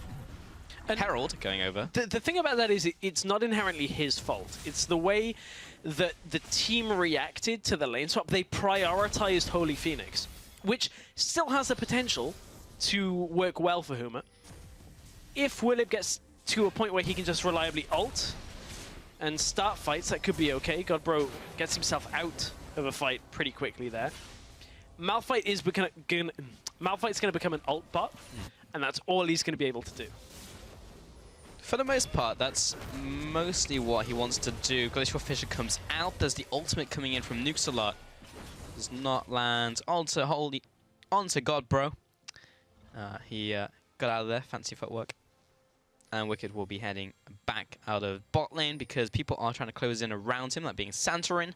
But he's now out of vision range, so they don't know where he is. So just everyone collecting their buffs. The gold is basically even. 700 gold advantage to Copenhagen Walls is a decent amount, but not game breaking at 13 minutes in. Dragon's going to be going over to Huma. Nice deep ward coming in from Huma, actually. We'll be spotting Trovan on the top side. And we'll give him a chance to go for the Scuttler here. Both junglers, I believe, have gone Runic Echoes, which is fairly common for Nidalee. And also now assuming that Gragas will do the same. In all the games we've seen so far, he's always gone for Runic Echoes just because you clear the jungle so quickly. And the supplement to that is the tankiness comes from Strength of the Ages. So nice extra bit of health, which actually stacks up very quickly, believe it or not. Nidalee is just about stacked on his. 240 bonus coming onto Santorin right now himself. So you can see already getting to that 15-minute mark. If you're even moderately ahead, you have stacked it. Yeah. Which is good. So a lot of added bonus. It really is. Like, when you look at that and you just see it in your match, you're like, 300 health, and then you think about when you're level 18, you're like, oh, I have 2,500 health, an extra 300, does it really matter? This is almost fully stacked at level 9 Trovan, who would normally have 1,200 health. So an extra 25% HP, that was the clone, by the way. An extra 25 HP is really, really big if you think about it in those terms. So it's actually such a good mastery. It is. I knew it was the clone boss, don't worry. Because I didn't notice this the first time, and you got my back on the first one. So. Yeah, so you had my back on this one as well. Don't worry. Give it the culling. But Copenhagen Wolves have got the turret and takes it down. So they have themselves 1,300 gold lead. Dragon is not available. We did just see that taken by Huma about a minute or so ago. Honestly, the cull, it tells so much of the story of this game. Of that, this is gonna be a waiting game. Yeah, it's like I will see you in 15 minutes. The fact is, there's a lot of engage on both teams, and neither team wants it. You got a Malphite, you got a Gragas, you got like a LeBlanc, you got a Bard, you got a Kalista. These are all champions that are like, yeah, we're gonna fight. And then your Lucian buys a cull. Yeah. It just sets the tone for the game. It's like, I'm going to a side lane, and good luck with that. I'll see Although you soon. he's mid lane right now, so. It's down to 39, so he's fairly close to maxing this baby out. Observers, I want to see the payout. I want like a zoom in when... It's not like a Draven, where there's like money flies out of everything. Yeah. It's up there, though. It would be great if that like intensified depending on the adoration stacks. And then like that one we saw the other week, which was like 1,488 gold, was just like the whole screen explodes. Like money. It's like, have you ever ended a game of solitaire and actually won it? Where the whole screen goes crazy. Like, great job. Whoa. Just weak cast. Ultimate doesn't land. Gravity Field comes out. Whirlip does have his ultimate 4-man collapse. Santrin comes in. Trovan as well is there to assist. Soren is still alive. God, bro. But the double distort takes him out, but he's CC'd against the wall. CC coming out from Sir Nuke Slot, and Wicked wants to kill. He turns towards Whirlip, who may be called away. He'll flash over the wall. Already used the Unstoppable Force. And Holy Phoenix duking back into Pinoy. He actually flashes away and will just get rendered. That was just not a good decision, straight up. And he even burned Flash from that, so burning all summoners. And that was a really good trade for Copenhagen Wolves. Good trade for the Wolves, but that was a rough back and forth little exchange as well. Nothing hit at first for Je Suis Cass. He was looking for the engage and just couldn't really find it. Looked for the Brawl Malt, forced him away. Looked for the Winter's Bite and missed it as well. I mean, Soren at this point has a couple of options. He's no flash, so he knows he's just going to stay alive. So it goes into the choke, but drops the gravity field so early, and it sets up this situation where the rest of Huma have to back away. Yes, Godbro comes in and manages to take him down in the end, but a good stun onto Godbro allows him, well, forces his health so low. From there, the rest of Wolves trying to clean up. Holy Phoenix with that added damage that he's got is to be feared, but not for Pinoy, who's just going to wait for that rend. Pulls it back out, and I mean, it was rough to begin with, but good gravity field placing really slowed down the engage from Huma. Now Wicked could be in trouble. Godbro's chasing after. Whirlip does not have his ultimate. The flash, another distort, auto attack, and the ignite will make sure Wicked is 6 feet under. But the problem is where it's going. Well, I was going to say, there's nothing to capitalize off the fact that they just drew 2 people to the top lane for the Wolves.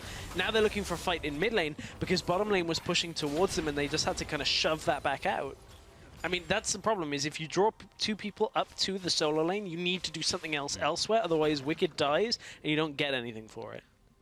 It's been a little while since that other team fight, but I still want to mention it. Yep. So I'm glad we talked about Sir Nuke Slot and the interaction with Cosmic Binding, because he hit the Cosmic Binding when LeBlanc had distorted twice. He jumped back to the original point, but when she got hit by it, she got stunned. There's so the janky. That's actually why Godbro died there. And you saw this very long Cosmic Binding actually just connect onto him. So there we go. I just wanted to put that out there. It's good. Anywho, 3-3 kills in this game. Still advances to Copenhagen Wolves, but in terms of goal, it's basically stayed the same since a couple minutes ago. It's just in terms of the tower and the map pressure they had, but Huma have managed to get extra farm in their side lanes, which is evening up, and the call is also the difference there that you can see. 14 stacks. So close. 13. It's happening. Can we call that interaction with the Cosmic Binding on yourself like double jeopardy interaction? Although you can actually be convicted of it twice because it locks you down. I mean, I'm just thinking out loud here. Yeah. Everybody in chat's probably like, no, this guy's stupid. Awful. Ruined. So Whirlip is going for my favorite Malphite build. Godbro's been caught because Whirlip's gonna clap people to death with an Iceborne Gauntlet. Oh, there's no clapping today. Put down your hands. He's going to try and be saved by the ultimate. The only clap here is going to be a slow clap after that ultimate. Yeah. No gold clap, unfortunately. Wicked's in the top lane. There's no one to stop him. Oh, Whirlip does have TP, though, but he's dead. But here's the thing about the situation Wolves have, is their 4-1 is incredibly strong right now, and Huma messed up the engage. The way you play against 4-1 or poke, any kind of comp like this, is you engage hard onto them and you kill the 4 before the 1 ever joins. Didn't happen. With the biggest engage in the game of Malphite Ultimate. So it's a little bit of a dire situation for Sir Nuke Slot. Gibbed on the spot. Takes him out. The flash and the Eve by Santorin will lock up 3 members. Now the chase after by Godbro. He'll have to jump back to safety. Sweet Cat also gets chunked out by Soren. Whirlip now into the fight. Doesn't have his ultimate, but there's enough of a tanky front line. The Copenhagen Wolves have to turn tail and run. 2-0. And he only picked up 1 kill just after that pick from Godbro. He's cashed out. It's gone. It's frucked. The cull is now ready for sale. Its value is finally at peak market price. Good stuff. All right, we're going to see him go back to base and cash that one in. Yeah, I mean, you already get it. But now he can just go sell the item and get the item slot back. So we talked about 3 carries on Huma, and what they've really showed us, well, they're showing us 2 in this game, which is maybe what they need. Godbro is at a good point, 3-0-0. Holy Phoenix is having a decent game himself as well. 1,600 gold ahead is Holy Phoenix with that call. That's also come from the additional tower. Where does it come from? Also the 30 CS. So all those things combined has created that 1,600 gold advantage. And that has resulted in another completed item plus the pickaxe. So Holy Phoenix is in a fairly good place. We're going to see that last team fight again. Actually going to see the pick onto Nuke slot, actually. Yep. I thought this was going to be a replay of the Cole cashing in. Yeah. So this is what happens when you disrespect a LeBlanc. Bam. Poppity pop. Got her. And then from here, it's kind of just the expected follow-up. I mean, we've seen a whole bunch of Gragas engages today. Gragas was meta all of last year. Looks like he's finally back with that flash knockback. But Santorin doesn't seem to have missed a step on it either. Just good engages after that. And it's kind of turned the game around for Huma. Keep in mind, Werlib was put super far behind. He's still down on experience, but we talked about how he just needs to become an alt bot. Hasn't really been pressured out too much since. He got caught out 1v2 top lane, but that was about it. Yep. His job is just to stay with the team, be in a side lane to meet Wicked in the 1v1, just clear out the minion wave. He's going for the Balmy Cinder into the Sunfire now, so he can do that a little bit more effectively. That is his job role in this game. He's just going to hit the ult, have the follow-up from his team, combo into Santorin. Look at what Huma doing as well. Because they can see that Wicked is top lane, they're looking to set up and engage potentially and draw Wicked back. Wicked's going to try and push to the inner tower, but it's going to be traded for Huma, who can push faster than he can as their 5-man stack. Top tower was already chunked out, so it will be trading 1 for 1, but with the stack of 5 people in the bottom lane, maybe they can take a little bit more. The ultimate from Bard will delay the push in from Huma, and therefore Wicked will take the top one faster. He has a small minion wave, but another one arriving. Huma really needs to force the issue. He has TP, though. Yeah, but Wicked will inevitably push this tower, whereas they need to make a play in the bottom lane. Werlib jumps in with the ultimate, everyone explodes! The ultimate from Santorin was massive, and that's a 3rd kill going out. Wicked is just too late to the party. Maybe he should have stayed top lane, and Huma are now pushing in the bottom lane.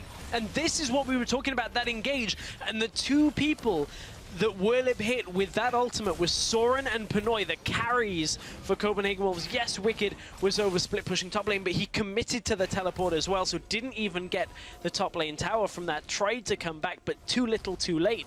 And Huma have completely turned this game around. That is a dangerous recall from Holy Phoenix. He'll have to back away. That's actually delays him a fair bit. Godbro is back there, places down the pink ward. Okay, so gonna see that engaged by Werlib, pulling the trigger so well. Yeah, he has the flash of ult available there, and that's exactly what he goes for. In goes Godbro right at the same time. Very clean from Huma at this point. Like, there must have been a countdown. It's just like 3, 2, 1, go, and everybody just goes straight in, clears out the team fight, and get the inhibitor to go with it as well. So for everything that the Wolves did, putting Werlib behind, the inevitable situation of a Malphite ult turning a game around has shown itself again. I mean, Huma just are reading from the same page. Like, they are showing coordination in this game with this composition, which is really great to see. Because it was one of the things that was somewhat lacking in their games. Additionally, they were behind in their laning phase, so it doesn't matter how much coordination they had, they were always going to lose regardless in those fights.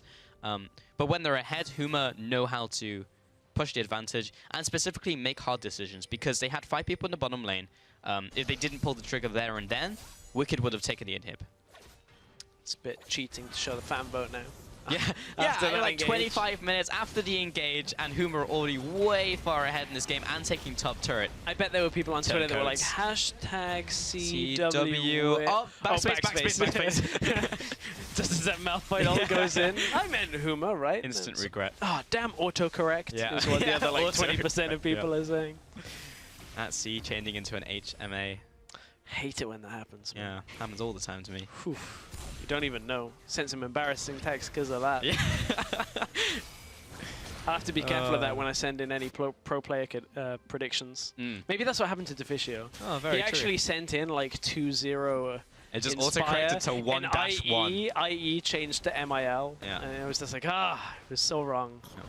And then, yeah, 1-1. The second one as well, yes. Also a typo or autocorrect mistake. It's okay, Deficio, we forgive you. We got your back. You know. Pinoy sitting on 2 items currently.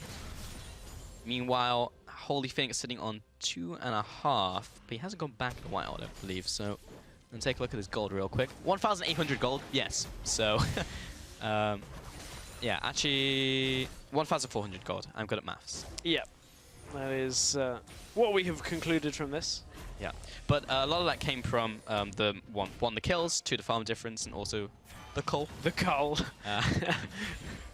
I would not recommend in solo queue getting cull as a second item. No, because you and then can't just waiting. You can't predict the next 10 minutes. But when you're playing a coordinated game with 5 people, you sort of can. Even then, I don't even think it's like an item to just be like, I'll get a little bit of extra gold, because yes, it is overall extra gold, but then you got to kind of think of if you just wait and get your item that little bit faster, because 100 CS is a lot. That is a lot of time that takes to stack up.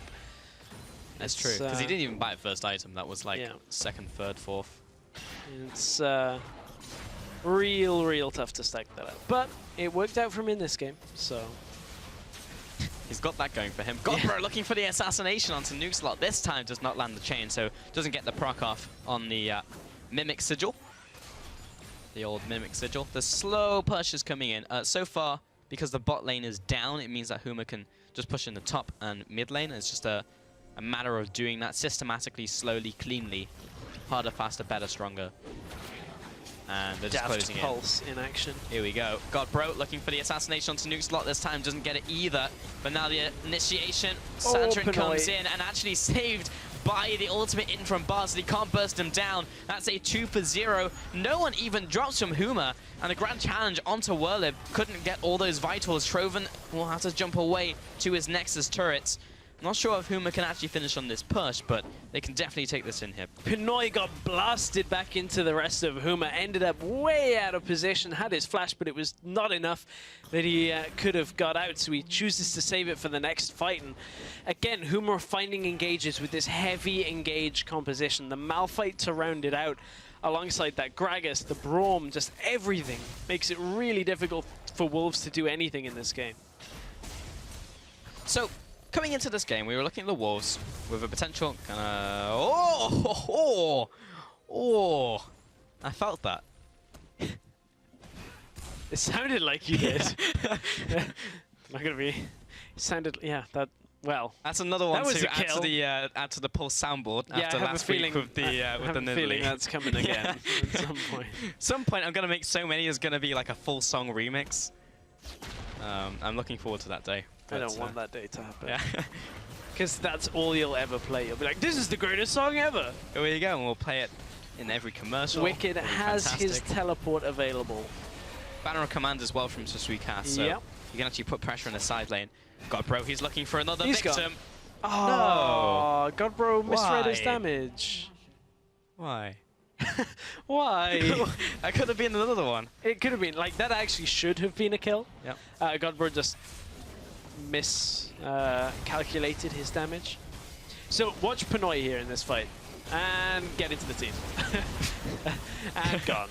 From their center, and even got saved there by the Bard ultimate. It was trying to save Pinoy, but wouldn't have been enough even if it got it. There was a potential for a reaction flash out of that Bard ult if Pinoy had survived, but I think everybody else would have just been like hammering their engage on him. That was actually so perfect for Santrin. It's like having an extra Zhonya's in your kit. It's Yeah. just like jump in, ult them, I'm in the middle of the team. Ah, it's fine. Bard's got my back. Got that tempered fate. Bard just throws a thumbs up. I got you, fam. All right. Bot lane push coming out. Dragons being started up. There's currently 1-1 on both teams. Actually, in this stage in the game. What's that, Stress? Please never say I've got you, fam, again. Oh, all right. Sorry. No problem, fam. You were saying. So they took the dragon there, and because this is the new patch, they actually deals a dot. So in terms of chip damage, they'll be able to just hit the turret once, and it will start bleeding from the dragon buff, and they can back away. So the chip damage and sieging in this situation is really nice at this stage of the game. It is. It is really nice.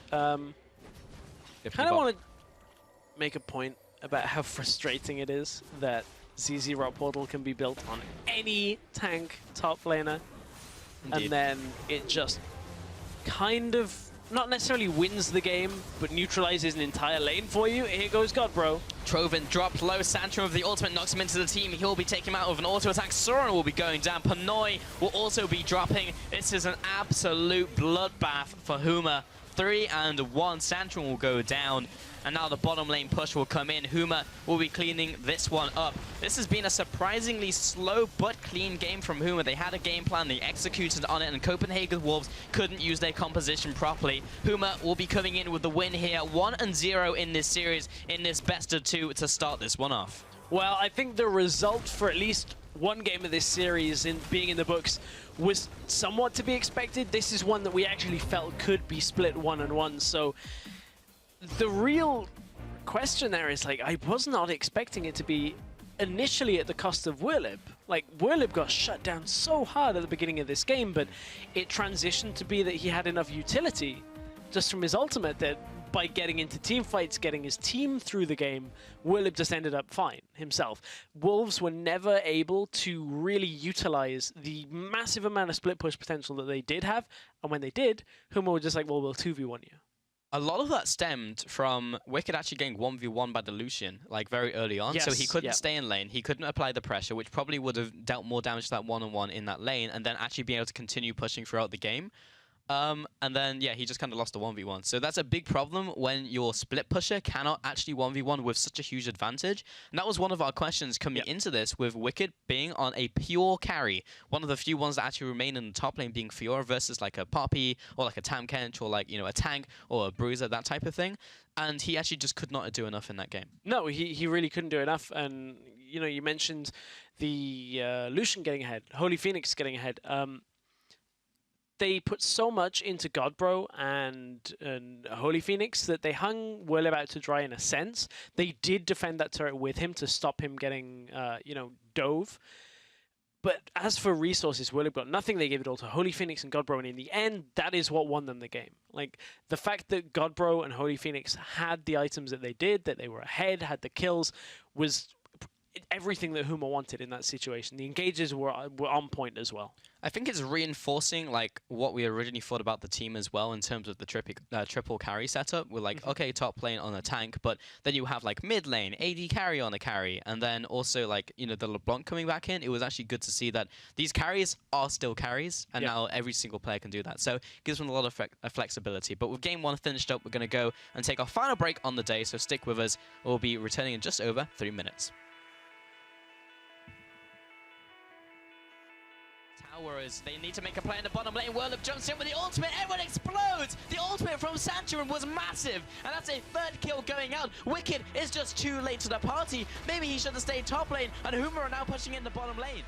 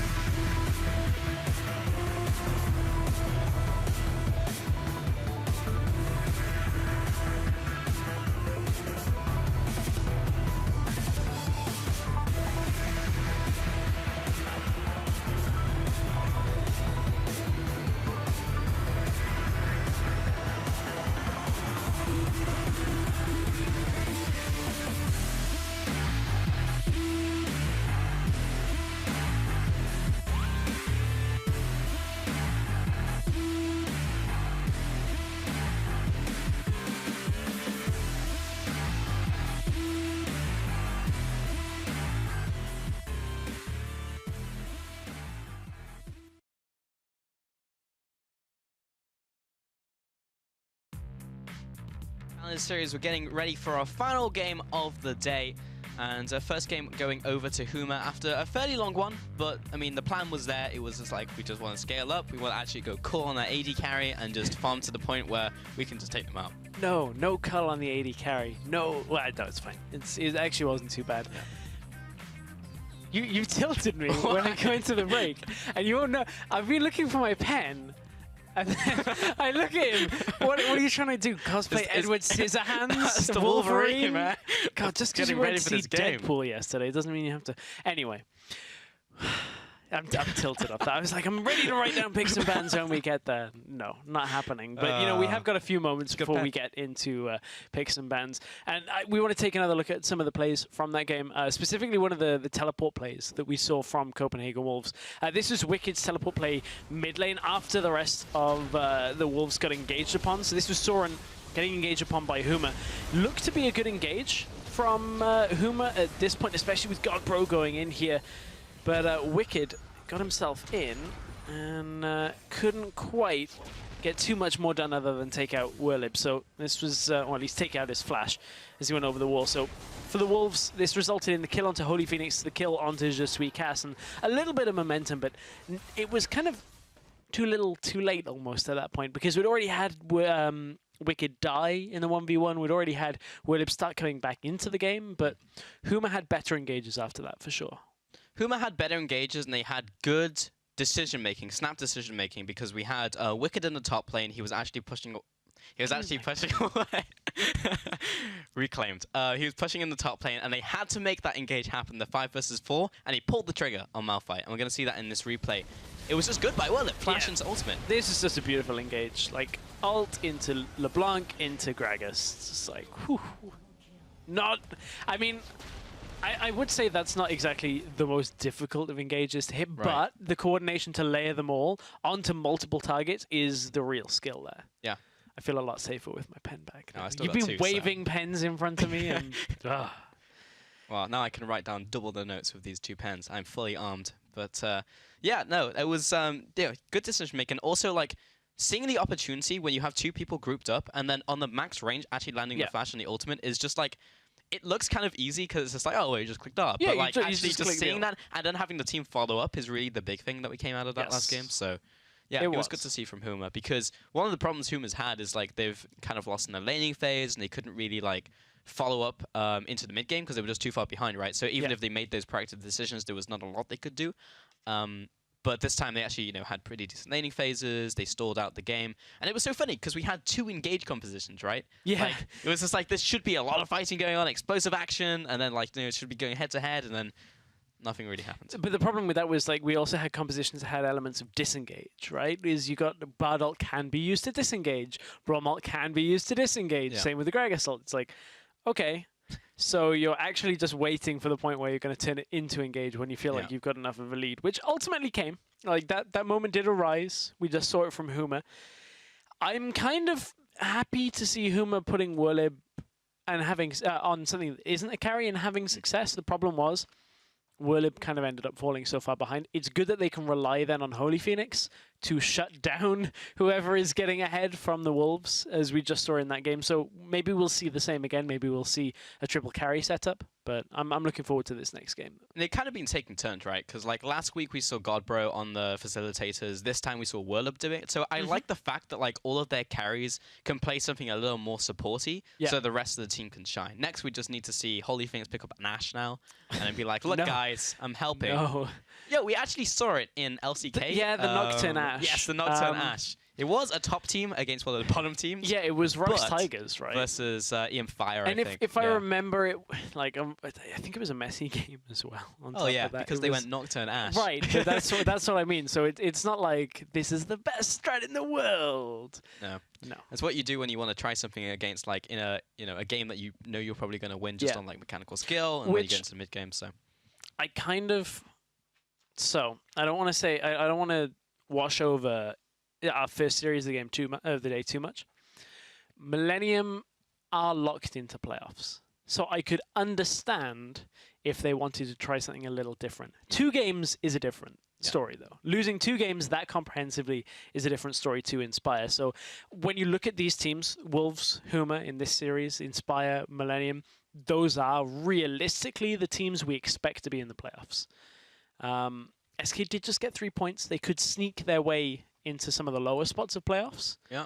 The option is still there, but certainly it looks perhaps like a closer race than we had first thought for Millennium. Definitely coming into week 4. Yeah. I mean, we did not expect the results from the first 2 matchups today. And this one, kind of maybe more to be expected. As you mentioned actually at the start of this series, like this could be one of the games that, or one of the series that actually goes 1-on-1. Yeah. So I think that could still happen as we get into this one. I We're think just it could. waiting on the players, by the way. So Yes. that's why we're rambling on. But We do that anyway, but yeah, at this point, in our there's spare actually time. a Like, reason the camera for goes it. off and we just carry on. Yeah. Like, yeah. So I don't have like a button here that's just like, let them continue. Yeah. It's, No. it's not like that. We got I to just acquire more unfortunately pens. wait. But whoever does have that button, just press the button. And we're into champion select. There you go. Someone pressed the button. Yeah. And Lulu, first ban coming out here. There was a lot of priority picks up the last game. Yeah, there were. So Ban's last game was Quinn, Lulu, Cargalis, Alistair, Corki. So we're on the right path for the same as last game. Okay, so Quinn and Lulu, first one's coming out. And there's the Elise, so nothing really that out of the ordinary. Same as last game. Yeah, Cogmore, there's Yeah. Cogmore once again. Alistair and rinse Corki repeat. to round it out. Well, will it be the Alistair and Corki? The Elise is kind of interesting though, because like she's a top tier jungler, but usually doesn't draw bans. It just kind of makes the pool smaller, so then you might knock someone into like a B tier jungler. So I can understand the Elise ban generally in previous weeks, because there was no other jungler really in the same tier. Yes, you have Nidalee. Yes, you had Graves, which Graves has gone down a little bit. Yep. Nidalee is still there. We used to see Elise bans just because of her catch potential, her ability to very safely clear camps, always high health, a good presence around like Rift Herald, that kind of thing. So just for a lot of reasons, very difficult to deal with. And it used to just put pressure on people that maybe had a small jungle pool to then early pick a jungler. But that doesn't seem to be the case now that Gragas is back. There are very few junglers I would ever say can't play Gragas. He's a fairly easy champion to play, but a fairly difficult one to get everything to work out perfectly on. Easy to play, difficult to master, Yeah. I think is Gragas, because landing that ultimate is surprisingly difficult. Alistair was the final ban, and losing first pick, so that leaves up Kalista, most likely coming in for Copenhagen Wolves here. Corki was banned. Okay.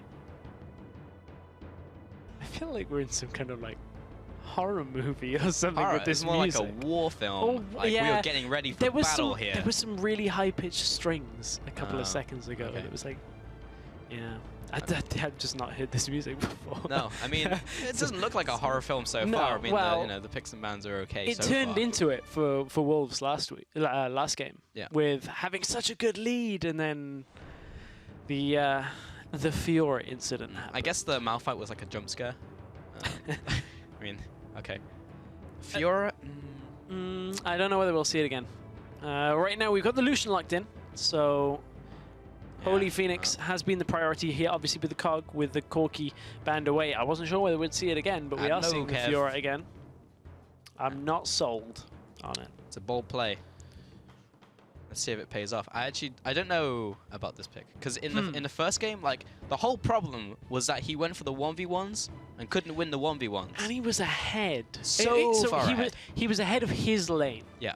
He wasn't ahead of Holy Phoenix, Yeah, which but is the problem. When does a Lucian? Okay, it's a long lane and there was no turret there. Yes. Like Lucian excels in those But circumstances. it was from the fact that he TP'd into the minion wave. Like that's so disrespectful against something like a Lucian that has his ultimate available. Yep. Because, like, especially in that kind of situation, Fiora in these 1v1s is exceptionally good against champions that have like one ability that if you riposte it, that's it. That's the trade done over. Lucian's just like, riposte my Ardent Blaze. Yes. Hey! Or riposte some of my ult shots. it's I like have a another little 29. bit. It's like, oh, you're gonna stand still for my ult. Oh, good Cheers, job. mate. Good job. That does absolutely nothing with your riposte. Yeah. So yeah. Actually, fairly difficult to trade against. But as you said, the first mistake was teleporting into the minion wave. So saw that. Next two pickups from Huma was Gragas and Malphite. These teams are really It's the spending same. their time in the champion select. This is legitimately the same comps so far. Lucian, Gragas, Malphite, Fiora, Braum. Are we actually going to have a full... I'm trying to think back to a series if that's ever happened. Braum was actually on Huma's side last time. Yeah. Keep that in mind. Okay. So it is a little bit different. But Slightly different. I wonder if that's ever happened, if you've had a full champion stack that's exactly the same. I feel It's like you know we what? have. Repeat. I'm pretty sure I've casted the game a long time Yeah. ago. I think it was in like LCS pre-qualifiers for like a Gamescom. I remember it happening. I was casting with Panky, and I was like, it's the same. Don't even have to do anything. Yeah. Game's going to play out. Just identical. rewind game 1. Redo. There's no jumps Rek'Sai. in Challenger Series, so you can't redo like that. No. Kalista picked second to last rotation like last time, and then Rek'Sai as well for the jungle. Kalista falling down there, but you already picked Lucian. Yeah, I mean that's the thing. So- There's no pacing on this that Kalista would have been needed in any earlier And you rotation. want counter pick on mid lane, so Unless you're Vitality and you want to run Lucian top lane. That could have been the ultimate bait. Would have been Huma going, we'll have the Kalista in our Well, is the second type of rotation. player who could do it as well. He is. Well, no, he is, but I feel like Whirlib, when he plays a carry, it's like a Jack, somebody that innately gets tanky as well. I don't feel like Whirlib is the glass cannon type of player. Yeah. Because I feel like generally he picks decent engages, but there are times when like even he knows he's like, well, I've gone too far on this one. Yeah, likes to take the hits. But then again, you go for like a more steric build, so you're like anti-burst build. So it's actually not too bad, but yes, you are definitely more glass cannon than like a Jax. So last two pickups from Huma were LeBlanc once again, and then they subbed the Morgana in for the Braum. So more zone control, different type this time. Obviously with the ultimate has the binding as well. So And Huma have Black a little bit of extra catch potential, and the Black Shield onto Holy Phoenix. So they're looking for the same kind of setup. Black Shield can also go onto Godbro. That's actually a fairly formidable combination. Very difficult to stop a LeBlanc going in for just damage and to lock the chains before popping that Black Shield. So it's a decent setup. it is a decent setup. Very similar to what we saw last game, and they won with it. So waiting on that last pick from Copenhagen Wolves. It's going to be the Ori. Pretty plain, pretty simple. And I'm just thinking of ways like you can get like the Rek'Sai in and then like ball the Rek'Sai. Onto the Braum and then Kalista ult back out would be the... That's good, yeah. The yo-yo play, I guess. Smack him with the yo-yo, Nessum. But yeah, Fiora into the top lane. It's still the 4-1. And I didn't like it last game. So they needed a lane that would survive against the LeBlanc. The Victor was okay in the last game, but they were like, oh no, we need more team fight. Orianna's like one of the only real mid lane champions that is viable, that has more team fight than Victor. Yeah. Victor's laser and the Chaos Storm are already really good in that situation. Yeah. Orianna is just a massive burst of damage, and then it's like, well, I can shield people. So it's an interesting one. I don't know whether I like the Orianna pick here. So Ori, as always, is kind of like the lane neutralizer. It's like it's very difficult to win lane against an Orianna, but it's also very difficult to lose lane against an Orianna. So I don't know whether Soren's going to have too much carry potential outside of team fights. And I wonder whether they need that on the Wolves side. I definitely would be inclined to agree, because now kind of on Pinoy, like he's got Kalista here with like Braum, like that's a lane that can carry really hard if they get ahead. But he's up against Holy Phoenix and it's just recast, and it's difficult to kill Holy Phoenix, 1 with Lucian, 2 with a Black Shield and bindings and everything on top of him. Yep. And also disengage from Sandra, a strong front line as well from the top lane. Like, it's difficult even to get to Lucian, who is so mobile. So it's kind of a coin flip. Like, what I am saying is both of these compositions can win the game very easily. Like, they are well put together compositions, is whether you can execute in a game. And that's the problem that Copenhagen Wolves had in the first game, is they simply couldn't execute it. And they just saw individual misplays where they were making mistakes and just couldn't push the advances that they had on the solo laner. Yeah, they really couldn't. And honestly, I'm looking at this game and looking at the setups. So for Huma, as long as Willib doesn't fall too far behind in this game, they should actually be able to make somewhat of a repeat performance, just looking at the engages that came from the last game. So Wolves had their work cut out for them, really. To illustrate the point where Wicked wasn't able to go for the 1v1s, we're actually going to take a look at where he actually TPs into the Lucian and gets blown up, basically. He even dives in to try and get that, and there you go, there's the riposte on the ult, and it's just like, oh, you've got all these shots, and then moving back in. If he dodges left, he survives a little longer. Oh, hey, didn't see you there. Didn't see you there. Yeah, if he dodges left, he doesn't die. If he dodges right, unlucky. Yeah. I mean, if that was a standard 1v1 lane matchup, like if that was somehow Wicked and Whirlib, I would say the room was there for Whirlib to have read how the dodging was going on Wicked. The problem is I don't know whether Holy Phoenix has played enough in that situation against Wicked to know that Wicked was going to dodge that way, so I leave it more up to just chance. There's a lot of mind games going on in that. Yeah, there is. There always is. Always. Well, there's no mind games in this composition here, because you can see all of them. Hashtag HMA win, hashtag CW win. Join the discussion on Twitter. Tell us what you think about these compositions and how the series is going to go, because currently Huma are 1-0, whereas Copenhagen Wolves still need to claim that one win to draw this series up. Let's get into game. The final one of the day, the final one of week 4. Which is the penultimate week of a regular season. I actually thought you burped there, Stress. No. But it was Santorin as he was walking out of base. Oh, you thought that was me? I'm actually... Yeah, because I saw you taking a drink and I was actually like, impressed you thought that was me. Excuse you! No, it was Gragas. Well, at least now I know I can just do them and be like, it was Gragas, it was Gragas! It's like, mate, he's dead. 30 seconds For one time. You know that interesting conversation? Well, the conversation with... dodging patterns is actually fairly interesting. Yeah. It's something that some teams actually did invest resources in. I would imagine there are a couple that are still doing it. But just tracking players, seeing how they dodge. Because there's subconscious tendencies that a lot of players will have to always dodge skill shots the same way. Yep. Some players are incredibly easy to read. You'll have noticed sometimes if you watch high-level solo queue that, I don't know, so like especially supports, I think it's the most prevalent in when you look at hook patterns, that kind of thing. It's really interesting, actually. It's something Crepo talks about a fair amount when we're just talking about different players, about when he used to play. Really interesting topic that really is just something people don't think about. And it's really important. Oh, Because yeah. one, if you can get in the head of your opponent, like, if you start reading them on every single, like, skill shot, it's really big. It's like, how is he doing this? How is he predicting me every single time? But often there are those subconscious tendencies, as you were talking about. So, very interesting topic. It's difficult to see on the fly during a game like this, but you have to study like play patterns over multiple games. You have to look at specific players, how they work in certain matchups. But no, it is very cool to think about. Cast took a lot of damage off that. He did. That Crook hit him once more than he really wanted to.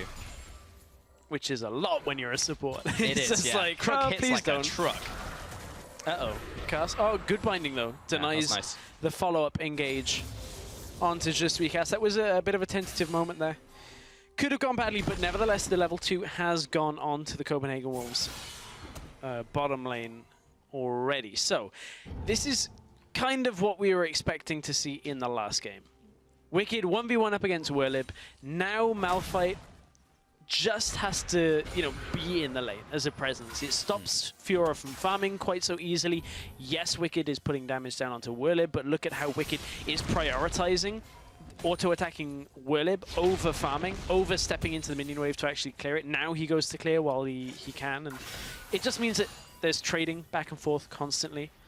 And Whirlib is just happy to just smack some minions down for a while and be ahead on CS, whereas Wicked is trying desperately to chip away at the rock.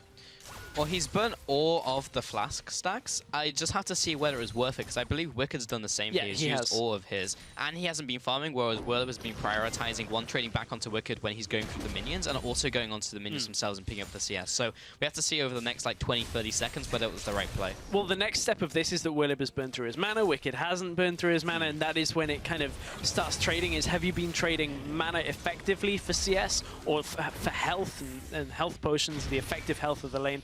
Whirlib is way up on CS right now, as you'd kind of expect, but has been at the cost of his mana at the same time. So if Wicked can capitalize on that, if Whirlib doesn't recall and teleport back top lane, there is a potential for him to come out ahead in this lane, but it's a tough one for Fiora into Malphite this early. Yeah. Really difficult. Malphite definitely gets the short end of that stick in the top lane. Originally, when we saw Fiora of the rework, some people were actually speculating that Malphite would be a good pick into Fiora because you throw out the cheese wheel, you get the extra movement speed, and then you just kind of kite her around. But then, as people played it more, people realized that with Fiora, you can't have the Silence Shard up all the time. You actually run out of mana even with Corrupting Potion, and then Fiora just does more damage than you and pokes you out. So that's what we're seeing in lane. Yes, although I still maintain it's a fine lane. It's fine, but it's not one that Malphite wins. No. Then again, Malphite very rarely actually wins outwardly, if that makes sense. We talked about him being a containment, so you know, against the likes of Irelia, sure, like it's just a farm lane. You neutralize a lane. Malphite is the Orianna of top lane. You neutralize a lot of lanes. Some lanes you lose. Malphite into Rumble is not a lane that is a fun one. I remember people trying to play that in like Season 3, Season 4. Yeah. Not good. Oh. Well, into the mid lane. Again, this is the Orianna of Oriannas in mid lane. The Orianna of mid lane, funnily enough. Orianna.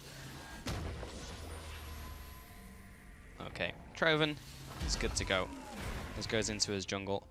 Top lane, first item pickaxe. Okay. So he's going obviously towards Titanic Hydra or Ravenous Hydra, but the pickaxe is an interesting one because it's extra damage and trying to itemize before Whirlib gets armor in the top lane. But sometimes or most of the time, you actually go towards the Tiamat so you can get all of the auto attacks in your single combo.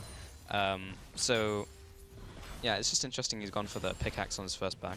Yeah, I mean, he doesn't have the money to get the full Tiamat, so he's got to sit there and make sure he can just farm up. Wicked not wanting to kind of overextend himself, push his limits too far. So is just going to sit on that component so far and then play the waiting game and get it a little bit later. Indeed. Will take damage though because of it. There's the result. You can see Whirlib on the other side is like, I've got a Ruby Crystal at my passive. Good luck with that. Yeah, because this is... Okay, that was one of the problems with going for, like, you know, pickaxe over the tankier stats you get on the route. So, like, you know, go for Ruby Crystal, etc. Oh, ultimate onto Godbro, but he's out of mana, so he's just trying to poke him out. Yeah, it was also the minion wave as well that he was trying to clear out, but he was just going back, so... Yes, exactly. He was just trying to farm out the wave and make sure that he could hold the wave in place. So Nuxalot and Troven are in that bottom side jungle right now and just fishing around for Je Suis Cass and the jungler Santorin. So at this point, very slow-paced game to begin this one. We are expecting a bit of a farm fest in the top lane, and Je Suis Cass. Still Nuxalot support fight in the bottom side. However, the ultimate has been used by Wicked onto Whirlib, going aggressive. Yep. No longer a farm fest. Whirlib will be jumping away with his ultimate and survives to live another day. Wicked with his ultimate there, so he'll be backing off. Will be backing away. Again, the mana on Whirlib has gone, so results in a situation where he just can't really do too much. Has to back himself away. Uses that ultimate for it. They trade ult for ult. Troven, on the other hand, is going aggressive himself. You can see Soren has positioned himself on the lower side of mid lane, so knows that he can cover for Troven if Godbro starts coming aggressively through. Godbro is actually looking for his blue timing here anyway, so not really anything to happen in this setup. You turncoats. 83% now over to Huma. It's that autocorrect, I'm telling you. Oh, yeah. Okay, no problem. Santorin in the top lane is going to be taking away this pink ward. Got it. 30 gold in the bank. We joke about it sometimes, but 30 gold is actually a lot. Like, that's just under half of a pink ward's cost. So it is a lot of gold that goes over if you manage to secure it. And it's also good when you actually have more than one pink ward in your inventory, because you can only have one up at a time. You can place one down as yours is being killed and deny the gold. That's always funny. Yeah. It's just like, you wait until they're on one more auto attack, and then you go... The dream scenario is doing that to a Graves. Yeah, because he reloads twice, goes for the last one as he's reloading, you place the other one. Or Jhin. Just as he's ready to reload. Oh, I'm sad we haven't seen Jhin in Europe. I know. Yet. I felt like we would at least see some of these challenger players pick him up. Yeah, I thought we'd see one, but then we haven't really got any Jhin one tricks here. No. Or any like Jhin spamming players. Like Sneaky played in NA played a lot of Jhin. Ooh. just whistles past Sunuk Salah. Yeah, Jin is an interesting one. Like, that was actually a really funny game, because it opens up with him just walking into lane and instantly dying. It's always good when that happens. But Immortals Cloud9, what a game. With so much action. It wasn't a tactically sound game, but it was a very exciting one. Pulse, I have a feeling Huma CW is going to have just as much action. All right. Maybe not in the first 10 minutes. Okay. Maybe not in the first 20 minutes. It's a dangerous prediction, Stress. We've been unlucky on predictions today. I know. It was more of a like sarcastic, rhetorical one because we're 10 minutes in and there's been almost not even a gank. There has been Soren being caught out. He's out. He doesn't have extra damage from the rest of his combo. It did have Ignite, so Soren has to be aware of that over the next couple seconds, because the combo will be up from Godbro fairly soon. And Wicked, because he has lane pressure, means he can go over to that ward and take it out. Santorin's waiting in the bush, and body slam, flash, ultimate, knocks Whirlup in, knocks Wicked into Whirlup. Grand Challenge has been popped, but really to no resolve. And the auto followed. He gets clapped. he got like uppercut by Malphite on the way out. Really kind of interesting sequence there. So Huma, you would expect, would utilize the Malphite ultimate at some point in that combo. Dodge out by Godbro. This could be a big outplay in the mid lane. We'll jump away, jumps back in. Flash, Ignite. Oh, he didn't get him. Godbro could be in trouble now. Lower mana. He's lower mana, doesn't have his distortions. Flash, knock up, Trovan. Will we pick the right one? He has done it so far. Mini auto is following afterwards. He shoots. Jump back. He scores! Goal! Got him. Got him. So, what were we talking about? There was a lot of interesting little things at this point. So, top lane. Santorin and Whirlup. You know, you're expecting the Malphite ult to come, and so is Wicked. Wicked sat there like, I'm waiting, because he wants to riposte the ult. Problem is they have a lot of crowd control in the rest of it, so they just bait Wicked out into holding his riposte for so long that it's just, he gets autoed to death. At least I think so. There was maybe a riposte somewhere in there. So Godbro did manage to dodge this out. Unfortunately, just one auto shy. Godbro then also stacks his clone and himself on top of each other. I mean, it's not like Trovan's going to really fall for it, that he misreads the clone. Satisfying. To be honest, Soren's Q probably would have picked that up as well, but it would have. Trovan worked for that. So he will be picking up the kill here. And yeah, just a nice gank, nice reaction in from Trovan out of the jungle. So far this game is fairly even. So far we do not have another call from Holy Phoenix, but we do have Santorin in the top lane. He is lying in wait. He is... Take two. This time they actually just open with the Malphite ult. Psych! Either that, or what would be even better is, you know when Gragas throws out his Q barrel and then ults them onto the angle where the barrel is standing? Yeah. Imagine that they ult Whirlup onto the spot where the Malphite ult's already coming. So you get the knockback, knock up, and everybody kind of Is the missile speed as fast as the Malphite? I wonder. I think there must be similar missile speeds. Well, that's what I mean, is if you calculate the angle and velocity required. The wind speed. Yeah, exactly. This has been a long time coming. Oh, in they go. Wicked was not expecting them to be in the bush. Grand Challenge once again trying to get a little bit of healing out here, but there's the ultimate from both players. They basically did that. Assist came with the wall there. Also, stacking it works because they don't dodge when they're knocked up or knocked back. So. Well, that's what I was saying, is imagine if they did that like in an open environment. Yeah. Where it's like you perfectly read the angle. That would be sick. That would be. I mean, that was good enough. I'll take that. Yeah, it was still a kill in the 1-0. But that was very patient. That was knowledge that Wicked would go for that next minion wave. So it's like, I wonder where top lane's been. He hasn't been here for a while. Maybe he went AFK. Oh, not only that, but it's like, oh, I haven't seen jungle in a while as well. Like, two people are off the map and we have jungle wards on Rift Herald. Like, I wonder where he could be. Well, the more I think about that, the actually more surprised I am that Wicked got caught out by that. No! Oh, Santorin. I think that was like 6 HP away from being Trovan's, but unfortunate. He did, however, get the Razor Sharp buff because he smited first, so... I love doing that. It's like, I can't get this, but I'm getting the buff. Yes. Which could result in a war taken, which could result in a kill later down the line. So, Ripple effects. yeah. Hashtag ripple effects.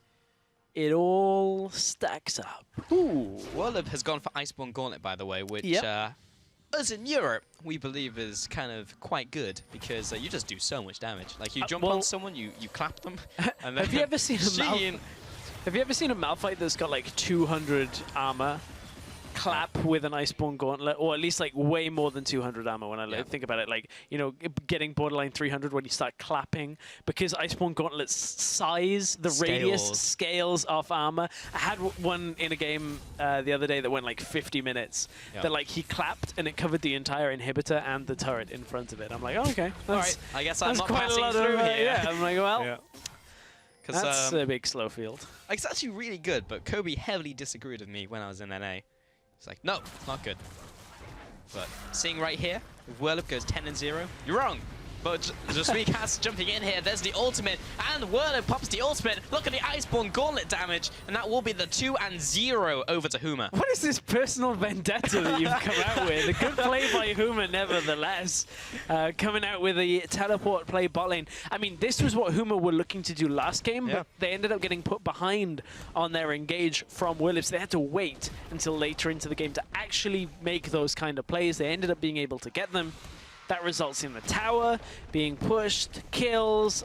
Iceborne Gauntlet, clearly the best item, Pulse. Great for cleanup there. I mean, legitimately though, the next step to this is the same as what Whirlib did in the last game, which is ZZ Rot Portal after the Sunfire Cape. This was the engage. So Nukesalot conveniently got pulled back by Pinoy to stack up for the Malphite ultimate that finished after that teleport. So very clean by Huma, but yeah, Iceborne with Sunfire Cape, with ZZ Rot.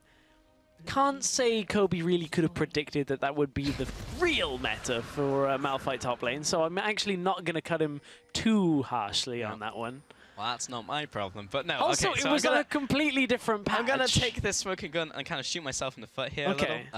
Hang on, is this the same one that we were playing Russian roulette with earlier? Yeah, yeah. It's still Do we have 4 bullets left? Yeah, okay. Okay. So there's a good chance that I may not. But Santorin is going to go on Pinoy here. There's the teleport coming in. Lands the barrel real quick. The ultimate to disengage in the bottom lane.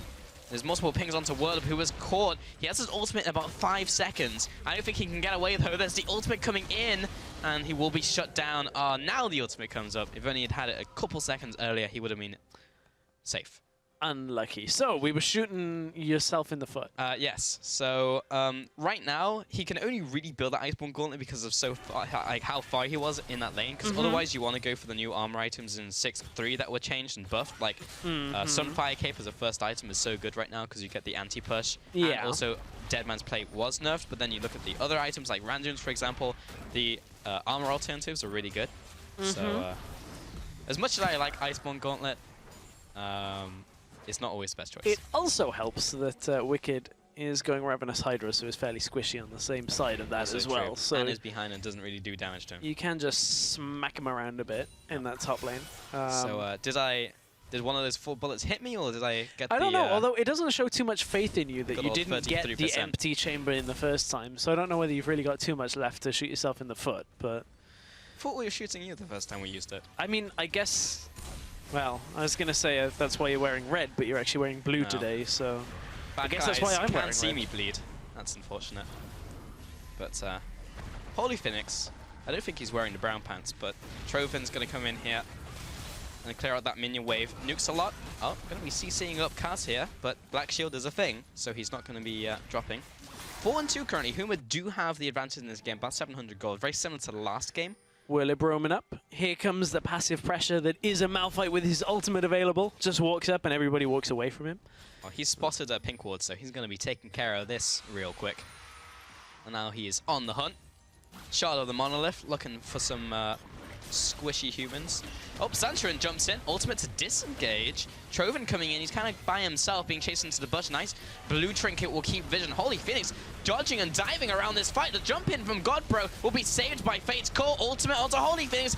double flash at the last possible moment. Troven will go down, and now the chase on the tower. Godbro will take one more tower shot before it swaps to Whirlib. He should be falling to one more as it goes down. Another one, 2 and 1. And Huma still get the advantage in that trade. Yeah, in that trade, Huma managing to get a good few kills. Ended up being 3 and 1 because Pinoy fell very early on in that fight. They got another 2 to follow it up, but this was the beginning of the engage once again. You can see here, look at the positioning from Holy Phoenix as he's going forward. So Santorin, I feel like actually it was a misclick there. I don't think he wanted to disengage. I think he wanted to blast the rest of the Wolves into Godbro and Holy Phoenix, and then Holy Phoenix has to kite around because of that to adjust in the fight. Manages to get himself away from this engage, but in comes the unstoppable force from Whirlib. Whirlib is fine to trade his life at the end of this fight. Doesn't really have that big an impact once it's all said and done, and then Wicked was enough to hold the push for then. And it's going to result in another push soon onto mid lane, but Whirlib was, Wicked was high enough health. Nobody really wants to trade against the Fiora. Indeedery doodle. However, maybe Holy Phoenix will, because he went second item, Phantom Dancer. Cole? Oh. No Cole. But Phantom Dancer. So Yeah. actually synergizes one very well with the Essence Tree. We usually don't see it as a second item because you like to go Rapid Fire Cannon. But because he's going in a side lane and from game 1, knows he can duel Wicked in a Lucian Fiora matchup. So he's gone for this one, which will reduce the damage by 12%, meaning that Wicked will find it very difficult to 1v1 him in the top lane. I'm sad we've still got no Dusk Blades anywhere on... I know. well, we've not had any mid laners today. And we've had no champion to really utilize it. So. Yeah, it's sad. Feels Like, bad, man. Yeah, because what do we have? I mean, Zed got banned multiple times, and we know Suno was practicing it, but it got banned away from him. So, and then Talon, no real big Talon players here from like Pocket Picks or players who used to play him. Kha'Zix, no one's really picked him up, even though he got buffed multiple times. I actually think this is going to be a sleeper OP, pick. man. Yeah.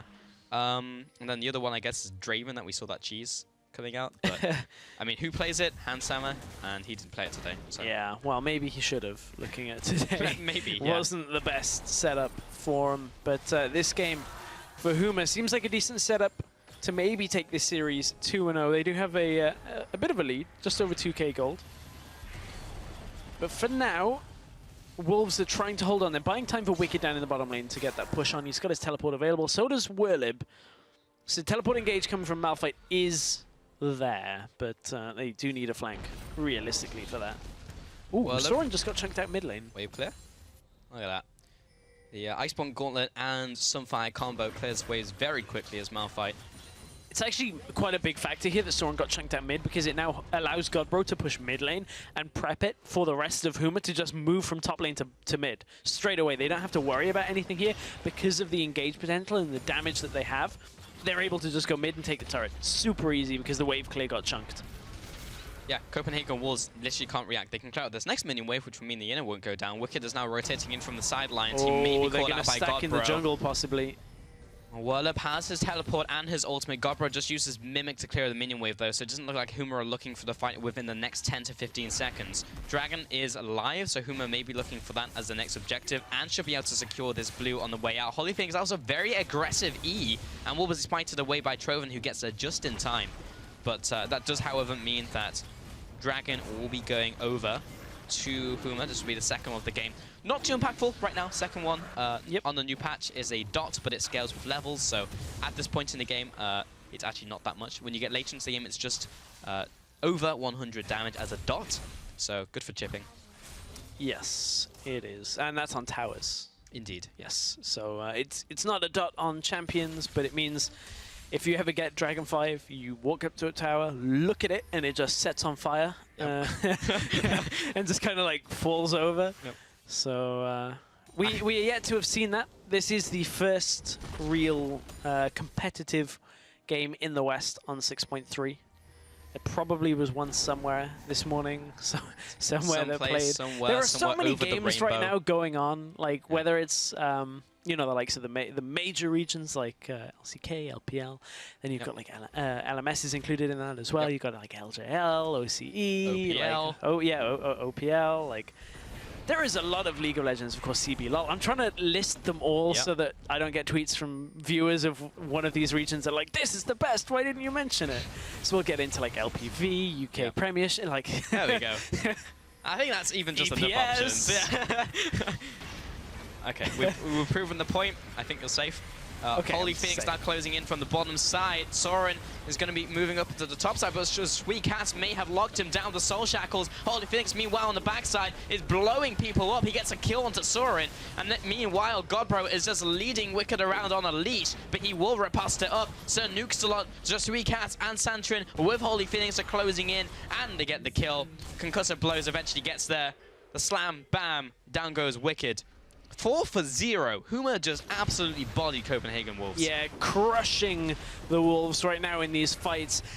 This game didn't start the way Wolves needed it to. It didn't start the way the last game did by putting Whirlip behind. And Godbro and Holy Phoenix have had the same freedom in this game than they did in the last game. Huma can peel back and deal with Troven first, or they can risk the 50-50. They are dropping fairly low. There we go. They peel back, deal with Troven. He started tunneling towards it. He did. He started, but unlike Mastermind, he did not finish at that point and got blown up before the tunnel. And that was the end of that.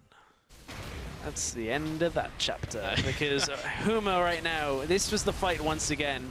Godbro not quite having the complete domination over Soren when it comes to being able to blow him up in one combination, but it's enough for the rest of the team just to knock him down at this point. And Godbro even being able to run Wicked around in the side of this fight as the rest of Huma just dealt with the remaining stragglers from Wolves. Yeah, Godbro actually just pretty much 1v1'd Wicked. Yep.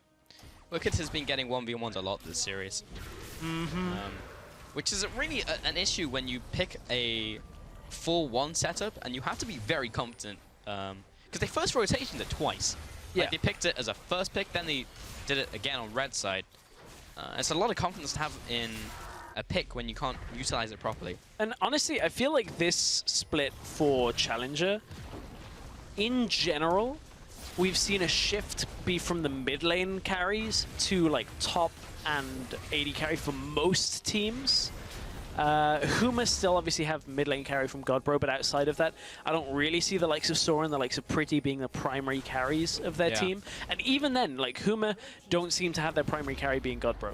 Like, it seems to be more towards Holy Phoenix. And the same can be said for a lot of other top laners. We've got like Kaze, we've got Whirlip, who, when we're seeing these players that, you know, have had a lengthy history in LCS but aren't known for their 1v1s, we're seeing them start to struggle. Oof. Godbro over the wall. Yeah, for sure. It definitely just seems to be the mini meta we have in EUCS. That's where the carries are, that's how you itemize, how you draft these compositions. Going to go for this fight here. I don't think it's going to be the final fight of the game, but maybe they could get a little bit more from this. Holy Phoenix! He has taken so much damage, knocked up multiple times. That was a 3 for 1. Godbro also taken down by Wicked. That was a 2 for 1. Wicked actually going ham here, but he's in this 1-3. Now 2v3 as Troven joins the fight, and they have repelled the push, but the inhibitor went down. No pushing potential further for the for Huma, so that does repel the push from being the last of the game, but looked to be promising for Huma. But I want to watch out what happened to the carry. So here is the engage, double knockback on to the support in mid lane. Holy Phoenix then goes in, gets blasted back by the Kalista ultimate, and all the damage goes on top of him. So it was a good setup from Huma. Holy Phoenix survived for a very long time in the back of that, actually, and then Wicked manages to find his way onto Godbro and take him out. Means Huma do not have enough extra damage at the end of that fight to deal with a Fiora. Yeah, what they really need, Huma really needs to purchase a Roomba for the cleanup, but they didn't. So yeah, in that last team fight, Holy Phoenix, he just didn't know that Pinoy had picked up Sir Nukes a lot. So he jumped in thinking he could burst down Pinoy, and then he couldn't. So that was one of the issues in that last fight. But ultimately, I don't think it really matters. 11,000 gold lead over to Huma. Control over this game. Baron is down and won't be up for at least another 2 minutes. Dragon is going to be spawning soon. Maybe if Copenhagen was going to get a pick here, this could be big for them.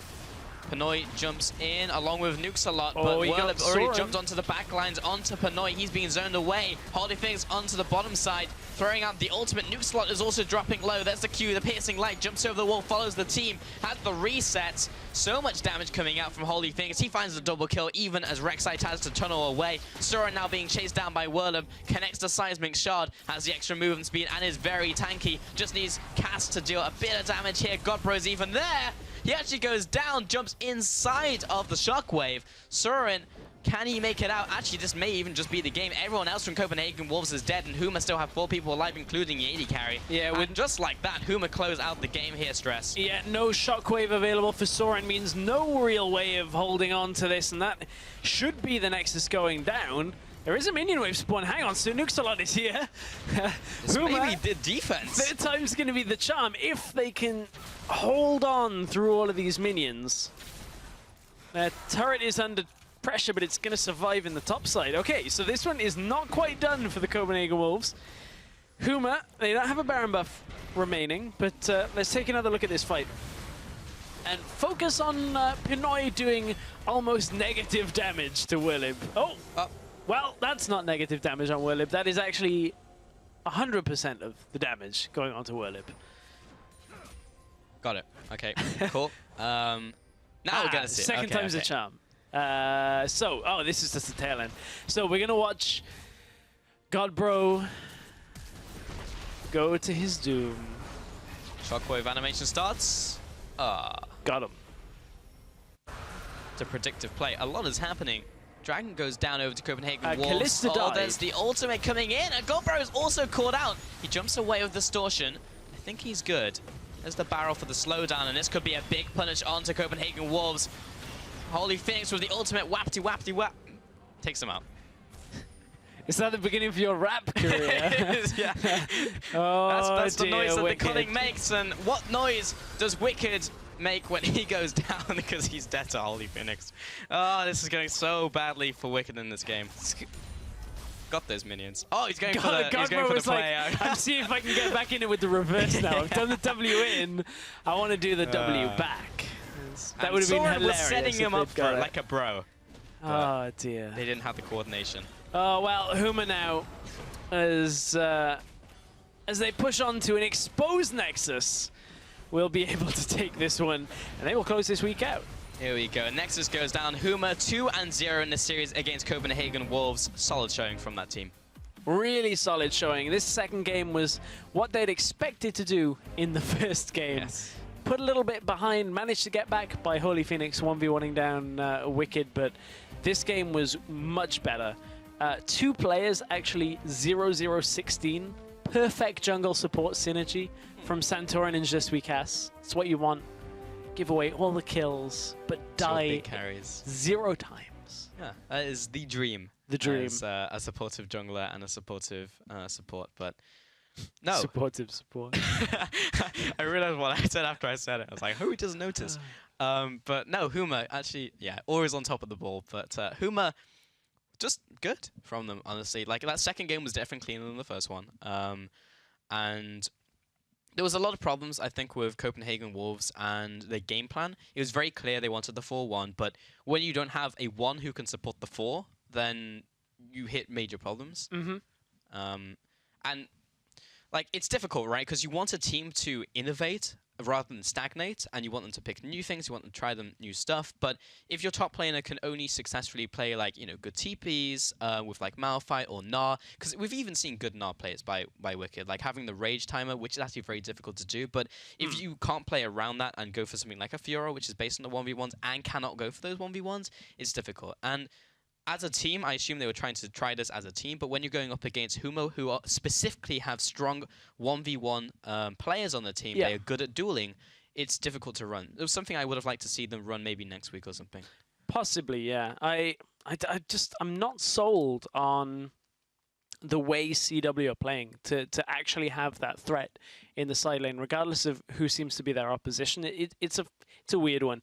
I felt like I feel like you're very able to do something like this against them, where you can take this lane that's not really going to lose, but it takes so long for the 1v1 to become apparent that realistically, it's too late and the game's over anyway. I think it's a very difficult style to play if that's not the style of top laner you are. And, Wicked as a legacy player has, for so long been about Aurelia and actually has been about dueling, but for whatever reason right now, it seems difficult for Copenhagen Wolves to get that style working for them. We're going to get a little bit more insight here as we have Holy Phoenix on the line talking about his win. So first off, hey, Holy Phoenix, how's it going? I can't speak, unfortunately, but how are you feeling about that win? Because it was very clean from you in those 2 games overall. Yeah, I wasn't happy with our performance last week. I thought we would do 2-0 as well, but yeah, we went 1-1. So getting 2-0 this week is really good for me. Felt good. So we want to talk about the first game a little bit. So you were given a lot of time in the bottom lane. You picked up the item Cull to buy yourself extra time. And then 1v1 Wicked in lane. How was that game for you? Did you feel under any pressure there with a lot being put on you as a player to carry? Yeah, I think after that first blood game was too easy.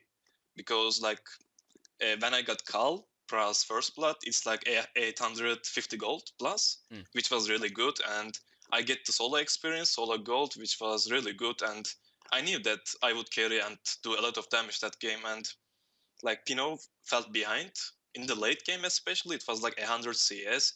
And in the DPS wise, I was doing 2 times more damage than him. And yeah, it was, I could say, easy game, honestly. For me at least. It was very clean. In that first game, specifically in terms of you being a carry, you guys drafted, Whirlib going onto a tank to facilitate the rest of the team, where you had a carry in the mid lane and a carry and AD carry. Was that to do with your prep coming into this week? Because it always feels like every week you have someone who's playing the support the rest of the team character, and then you have 2 other carries. Is that what you drafted this week and went in thinking about? Yeah, pretty much. That is Malphite in this meta is really good because you see they pick Kalista and AD jungler and AD top lane. And when you pick Malphite, they can't do anything. He can just tank front line, and Gragas after the buffs are really good right now.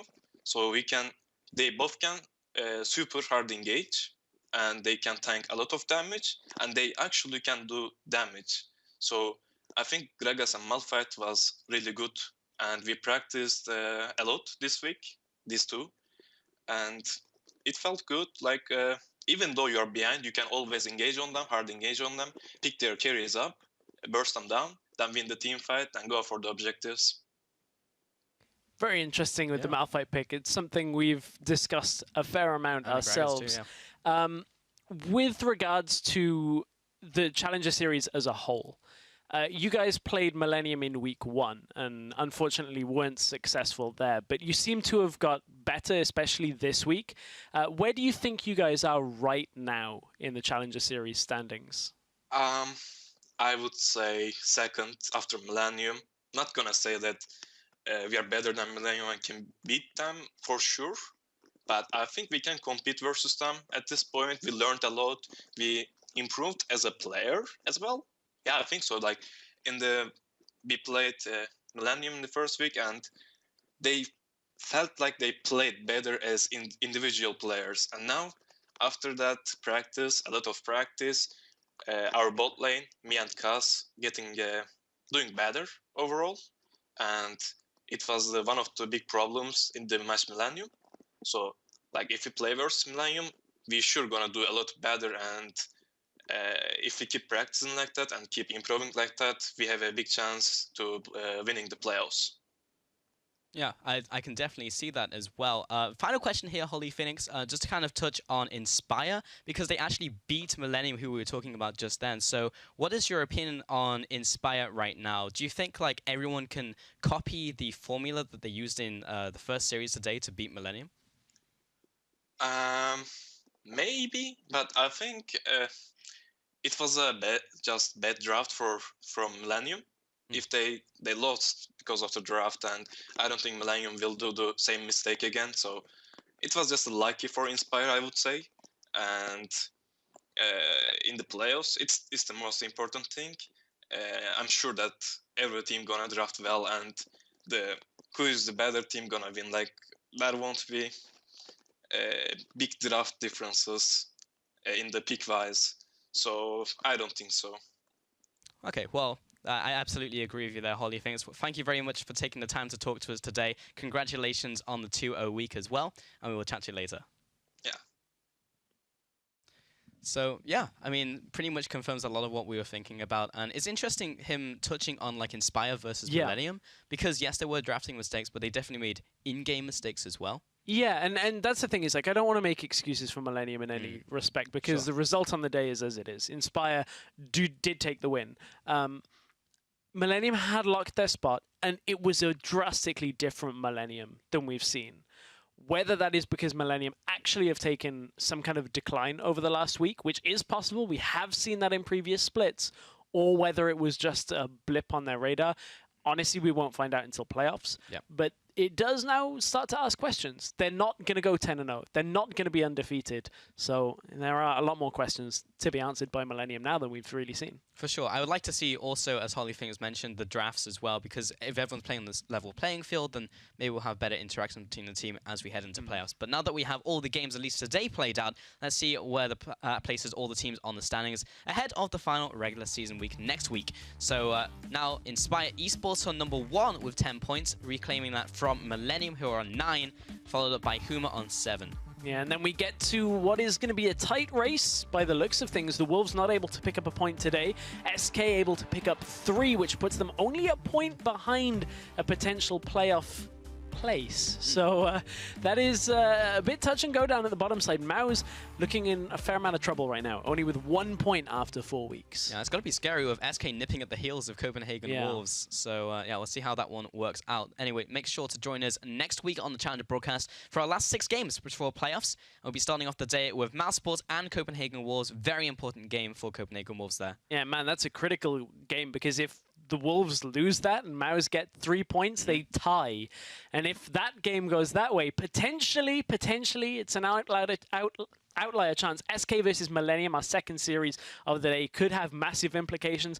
And then Huma versus Inspire. You just heard Holy Phoenix talking about how he feels like Huma are the second place team. Inspire right now are at the top of the table. So if they're second place, some moving around is going to happen next week. It's going to be super interesting. And as Deficio joined you today and had wrong predictions, Quickshot will join me for a little bit next week. You'll be in for one of the series as well, and we'll have to see whether Quickshot's any better at predicting as well. But I'll make some as well. If you want to make your own predictions, maybe take a look at the schedule, standings, anything to do with Challenger, head over to lolesports.com. You can find that and all of the leagues I was talking about before, or at least the major ones. At least the major ones. Anyway, tune in on Wednesday night, 5 p.m. PST, Thursday, or 2 p.m. CET for the latest episode of PTL. Then right after at 3 a.m. CET, the North American Challenger Series starts their penultimate regular season week, starting the day with third place Team Dragon Knights taking on first place Apex. And with that, that draws another week of Challenger to a close. So from myself, Stress, and the Challenger broadcast team, thank you, and Deficio, thank you for joining this evening, and we'll catch you again next week on Tuesday. See you then. Vision, that's 15 auto attacks. Millennium might be able to stop it though, because they're nearby. This could go quite badly. Kosku's getting chunked. One elbow as Joko well. got That's a steal from Joko. Big ultimate in from Sartorius. This is getting messy very quickly. Woolite jumps onto Handsammer. Should be able to pick him up. Oh no, there's the shutdown onto Fiora. Kaze, double kill coming in from Handsammer. 4 for 1. Indifferent. Indifferent. Inspire eSports 2-0 over Millennium in week 4. Is looking for the flank here, activates that W, wants to go in on Vardax. Devastating charge onto Vardax, ultimate as well, but the Stand United's coming in, it may be in time, yes it is. Spirit's Refuge comes up, Doggo with the E, the flash, and the jump onto Nod. The package has been delivered. And with this win, with SK closing in and taking down the Nexus over mousesports, Deficio is wrong. Just to rub it in, particularly a 1-1 series with two struggling teams face each other, it often becomes a very messy affair that can go either way, and he was right, he was half right. But Wicked will inevitably push this tower as they need to make a play in the bottom lane. Whirlup jumps in with the ultimate. Everyone explodes! The ultimate from Santurin was massive, and that's a third kill going out. Wicked is just too late to the party. Maybe he should have stayed top lane, and Humor now pushing. Mana doesn't have his distortions flash. Knock up Trovan. Will we pick the right one? He has done it so far. Mini auto is following afterwards. He shoots. Jump back. He scores! gets the kill onto Sorin. And meanwhile, Godpro is just leading Wicked around on a leash, but he will repast it up. So Nukesalon, just Cat and Santrin with Holy Phoenix are closing in, and they get the kill. Concussive Blows eventually gets there. The slam, bam, down goes Wicked. 4 for 0. Huma just absolutely bodied Copenhagen Wolves.